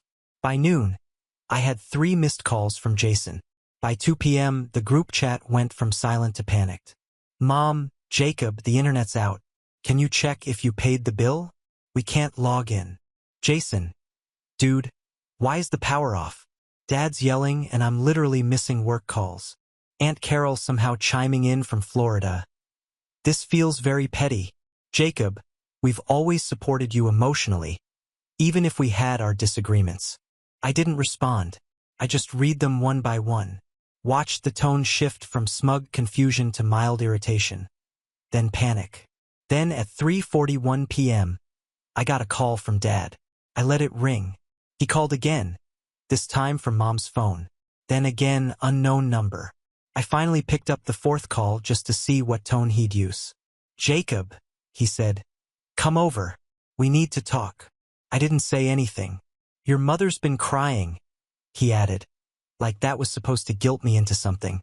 Still, I said nothing. I just think it's childish to pull the rug out from under your family. I mean, fine. You don't want to be part of things. That's your choice. But we had systems in place. You can't just cancel things without warning. You're right, I said finally. I should have warned you. He paused. So, you'll fix it? No, I said. I should have warned you 8 years ago when I started paying for everything, when I let you insult me with your mouths while living off my back. But I didn't, and that's on me. There was a long silence. Then, Dad muttered, you've always been so dramatic. I smiled. And you've always been entitled. Then I hung up. No screaming, no theatrics, just a quiet click. That night, I got an email alert from the mortgage servicer. Your account login has been updated by another user. They tried to get in. I'd already locked it and I wasn't done yet. The next day, I filed the paperwork to remove my name from every joint account I'd ever been added to. I called every company and sent every document. I even made a spreadsheet with all the account numbers I'd been linked to over the years just to make sure I hadn't missed a single one. Then I started looking at property records because, you see, the house wasn't in their name. It was in mine. It always had been. 8 years ago, when they were too deep in debt to qualify for a mortgage, I'd bought the house under my name. Told them it was a family workaround so we could keep the roof over their heads. I let them believe it was theirs. I let them make the rules. I let them disrespect me in a house I legally owned. But I wasn't going to make that mistake anymore. 2 days later, I booked an appointment with a real estate attorney. Quiet, professional, no drama. I explained the situation, showed the deeds, the payment history, the texts. He looked at me and said, "You've got every right to do this." I nodded. He leaned back in his chair and added, "Do you want to evict them or sell the house outright?" That was the turning point. That's when it stopped being about punishment and started being about freedom. I didn't answer right away. Instead, I opened my phone, scrolled through years of family messages, photos, passive-aggressive jokes, guilt trips, and reminders to help out because we're struggling. Then I went back to that birthday card. "Maybe this year you'll grow up." I looked at the attorney, smiled, and said, "Let's list it." The house hit the market a week later, quietly. No for sale sign on the lawn. No warning dropped in the group chat. Just a discreet listing through the attorney's recommended realtor. She was sharp, efficient, and not the type to ask personal questions when you said, "Yes, I own the house." No, they don't know that yet. We scheduled the first walkthrough for a Tuesday afternoon. I picked a time I knew Mom would be at her weekly church volunteering shift and Dad would be out at one of his endless networking lunches that never seemed to lead to a job. Jason, as usual, was probably gaming upstairs with noise-canceling headphones on. The realtor brought in a couple and their young daughter. They were polite. The wife looked around at the kitchen and said, "It has potential, doesn't it?" I could hear her tone, already imagining repainting the cabinets and knocking out the ugly half-wall. The husband asked about the HVAC and the roof. I had the answers ready. I'd paid for both repairs just last year, after all. Halfway through the tour, I heard a door slam upstairs. Jason came thudding down the hallway in socks, hair unbrushed, wearing pajama pants. He looked from me to the couple and back again. What's going on?" he said, frowning. The little girl smiled and waved at him. The wife said, "Sorry, is this a bad time? We didn't realize." Jason turned to me. "Dude, why are people walking through the house?" I didn't respond right away. Instead, I looked around the living room, the same one where I sat countless nights during college, laptop on my knees, trying to stretch my freelance gigs just enough to cover another month of their bills. Then I turned to Jason and said, "It's not your house, Jace. Never was." The realtor stepped in quickly, offering the couple a quick look at the backyard while I handled things. They nodded and went outside. Jason's face turned red. "Okay, what does that mean?" I raised an eyebrow. "Exactly what it sounds like. This house is under my name legally. I've been paying the mortgage and I've decided to sell it." He blinked once, twice, then he laughed. A short, stunned kind of laugh. "You're joking." "Nope. That's not even... Like, you can't do that, dude. Mom and Dad live here." "Correct. And they've been living here rent-free while calling me a leech and handing me birthday cards with insults inside." His mouth opened, but nothing came out. He looked suddenly very, very young. "You really didn't know?" I asked. "After all this time?" Jason shook his head. "They always said they own the house, that they let you live here sometimes out of pity." I stared at him. "You thought I was living here out of pity?" He rubbed the back of his neck and looked away. "I mean, you never had friends over. You never brought girls around. You were always working, always stressed. Because I was paying for everything, so you could sit in your room and stream video games." He swallowed hard, like the math was starting to click, and then we heard the front door open. Mom. She came in holding a half-empty cup of iced coffee, chatting on the phone. She didn't see the realtor or the couple in the backyard yet. Just me standing with Jason in the living room. "Oh, Jacob, are you finally fixing the sink?" Because then, she noticed his expression. "What's wrong with you two?" I didn't answer. She stepped closer and narrowed her eyes. "What's going on?" Jason turned toward her, voice low. "Mom, did you know Jacob owns the house?" The pause that followed felt like the universe holding its breath. Mom's face didn't twitch, not an inch. Then slowly, she lowered her drink and said, "Jason, don't be ridiculous. We let him sign the papers because his credit score was better. That doesn't mean he owns it." I smiled. She still didn't get it. "The deed is in my name," I said calmly. "I made the down payment. I've been paying the mortgage. This isn't your house." Her face twitched then. Not fear, not sadness. Rage. "You ungrateful little... How dare you try to throw your parents out of their own home?" she hissed. I didn't flinch. "Mom, you threw me out first. You've been throwing me out piece by piece for years. When you laughed at my job. When you called me a disappointment in front of your friends. When you used my money and told people I was a failure." She crossed her arms. "So this is revenge. You're evicting your family on your birthday." I laughed once, dryly. "No, this isn't revenge. This is closure." Then the realtor walked back in with the couple, smiling politely. "We just love the layout," the wife said. "And the backyard's perfect. I think we'll put in an offer." Jason looked at Mom. She looked at me, and I looked at the future I should have claimed years ago. Mom didn't speak again. Not right away. She just stared at me like I was a stranger who had broken into her living room. Jason stood behind her, quiet now, his earlier cocky smirk gone. The couple was chatting with the realtor about offer terms and contingencies as if they were talking about curtains and countertops, not the implosion of the family who still technically lived there. I stepped outside to give them space and waited near the mailbox, hands in my pockets, watching the wind ruffle the weeds in the front yard I used to mow. A minute later, the realtor joined me. "They're ready to move forward," she said. "They love the place. Good offer above asking. They can waive the inspection if needed." I nodded. "Let's do it." She tilted her head slightly. "Are you sure you're okay with all this?" I looked at her. She wasn't being nosy, just doing her job, making sure the seller wasn't about to pull out for emotional reasons. A lot of people second-guessed themselves when family was involved. But I didn't. "I've never been more sure of anything," I said. By the time I walked back inside, Mom had taken her meltdown into the kitchen where I could hear the telltale clinking of her wine glass being filled to the rim. Jason had disappeared, probably sulking in his room or texting someone for validation. Dad still wasn't home yet, but I could already imagine his reaction when he found out what had happened.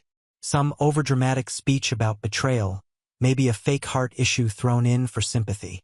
He'd always been good at performative outrage. The house was weirdly quiet after the buyers left.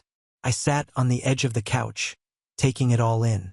Every picture on the wall I'd paid to have framed. The TV I'd bought after Dad cracked the old one during one of his outbursts. The broken lamp in the corner from a fight Jason started last Thanksgiving. All of it sat in silence, like a museum exhibit called Things Jacob Paid For but was never allowed to touch. It was strange. Not sad. Not nostalgic. Just strange. That night, I didn't go back to my apartment. I stayed in the guest room upstairs, the one Mom once called my pit stop, whenever I needed to feel like a real adult. I laid down, stared at the ceiling, and didn't sleep. Not out of stress, just clarity. I woke up at 6 a.m. to the sound of Dad yelling downstairs. "You're telling me he's selling it? You let him do this?" I didn't move. I let them stew. When I finally came down, Dad was pacing the kitchen in an undershirt, phone in hand, probably trying to call the bank or the police or some long-forgotten cousin who might be a lawyer. Mom sat at the table, pale and quiet now, like the fight had drained out of her.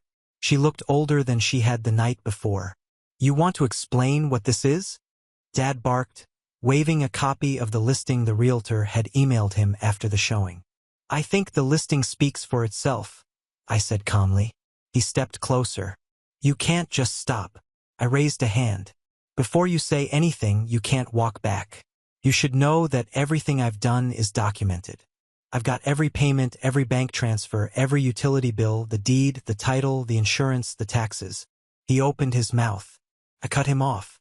"And I've already spoken with a lawyer." That shut him up. "Where are we supposed to go?" Mom finally asked, her voice small. It was the first real question anyone had asked me in years, one that didn't sound like a demand or a guilt trip. I didn't answer right away. I just looked at her. "You had 8 years, I said softly. 8 years to figure that out. 8 years of my income, my credit, my time. You could have saved, gotten jobs that lasted. Treated me like a human being." She looked away. Dad slammed his mug down. "You're no better than the rest of them," he snapped. "Turning your back on your family." "No," I said, standing tall. "I'm finally turning toward myself." Jason crept down the stairs behind him, looking unsure. "Wait, are you actually serious? Like, for real?" "Yes. But I live here. Not for long." He blinked like a kid being told Santa wasn't real. "I have nowhere else to go, man." I shrugged. Neither did I when I was sleeping on couches trying to keep the lights on in this house. But I figured it out. I walked over to the counter and grabbed the envelope that held the buyer's preliminary offer. 30 days, I said. "That's how long the closing process takes. After that, I suggest you find your own way, like I did." And with that, I left. Not forever yet, but for the moment, that was enough. I had one last move to make, and it wasn't selling the house. It was something bigger. The offer closed exactly 31 days later. I signed the final paperwork at the attorney's office with the kind of quiet, unshakable confidence I never used to have. Not around my family, at least. The realtor slid the check across the table and I didn't even blink. It wasn't just a payment. It was proof that I could build something, own something, Finish something without anyone else's name stapled on top of it like a participation ribbon. I didn't go back to the house that day. I didn't help them pack. I didn't check in to make sure they were okay. I'd given them nearly a decade of those things, and they'd handed me back sarcasm, silence, and debt. But I did leave one thing behind. A folder printed, not digital. I knew Dad wouldn't open an email unless it was flagged urgent. Inside the folder was a document titled Things You Claimed I Never Did. It included a spreadsheet with every dollar I'd paid on their behalf. Mortgage statements, grocery bills, health insurance premiums, credit card payoffs I'd made without telling them just to keep their accounts open. Every Uber I'd ordered when Mom had her surgery. Every textbook I'd bought for Jason that he never opened. Every time I'd covered an overdraft fee so their lights wouldn't get shut off. There was even a screenshot of the birthday card they gave me, labeled, "My thank you." I left it on the kitchen counter. That was the last time I ever saw that house or them. Within a week of the sale, the calls started again. First from Mom crying, then from Jason bargaining, then from Dad. Angry voicemails about family betrayal and shame. I didn't pick up. I didn't reply. Instead, I moved. I left the city quietly, changed my number, got a new bank, a new apartment, modern, quiet, full of light, paid in full. No roommates I had to raise. Anyway, for the first time in my adult life, I had no debt, no secret bills to cover, no emergencies that always required my wallet but never my well-being. I didn't even realize how light my chest felt until the second week passed without a single call asking for something. I started going to therapy. Real therapy. Not the kind where you journal in a notebook your mom later reads by accident. I started eating better, sleeping better. I signed up for a pottery class on a whim. Something I'd always wanted to do but never had time for between double shifts and family meltdowns. And then one day, 6 months after the sale, I got a letter. No return address, just a wrinkled envelope forwarded through my old billing address.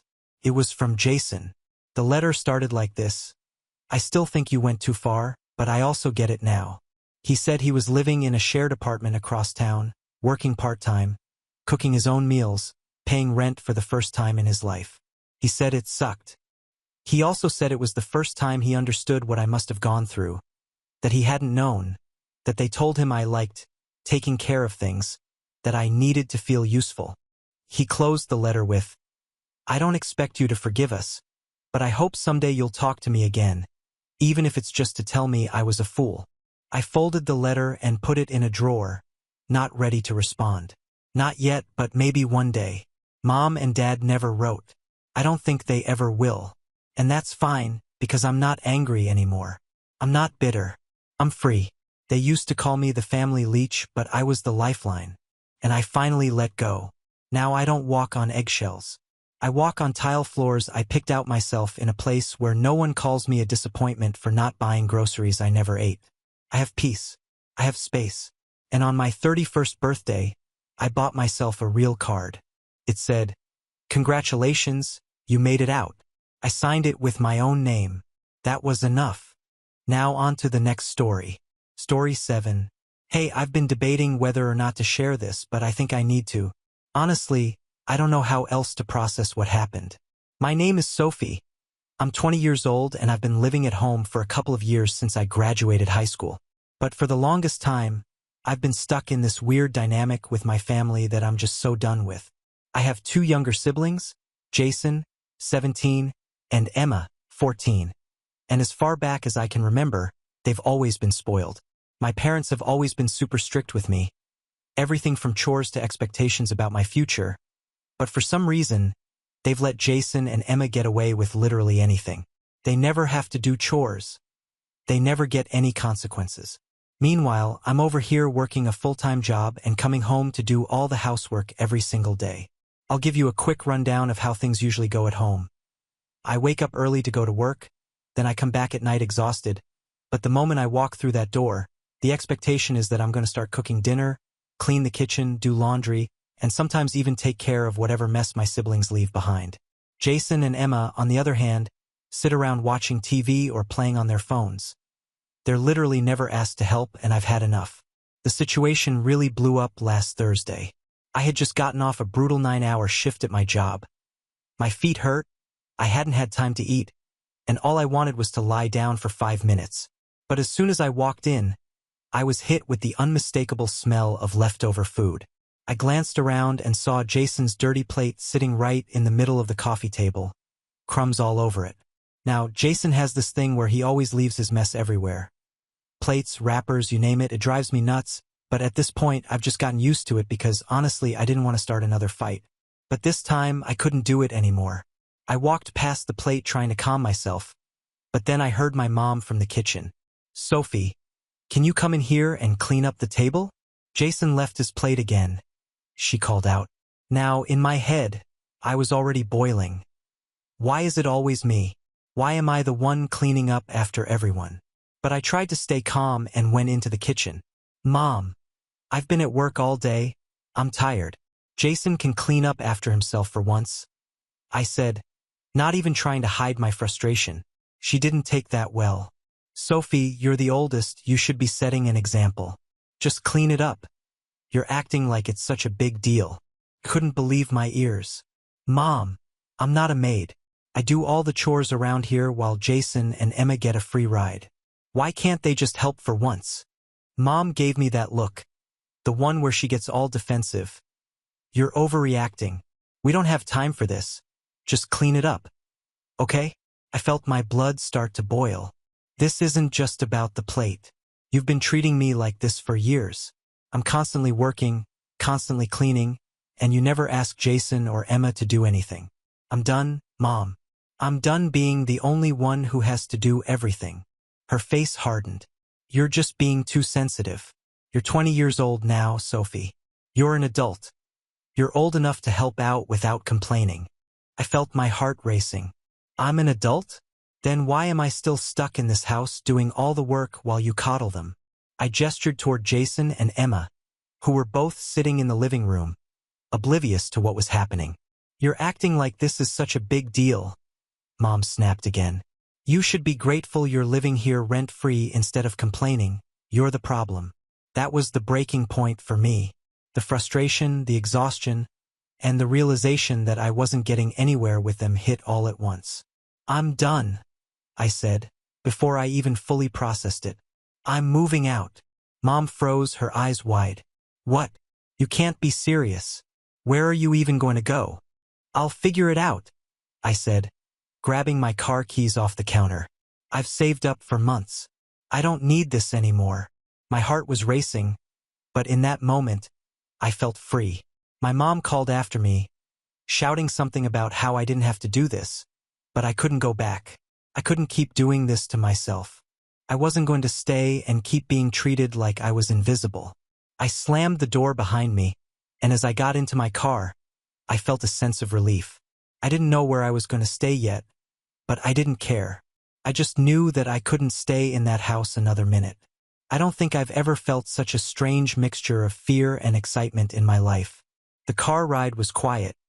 I drove around aimlessly for a bit, just to clear my head. I wasn't sure where I was going to stay, but I knew I couldn't go back home. I parked at a nearby cafe and sat in my car for a while, scrolling through my phone. I found a couple of listings for rooms for rent, and after making a few calls, I ended up finding a place that seemed decent. A small one-bedroom apartment in a quiet part of the city. The rent was higher than I wanted to pay, but I could manage it for now. The idea of being away from my family, not having to clean up after them or deal with their constant criticism, was worth it. I signed the lease the next day, and by the end of the week, I had packed my stuff and was officially out of the house. I took everything I needed, my clothes, some basic furniture, my work gear, and a few keepsakes. It was a strange feeling knowing that I wouldn't be coming back. No more random chores or being told I was too sensitive. The first few days were the most freeing I'd felt in a long time. I stayed in my new place, getting used to the quiet. I could come and go as I pleased, and no one was there to tell me what I should or shouldn't do. I cooked when I felt like it, and if I didn't want to do anything, I didn't have to. It was a small place, but it was mine, and that was enough. As the days went by, things started to settle.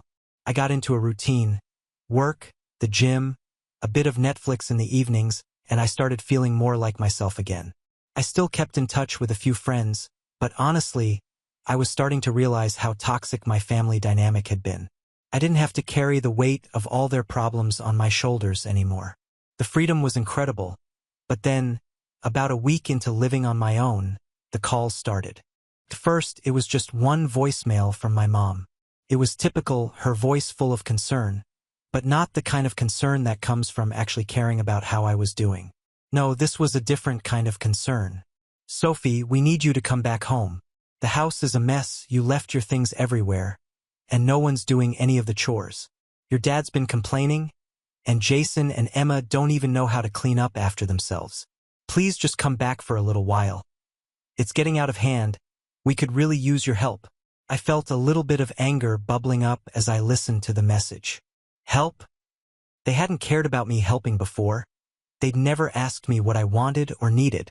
But suddenly, when the chores weren't getting done, they wanted me back. I didn't call her back. The next day, I got a text from Jason. It was blunt and to the point. "Sophie, Mom says you need to come home and help out. The house is falling apart. Do you even care about us anymore?" I stared at the screen for a while, trying to stop myself from replying with something snarky. But instead, I just put my phone down and shook my head. They didn't even ask how I was doing or if I was okay. They just wanted a maid. I didn't answer, and the messages kept coming for the next few days. My parents, then Jason, and even Emma all started reaching out in some form, texts, voicemails, calls, but it was all the same. They wanted me to come back and take care of things. They were getting desperate. From Mom, "Sophie, please just come back and help clean the kitchen. It's driving us crazy." From Emma, "Sophie, we haven't seen you in so long. We miss you. But also, can you do your laundry when you get the chance?" From Jason, "Sophie, seriously? What's your problem? Mom said you're just being selfish. Just help us out for a bit." I didn't know what annoyed me more. The fact that they were pretending to miss me or the fact that they still couldn't see that I wasn't just their housekeeper. After everything I'd done for them, everything I'd sacrificed, all they cared about was how much work I was doing for them. They didn't care about me. They didn't care about what I wanted. It was just the chores. One night, after my parents left me yet another voicemail, I snapped. I was sitting at home, finally getting some rest after a long shift, when my phone buzzed. Couldn't resist. I called my mom back. "Mom," I started, my voice calm but firm. "I'm not coming back.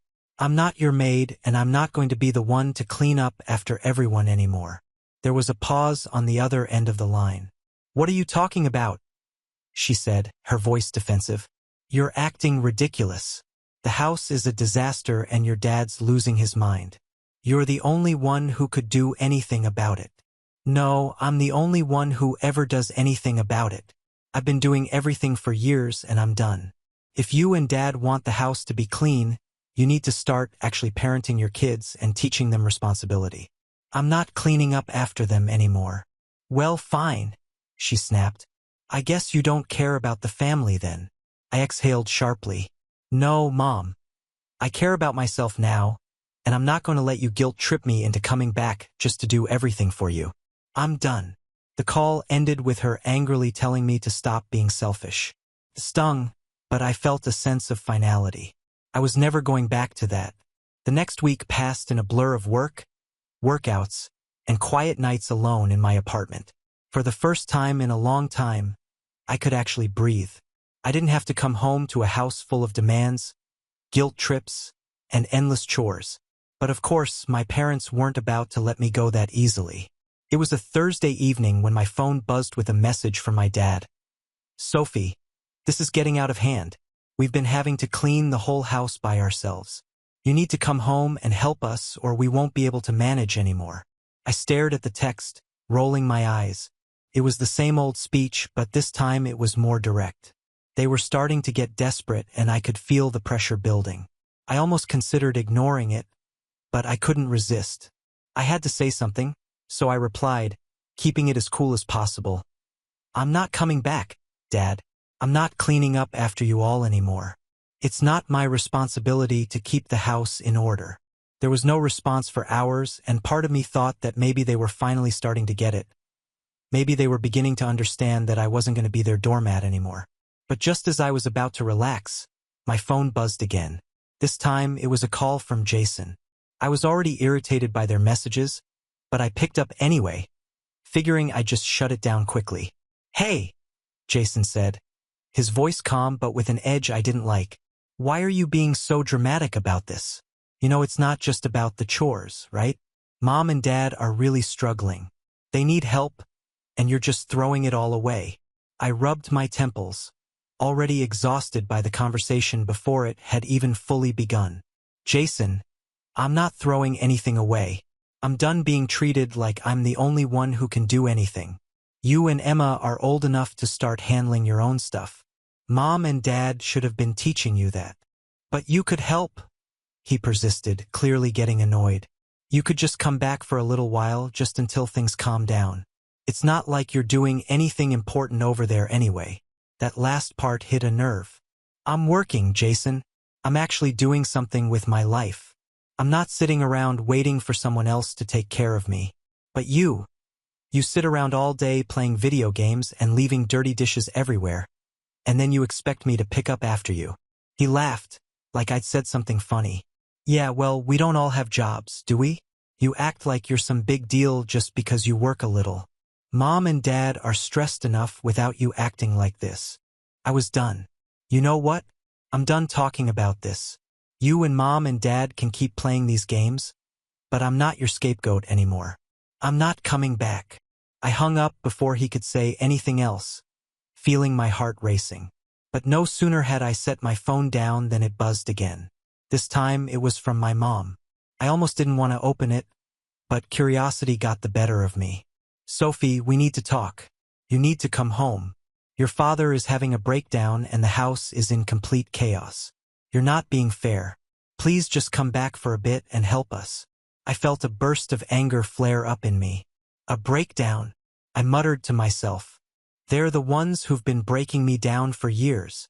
I didn't respond to her, but I could feel the pressure of their demands pushing on me, the weight of their expectations crawling under my skin. I hated it. That night, I decided to take a walk to clear my head.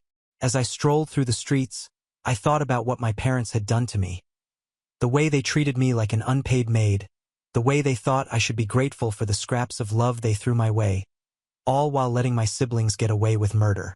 It wasn't fair, and now I was paying the price for standing up for myself. When I got back to my apartment, I felt like something had shifted. This wasn't just about cleaning the house anymore. This was about my independence. My family had always expected me to bend to their will, to sacrifice my own happiness for their convenience. But I had done enough. They weren't going to make me feel guilty anymore. A few days later, the calls started again. This time, it wasn't just one voicemail or text. It was relentless. My mom called and left 5 messages in a row, each one growing more frantic than the last. "Sophie, we really need you to come back. This is getting out of hand. Your dad can't handle it alone. Jason and Emma won't do anything. You're the only one who can help." And then, a couple of hours later, another one. "Please, Sophie, I'm begging you. Come back. We'll make it right. You don't have to do everything, but just come back for a while. We're desperate. You're the only one who can fix this." The desperation in her voice was unmistakable, but I could also hear the undertone of manipulation. It wasn't about me. It was about getting the house in order, about getting me back to do the work they refused to do themselves. I let the messages pile up, each one a reminder of how much I'd done for them, how much I had sacrificed for their comfort. And now they were trying to guilt me back into the same role. But I wasn't going back. It wasn't long before Jason called again. "Seriously? You're just going to ignore us like this? You're letting the house fall apart because you're too stubborn to help. It's pathetic." I let the call go to voicemail. I was done. But as much as I tried to block them out, I could feel their presence looming over me. I could feel them pulling at the edges of my resolve. The pressure to return to fix everything was mounting, but I couldn't let them break me down again. I was free and I wasn't going back, not until they understood what they'd done to me. A few days passed after the last desperate messages from my mom. I didn't want to go back. I knew that, but something kept gnawing at me, some unresolved part of me that wanted closure. that wanted to end it once and for all. So I finally made the decision. I was going back. But this time, it wasn't about fixing things for them. It was about making it clear that I was done. I threw on an old hoodie and jeans, grabbed my keys, and drove back to my parents' house. As I pulled into the driveway, my heart began to race. The house was familiar, but everything felt different now. This was no longer home in the way it used to be. It was a battlefield. I took a deep breath and walked up to the door. I knocked once, then pushed it open without waiting for a response. I could already hear my dad's voice from the other side of the door, talking to Jason and Emma in the kitchen. When I stepped inside, the first thing that hit me was the smell. The house smelled stale, like the kind of place you only want to be in if you have no other choice. I didn't bother with pleasantries as I walked into the kitchen. The second I walked in, my parents' faces lit up with surprise, but then with relief. "Sophie, you're back." Mom rushed over, her face practically glowing. "Thinking I'd come to rescue them, finally?" Dad said, getting up from the table. "We've been waiting for you.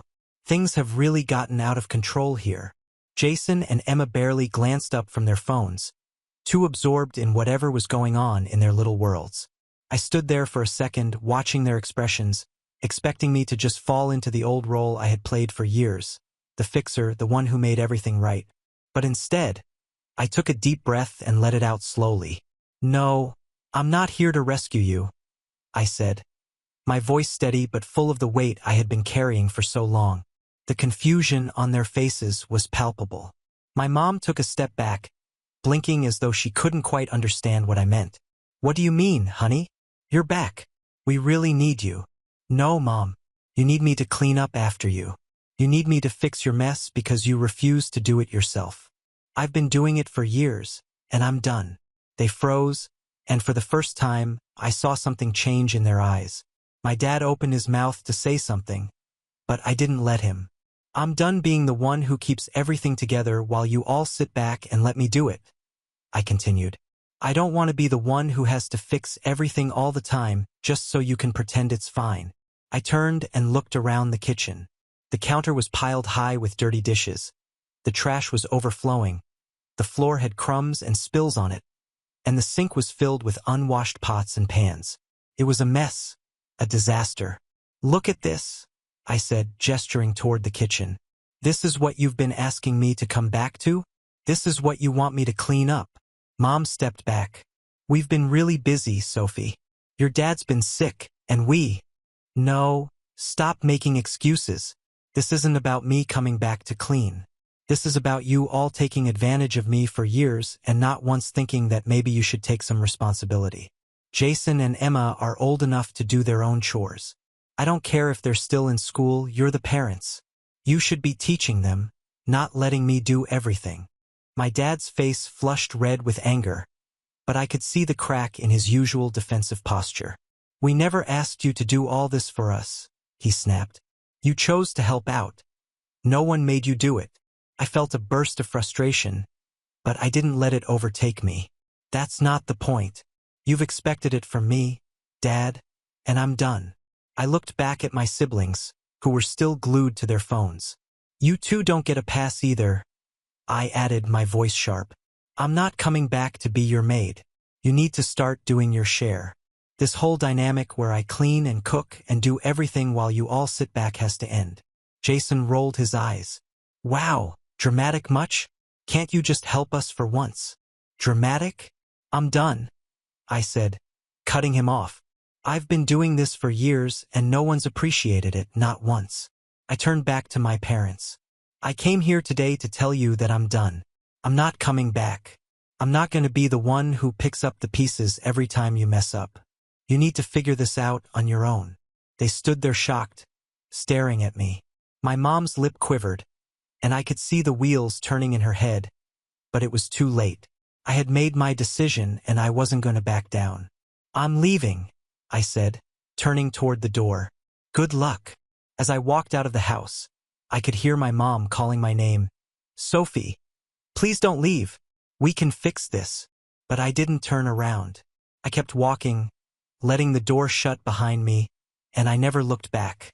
I got in my car and drove away, my chest heavy but with a sense of relief I hadn't felt in a long time. I had taken my power back.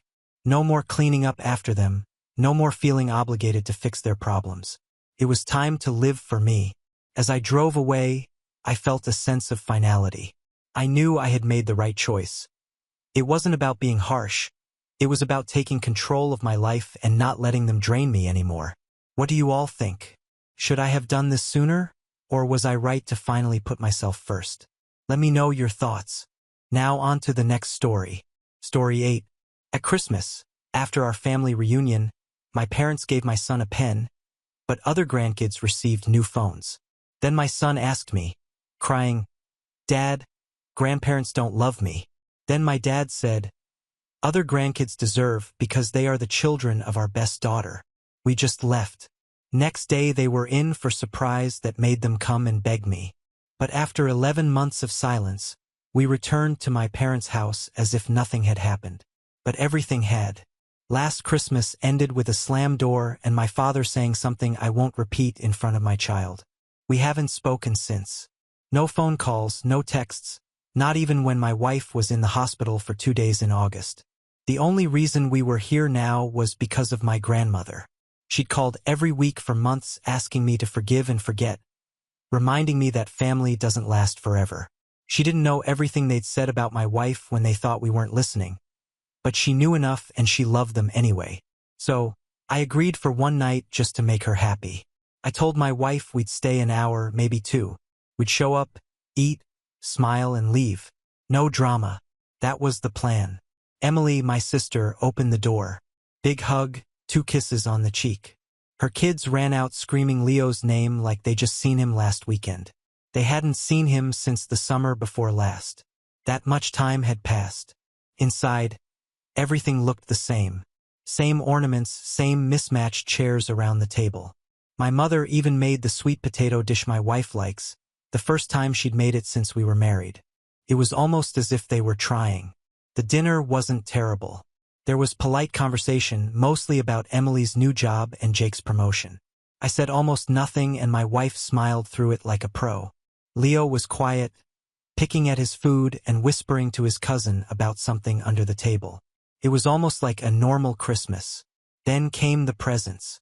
They passed them out one by one, starting with Emily's kids' new iPhones, each of them. Even the youngest was 8. I watched my dad pat him on the head and say, "You're a big boy now." Jake got a present, too. High-end headphones. My mom even laughed and said, "I hope these help you survive my daughter's snoring." And then they handed Leo a small box. He sat on the floor cross-legged and carefully opened the wrapping paper. He looked inside. A silver pen. It wasn't even new.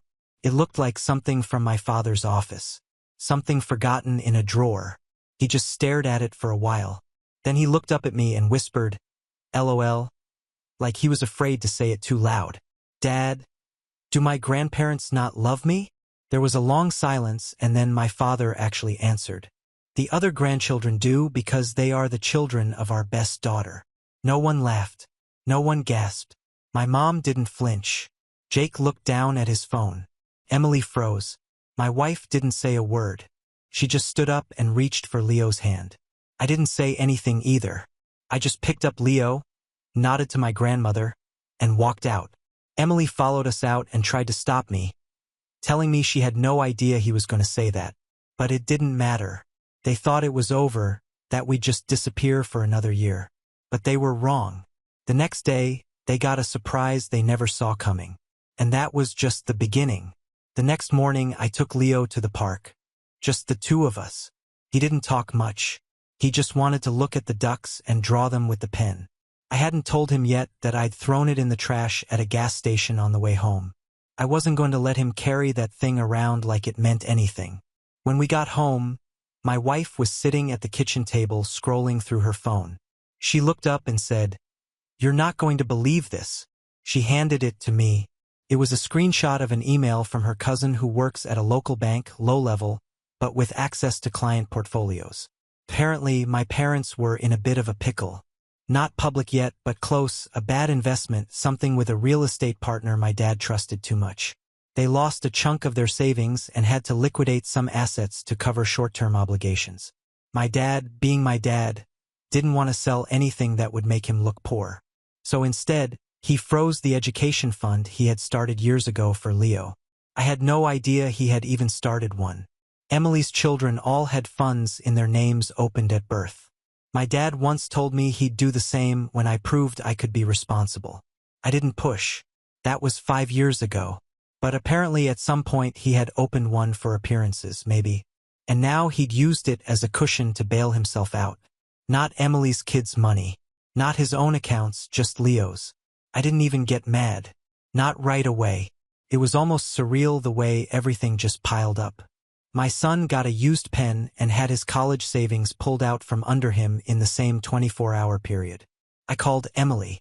She picked up right away, and before I could say anything, she blurted out that they were on their way. She and Jake showed up at our house 20 minutes later with their kids still in their pajamas. Emily looked panicked. Not guilty, just worried. Really worried. She said our parents had just called her. My mom was crying. My dad was yelling, and they had no idea how the documents got out. Apparently, my mom had gone into their joint savings that morning and found it more depleted than she remembered. She asked him what had happened. He told her. She freaked out, and then she checked her email and saw a message. No subject line, just one sentence. Ask him why Leo doesn't deserve his future. I sent it from a burner account I'd created that morning. Emily begged me to talk to them. She said it wasn't right to go on like this, that grandma wasn't in good health, and that she'd worked so hard to keep the family together. I told her I'd think about it. What she didn't know was that while we were talking, I had already planned to anonymously mail every document, statement, and wire transfer I had received from her cousin to my dad's business partners and 2 clients he was trying to impress. I wasn't just going to hurt him emotionally. I wanted to make sure he felt what it meant to steal from a child. That night, I got a text from my grandmother. Just one line. They're on their way. They said they had to beg. I smiled. Let them come. They pulled up just as the sky began to turn that dull blue-gray before sunset. I watched from the kitchen window. No headlights, no warning, just the scraping of tires on our gravel driveway and the sound of a car door slamming too hard. I knew it was my dad before I saw him. I didn't tell my wife. She was upstairs with Leo, pretending the world made sense, reading him the same pirate book he always asked for when he was nervous. She had said earlier, "Don't let her in." I hadn't answered. I opened the front door before they knocked. My father was in the front, his coat unzipped, his fists in his pockets. My mom was behind him, her face blotchy as if she'd been crying but hadn't finished. And then my grandmother, wearing the long green scarf she always wore when she was about to do something serious. They didn't ask to come in. They just did. I let them. I wanted them to see everything. The house was warm, clean, and quiet. Leo's toy train was still on the living room floor. My father almost tripped over it. He mumbled something and my mother told him to be quiet. That alone almost made me laugh. They sat down. My dad didn't. He stayed standing near the edge of the rug, arms crossed like a disappointed coach. My mother sat on the edge of the love seat. My grandmother sat next to me as she always had, as if she were already on my side before anything had been said. It began as I expected. My mom said they didn't mean to hurt us. She said they didn't realize that the gift would feel insulting, that the pen had belonged to someone important, that it should mean something. I let her talk. Then she said something about reopening the college fund, that they would fix it, that it was all a misunderstanding. She used the soft voice she used when she wanted to be forgiven without really admitting guilt. Then my father finally spoke. He said, "You think you're the only one struggling? I built everything from nothing. Now, because I'm taking one thing, you're acting like a victim." That's when I stood up. I didn't shout. I didn't even raise my voice. I walked over to the kitchen, took a folder out of the drawer, and put it right on the coffee table. I told them to open it. My grandmother did. Inside were printouts, emails, wire transfer records, dated and signed. Account numbers, screenshots, a complete paper trail showing that the only time they touched Leo's college fund was to temporarily move the money into a private account my dad used to cover a failed land deal in another state. Not even in his name, in the name of a shell company he and some guy from his golf club had set up. My grandmother turned pale. My mother looked confused then horrified, and my father, he got it right then that he was exposed. "You did this." I didn't say anything. He stepped forward quickly. Not a slap or a punch. He wasn't that type. But he grabbed the folder and threw it across the room, papers flying everywhere. He started screaming, blaming me, accusing me of ruining him, of sabotaging the family legacy, of turning everyone against him. He said the word shame. Then he stumbled over Leo's toy train, went down hard against the edge of the table. The sound it made was awful, something between a thud and a crack. My mother screamed. My grandmother ran to him. He didn't get up right away. My wife came downstairs with Leo in her arms. She looked at the scene for a second and said, "That's enough, all of you. Get out of here." My father was still sitting on the floor, holding his shoulder, looking stunned. My mother was kneeling next to him, whispering something. My grandmother slowly stood up, turned to me and nodded once. She didn't say a word. 5 minutes later, Emily and Jake pulled up outside. She hadn't even known they were coming. She saw the mess from the driveway. Emily helped them out, helped my dad to his feet, helped my mom pick up the scattered papers, helped my grandmother down the stairs. Before my father got into the car, he turned to me. "You're going to regret this." I just looked at him. What he didn't know was that while they were on their way over, someone else was already getting the next batch of files. His accountant, 2 business associates, the community foundation he tried to join as a board member. Not just financials, but photos, private ones, screenshots of texts he never thought anyone would see again. And the biggest surprise hadn't even been sent yet. Not to them, but to the IRS. Let him come after me. I wasn't just getting even. I was tearing it all down. 3 days passed before anything happened. Not a word from them. No phone calls, no texts, just silence. I almost thought they were regrouping, maybe trying to figure out how to make it all go away. That would have been classic Dad. Hide the fire, repaint the walls, pretend nothing burned. Then Friday morning, 6:43, I got a call. Not from them, from Emily. "They froze his accounts," she whispered, locked in her car outside her office. The IRS had contacted her father's accountant. Someone had filed a formal complaint with attachments, the kind that raises red flags and pings systems no one wants to ping. She said the accountant called Dad in the middle of the night. My mom screamed. Grandma locked herself in her bedroom and told them not to come in. I kept quiet, let her talk. Then she said something else. There were men in the office. Men in suits. 2 of them. They showed up that morning asking questions about shell companies and asset concealment. The receptionist saw them first. She said, "My dad went white, locked himself in his office and didn't come out for an hour." But here's the part Emily didn't know. They weren't from the IRS. They were private investigators. I'd hired them 2 months ago, quietly. Before I even agreed to go to Christmas, before the pen, before the party, I was ready then. I was just waiting for the right moment. And they weren't there for tax evasion. They were there for his partner, Richard Barlow. The same guy my dad used to move Leo's money. Turns out Barlow wasn't just sloppy. He was dirty. And I'd found the paper trail. One of the investigators had called me the night before. Said Barlow was about to flee the state. So I called, and now Barlow was being watched. So was my dad. Their accounts were being combed. Their email servers were being flagged. And it was all connected because of Leo's fund. That night Jake called me. Not Emily. Jake. He sounded nervous. He said the family was falling apart.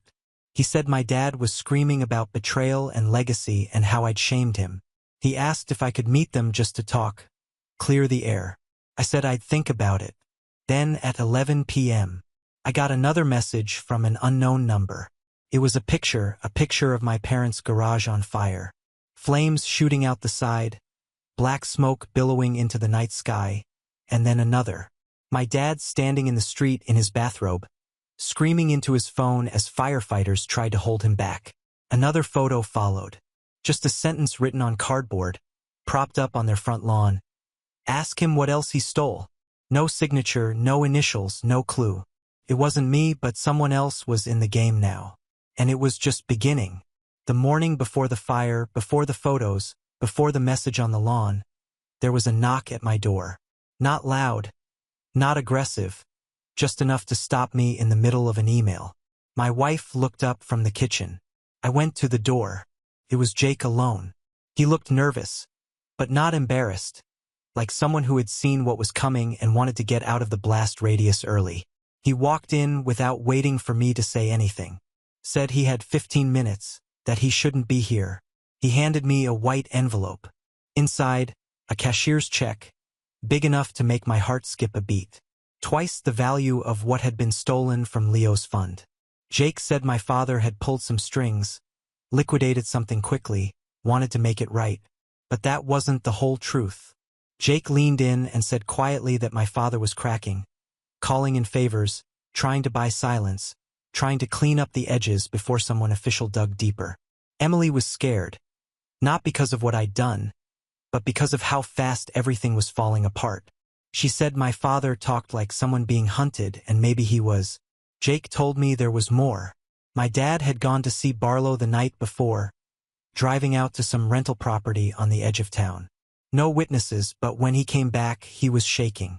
My mom asked him what happened, and he just locked himself in the den. Then Jake said something that made my skin crawl. He asked me if I'd sent anyone else.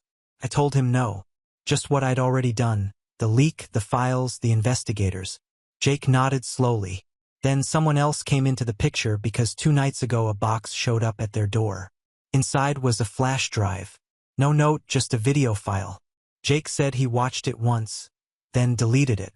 Said it showed my father and Barlow years ago during another deal, one I didn't know about, one that involved blackmail, a forged signature, and someone who ended up losing a lot more than money. He wouldn't give me a name. Said if I saw it, I'd go further than I already had. Said maybe that was the point. I asked why he was telling me this. Jake hesitated. Then he said that Emily was worried that I had gone too far. But he was more worried that I hadn't gone far enough. That if I stopped now, they'd spin it. They'd find a way to come out the other side and pretend it never happened. That Leo would grow up hearing a version of the story where his father was unstable and his grandfather tried to help. He looked at me again and said, "If you're going to end it, end it. Just make sure they can't rewrite it later." Then he left and I stood there with the check in one hand and every reason not to accept it burning in the other. I didn't cash it. Instead, I went to my computer, opened a secure folder, and found the file Jake said he had deleted. He hadn't. He'd sent it to me 5 hours before he'd shown up. And what was in it wasn't just shady. It was criminal. And now it wasn't just about Leo's future. It was about justice and making sure none of them ever felt safe lying again. The morning after the fire, I sat on the porch with a cup of black coffee that I had barely touched. The phone buzzed next to me. 10 missed calls from Emily. One from a number I didn't recognize. A text finally came through. "He wants to see you one last time." I didn't answer right away. I just stared at the message while Leo played with his dinosaur figurines on the porch steps, humming to himself, unaware that our lives had just changed forever. Late that afternoon, I told my wife I was leaving. She didn't say much, just nodded and kissed me on the temple. She knew it was the last loose thread I had to tie. They stayed in a cheap hotel off the freeway, not the kind of place my parents had ever set foot in, but their house was uninhabitable. The insurance was already giving them a hard time, and the cause of the fire was being treated as arson. There was no note, no evidence. Whoever did it wanted to make a statement, not get caught. And for the first time in my father's life, he was out of control. When I opened the door to their room, the smell hit me first. Cheap soap and what was left of his cologne. He was sitting on the edge of the bed, sling on his arm, leg wrapped. My mother sat in the corner, hands clenched so tightly together. I could see her knuckles from across the room. No greetings, no small talk. He looked up, tired, beaten, but still trying to wear the expression of someone who thought he hadn't completely lost. "You win," he said. I stood there watching him, not saying a word. Then slowly, as if it hurt physically to admit it, he said, "I didn't hate your wife because of her family. I hated that you chose her without asking us, that you built something that didn't need our name on it. He laughed once, short and bitter. I spent years thinking I was building a legacy. Turns out I was just writing checks to stay important. I sat across from him. I told him I hadn't leaked the video. Not to the police, not to the press. But I had given it to lawyers, to investors, to the nonprofit board he was begging to join. Enough people who mattered. He didn't need handcuffs. He needed the slow suffocation of irrelevance. The fake land deal with Barlow was already being torn apart. Investigators had followed the shell companies like breadcrumbs. They didn't know who dropped the trail, but they were following it all the way to him. Barlow's trying to run, I said. He blinked. So, you're going to let them hang me? I looked at him. You hung yourself. I just pulled back the curtain. That's when my mom stood up. She walked up to me and said that they were ready to make things right, that they were going to start a new fund for Leo, that they were going to put our family back together, that Leo needed grandparents. I told her he needed honesty more than anything, something they had never given. You raised a family by forcing everyone to orbit around you. And now that the sun has gone cold, you realize no one needs the light anymore. I stood before I left. I said one last thing. You will never sit at our table again. Not for birthdays, not for holidays, not for school plays or graduations. Leo will grow up surrounded by people who chose him, people who show up. And one day when he asks what happened to you, I'll tell him. Her mouth opened to speak, but I didn't wait to hear it. Outside, the air was cool, and for the first time in a long time, it felt clean. I got into my car, drove home, and didn't look back. As I pulled into the driveway, Leo ran up to me, dinosaur in one hand, face shining. Daddy, look, my dinosaur just had a baby. He held up a tiny plastic raptor, probably from a cereal box. I squatted down and smiled. This is perfect, I said. A new beginning. And just like that, the past ended where it belonged, behind me. Update. It had been 4 months since the fire. No more calls, no more texts, just silence. The kind that fills a house when the last echo finally dies. My father hadn't tried to reach out again. My mother did. Once an email, 3 lines long, no subject. I didn't open it. I forwarded it to a folder I created just for her. It's called Uninvited. Spring came early that year. Leo started kindergarten and I swear he grew 2 inches overnight. He made 2 best friends in the first week and invited them both to his birthday party, which we held in the backyard with a bouncy house, balloons, and a cage shaped like a volcano. He didn't ask if his grandparents were coming. He didn't even mention them. But someone else showed up. Emily. She pulled into the driveway, her children tumbling out of the back seat with wrapped presents and somehow icing already on their faces. She stayed quiet for the first half hour. Then she came up to me by the grill and said she was pregnant again. I turned to her. Are you sure you want to bring another child into this circus? She laughed. Only if you promise not to set fire to her college fund. It was her way of apologizing again. We didn't need the words. We were good. A few weeks later, my wife sat me down on the couch and with trembling hands handed me a small white box. I opened it.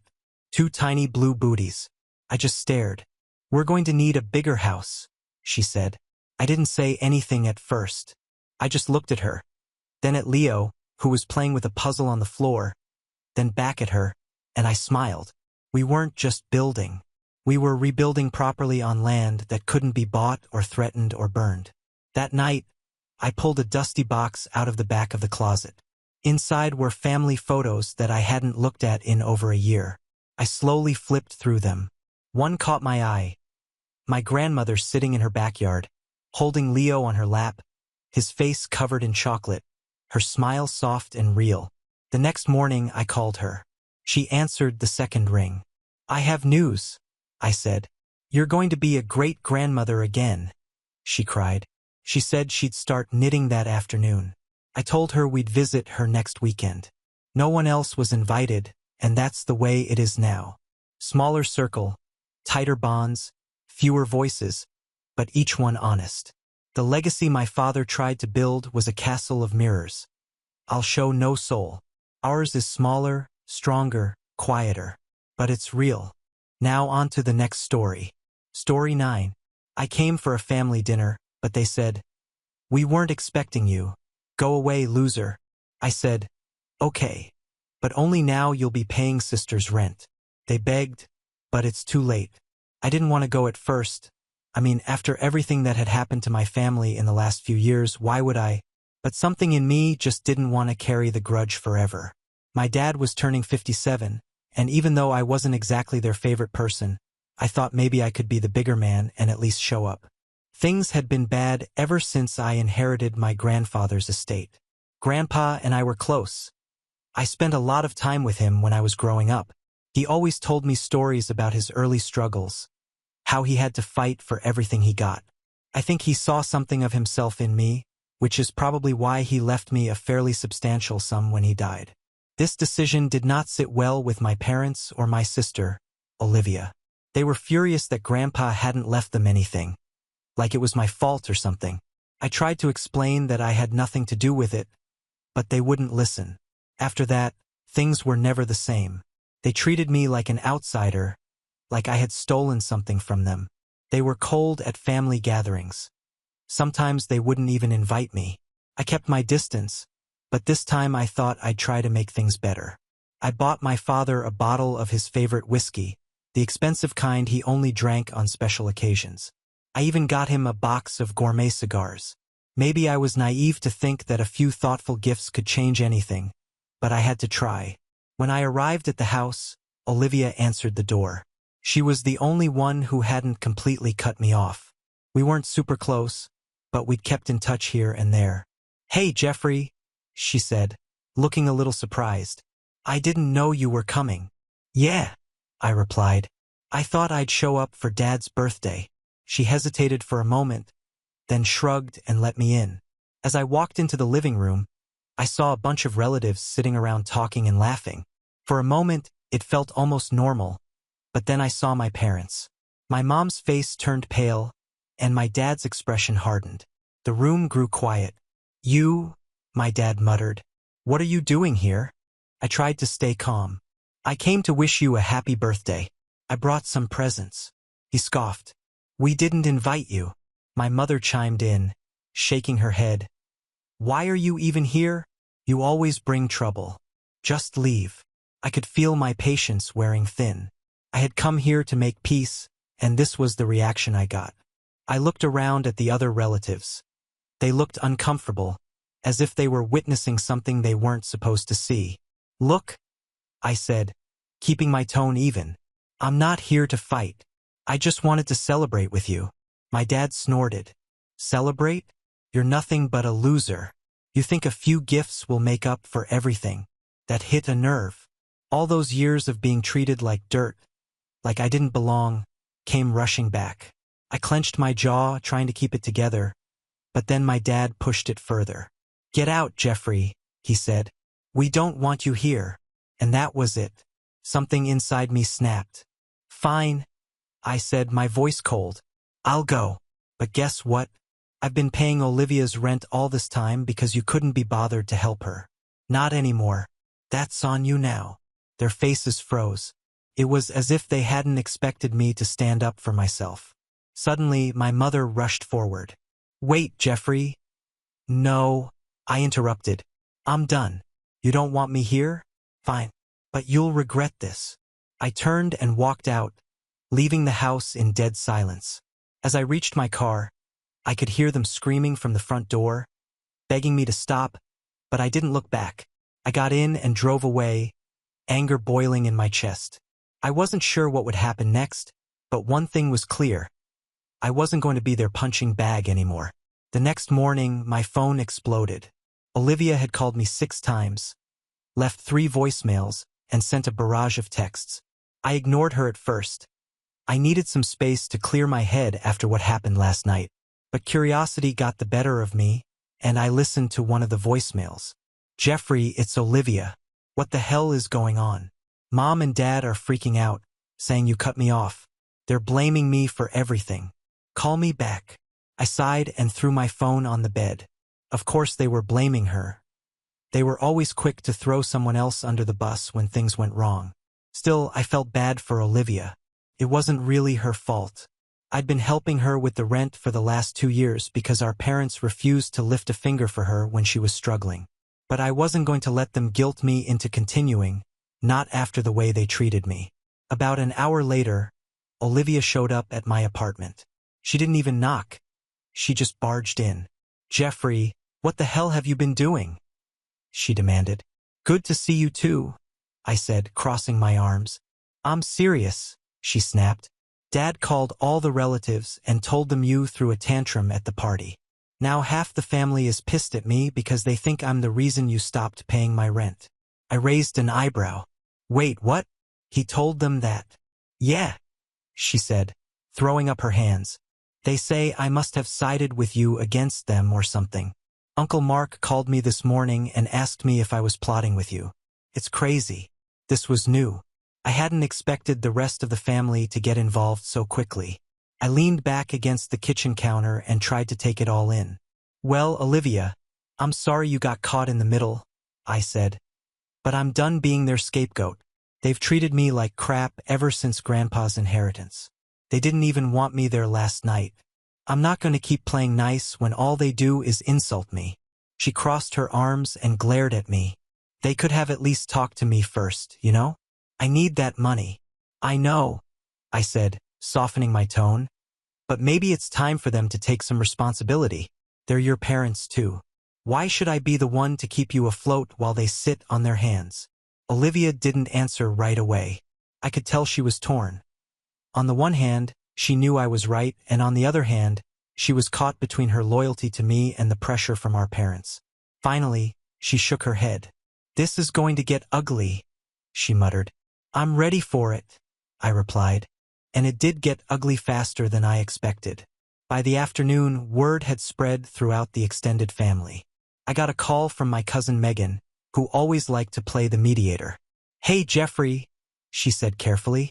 "I heard about the fight last night. What's going on?" I gave her the rundown, leaving out some of the harsher details. Megan listened quietly, then sighed. "You know, they say you ruined the party, right? But honestly, a lot of people are on your side. Uncle Rob thinks Dad and Mom crossed the line, and Aunt Lisa told them off for the way they treated you. This was a surprise. Aunt Lisa usually stayed out of family drama, so for her to get involved meant she must have been really pissed." "Wow," I said. "Didn't see that coming." "Yeah," Megan said. "But Olivia called me earlier and she's pissed. I think she feels like you threw her under the bus." I rubbed my temples. This was turning into a full-blown family war. Part of me felt bad, but another part of me felt relieved.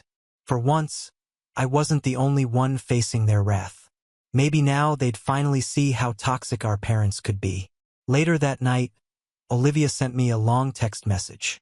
She accused me of being selfish and of abandoning her when she needed me the most. It stung, but I knew she was just lashing out under pressure. I didn't respond. 2 days later, things escalated again. My dad showed up at work.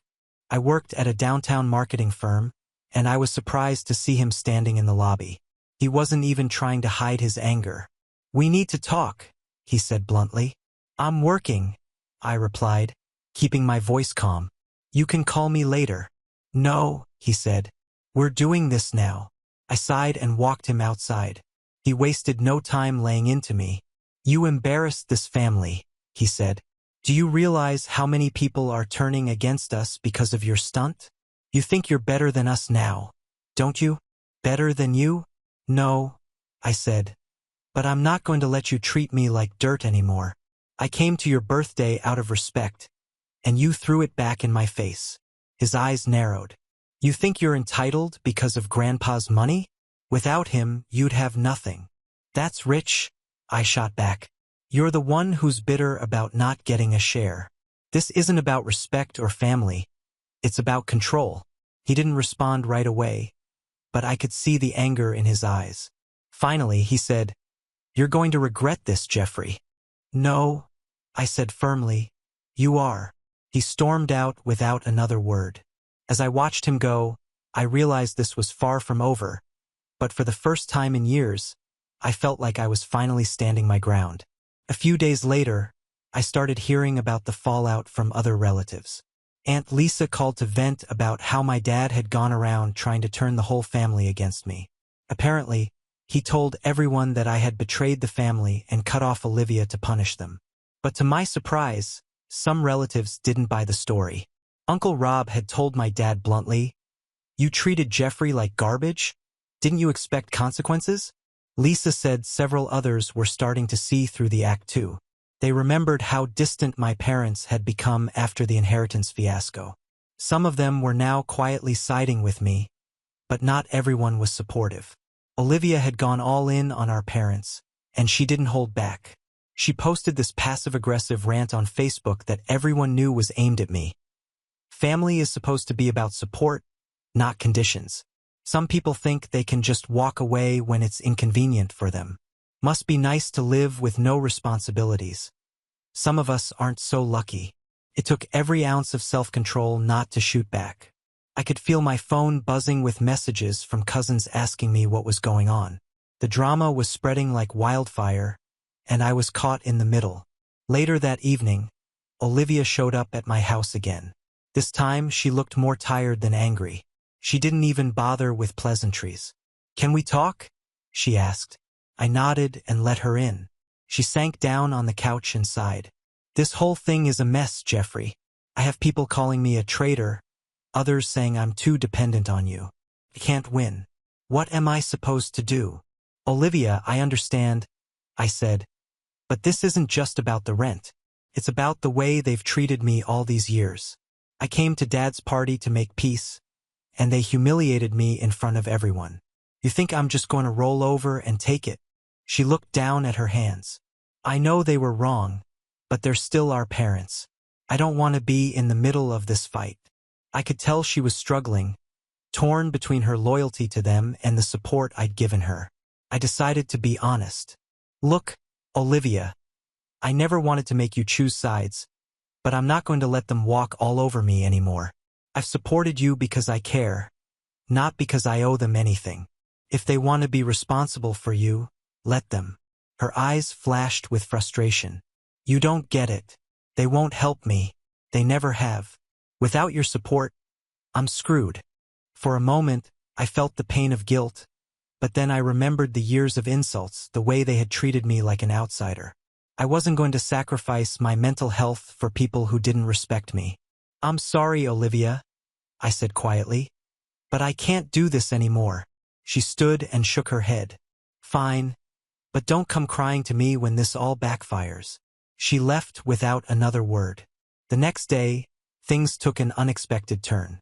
Uncle Rob called and asked if I would meet him for coffee. I agreed, curious to see what he wanted. When I got there, he didn't waste any time getting to the point. "Look, Jeffrey, I know things have been tough with your parents, but I want you to know that you're not alone. A lot of us have seen the way they treated you. It's not right." "Thank you, Rob," I said, sipping my coffee. "But I'm not sure what good it does. They're not going to change." "Maybe not," he admitted. "But I think it's time we stop letting them control the narrative. You don't have to fight this fight alone." He went on to tell me that several relatives were planning to confront my parents about their behavior. I hadn't expected this. Most of them usually stay out of family drama, but this time they were taking a stand. That night, I got a call from Aunt Lisa. "We just had a meeting with your parents," she said. "It got heated. We told them they needed to apologize to you and start treating you with respect. Of course, your dad was stubborn as hell, but I think we got through to your mom a little." I was stunned. For years, I had felt isolated, like I was the only one who saw how toxic my parents could be. Now the family was beginning to push back against their behavior. Still, I wasn't holding my breath for an apology. People like my father didn't change overnight. Then, just when I thought things couldn't get any weirder, I got a message from Olivia. It was short and cryptic. "We need to talk. Something's happened." Olivia's message made me feel uneasy. I considered ignoring it, but curiosity got the better of me. I texted her back, "What's going on?" Her reply came quickly, "Come to Mom and Dad. It's serious." Against my better judgment, I drove over. I knew I was entering enemy territory, but if something was really wrong, I figured I should at least hear her out. When I got there, Olivia met me at the door. She had this somber look on her face, like she was bracing herself for something heavy. "There in the living room," she said softly. I followed her inside, and there they were, my parents sitting stiffly on the couch. They both looked tense, but there was also a hint of something off. My dad gestured for me to sit down, but I stayed standing. "All right," I said, crossing my arms. "What's this about?" My mom sighed dramatically. "We didn't want to tell you this way, but Olivia's in trouble. She's behind on her rent again. We just found out that she might be evicted." I looked at Olivia. She looked away and bit her lip. "We can't let that happen," my dad added. "She needs your help, Jeffrey, just until she gets back on her feet." I stared at her for a moment, letting the words sink in. Something didn't feel right. "How did you just find out about this?" I asked. "We got a call from her landlord," my mother said quickly. Too quickly. Olivia fidgeted uncomfortably and avoided eye contact. My instincts kicked in. I had been lied to by her before, and this whole thing reeked of manipulation. "So let me get this straight," I said slowly. "You're telling me that her landlord called you instead of her, and this is the first you're hearing about it?" My dad's face tightened. "Look, Jeffrey, this isn't the time to question details. Olivia needs help." I turned to Olivia. "Is this true? Are you behind on the rent?" She hesitated, then finally shook her head. "No, I'm not behind." I felt my jaw lurch. "Then why are you all playing this game?" Olivia winced. "They thought if you thought it was serious enough, you'd help again. That was it." I snapped. "Are you kidding me? You dragged me here with a fake emergency just to manipulate me into giving you more money." I turned to my parents. "What is wrong with you people? You couldn't just ask me like normal people?" "Jeffrey, don't overreact," my mother said, her voice defensive. "We were trying to protect Olivia. You're the one who cut her off." "No," I shot back. "I cut you off. Olivia is a grown woman, and if she's in trouble, it's between her and me. But instead of coming to me honestly, you chose to lie. And you wonder why I want nothing to do with you." I turned to Olivia. "You went along with this?" She looked embarrassed. "You pressured me. I didn't know what else to do." "Well, congratulations," I said bitterly. "You all just made things 10 times worse." I stormed out, but I wasn't done. My anger only grew on the drive home. I had put up with their manipulation for years, but this was the last straw. They wanted to play games? Fine. I was going to set the record straight. When I got home, I started calling and messaging the relatives who had been in contact with me. I told them everything. How my parents had lied about Olivia being in trouble, how they had tried to guilt me into helping after humiliating me at the party, and how they had turned the whole situation into a circus. The response was swift and brutal. Uncle Rob called me first. "You're telling me they made that whole story up? Jesus Christ, that's low even for them." And Lisa was even angrier. "I'm done with them," she said. "They've played the victim card for too long. They're toxic, and they've been dragging this family into their mess for years." Word spread quickly. Within a day, most of the family knew the truth. The tide had completely turned. Relatives who had been on the fence began to cut off contact with my parents and Olivia. No one wanted to deal with their lies and manipulation. Olivia texted me and begged me to stop. "Please, Jeffrey, you're losing everyone. They say it's your fault." "My fault," I replied. "You brought this on yourself." For the first time in years, I felt I had real support. The family finally saw what I had been dealing with all along. My parents and Olivia tried to do damage control, but it was too late. No one bought their excuses anymore. It was strange. I had felt like the black sheep for so long, but now I wasn't the outcast anymore. My parents were. And frankly, it felt like justice. A week later, the fallout was complete. My parents had tried to rally support from the rest of the family, but it hadn't gone the way they'd hoped.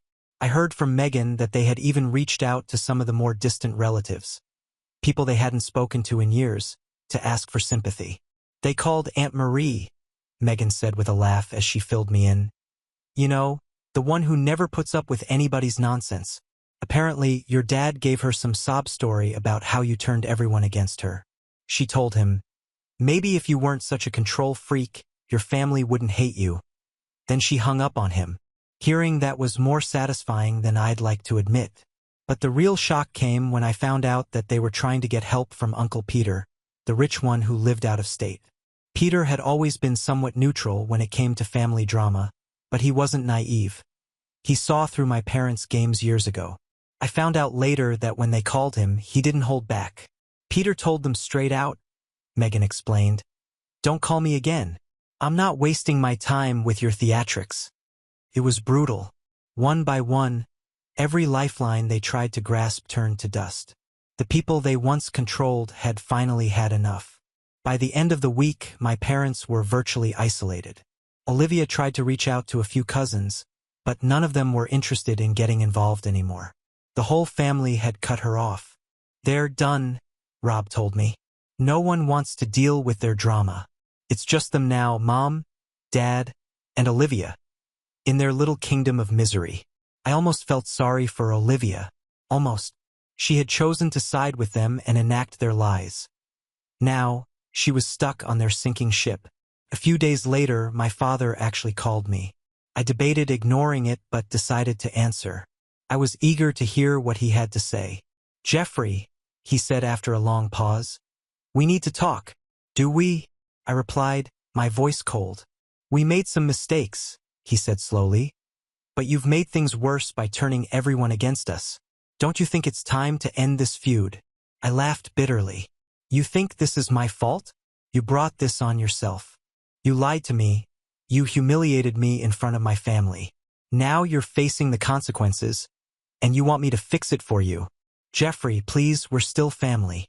Funny, I said. You didn't care about family when you called me a loser in front of everyone. Now that you have no one left, you want my help? No, I'm done. He tried to argue, but I hung up on him. That was the last time I talked to him, the last time I spoke to any of them, really. I later heard through the grapevine that they were struggling to keep up appearances. With their family ties severed, they had no one to lean on. Olivia, who had relied on my support, was now learning the hard way that our parents had no intention of helping her. As for me, I felt free for the first time in years.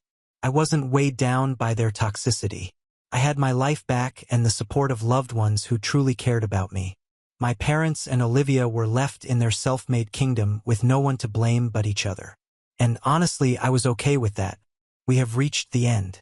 If you enjoyed this video, please be sure to like and subscribe to the channel for more videos like this, and give us your thoughts about the stories in the comments section. Thank you and see you in the next video.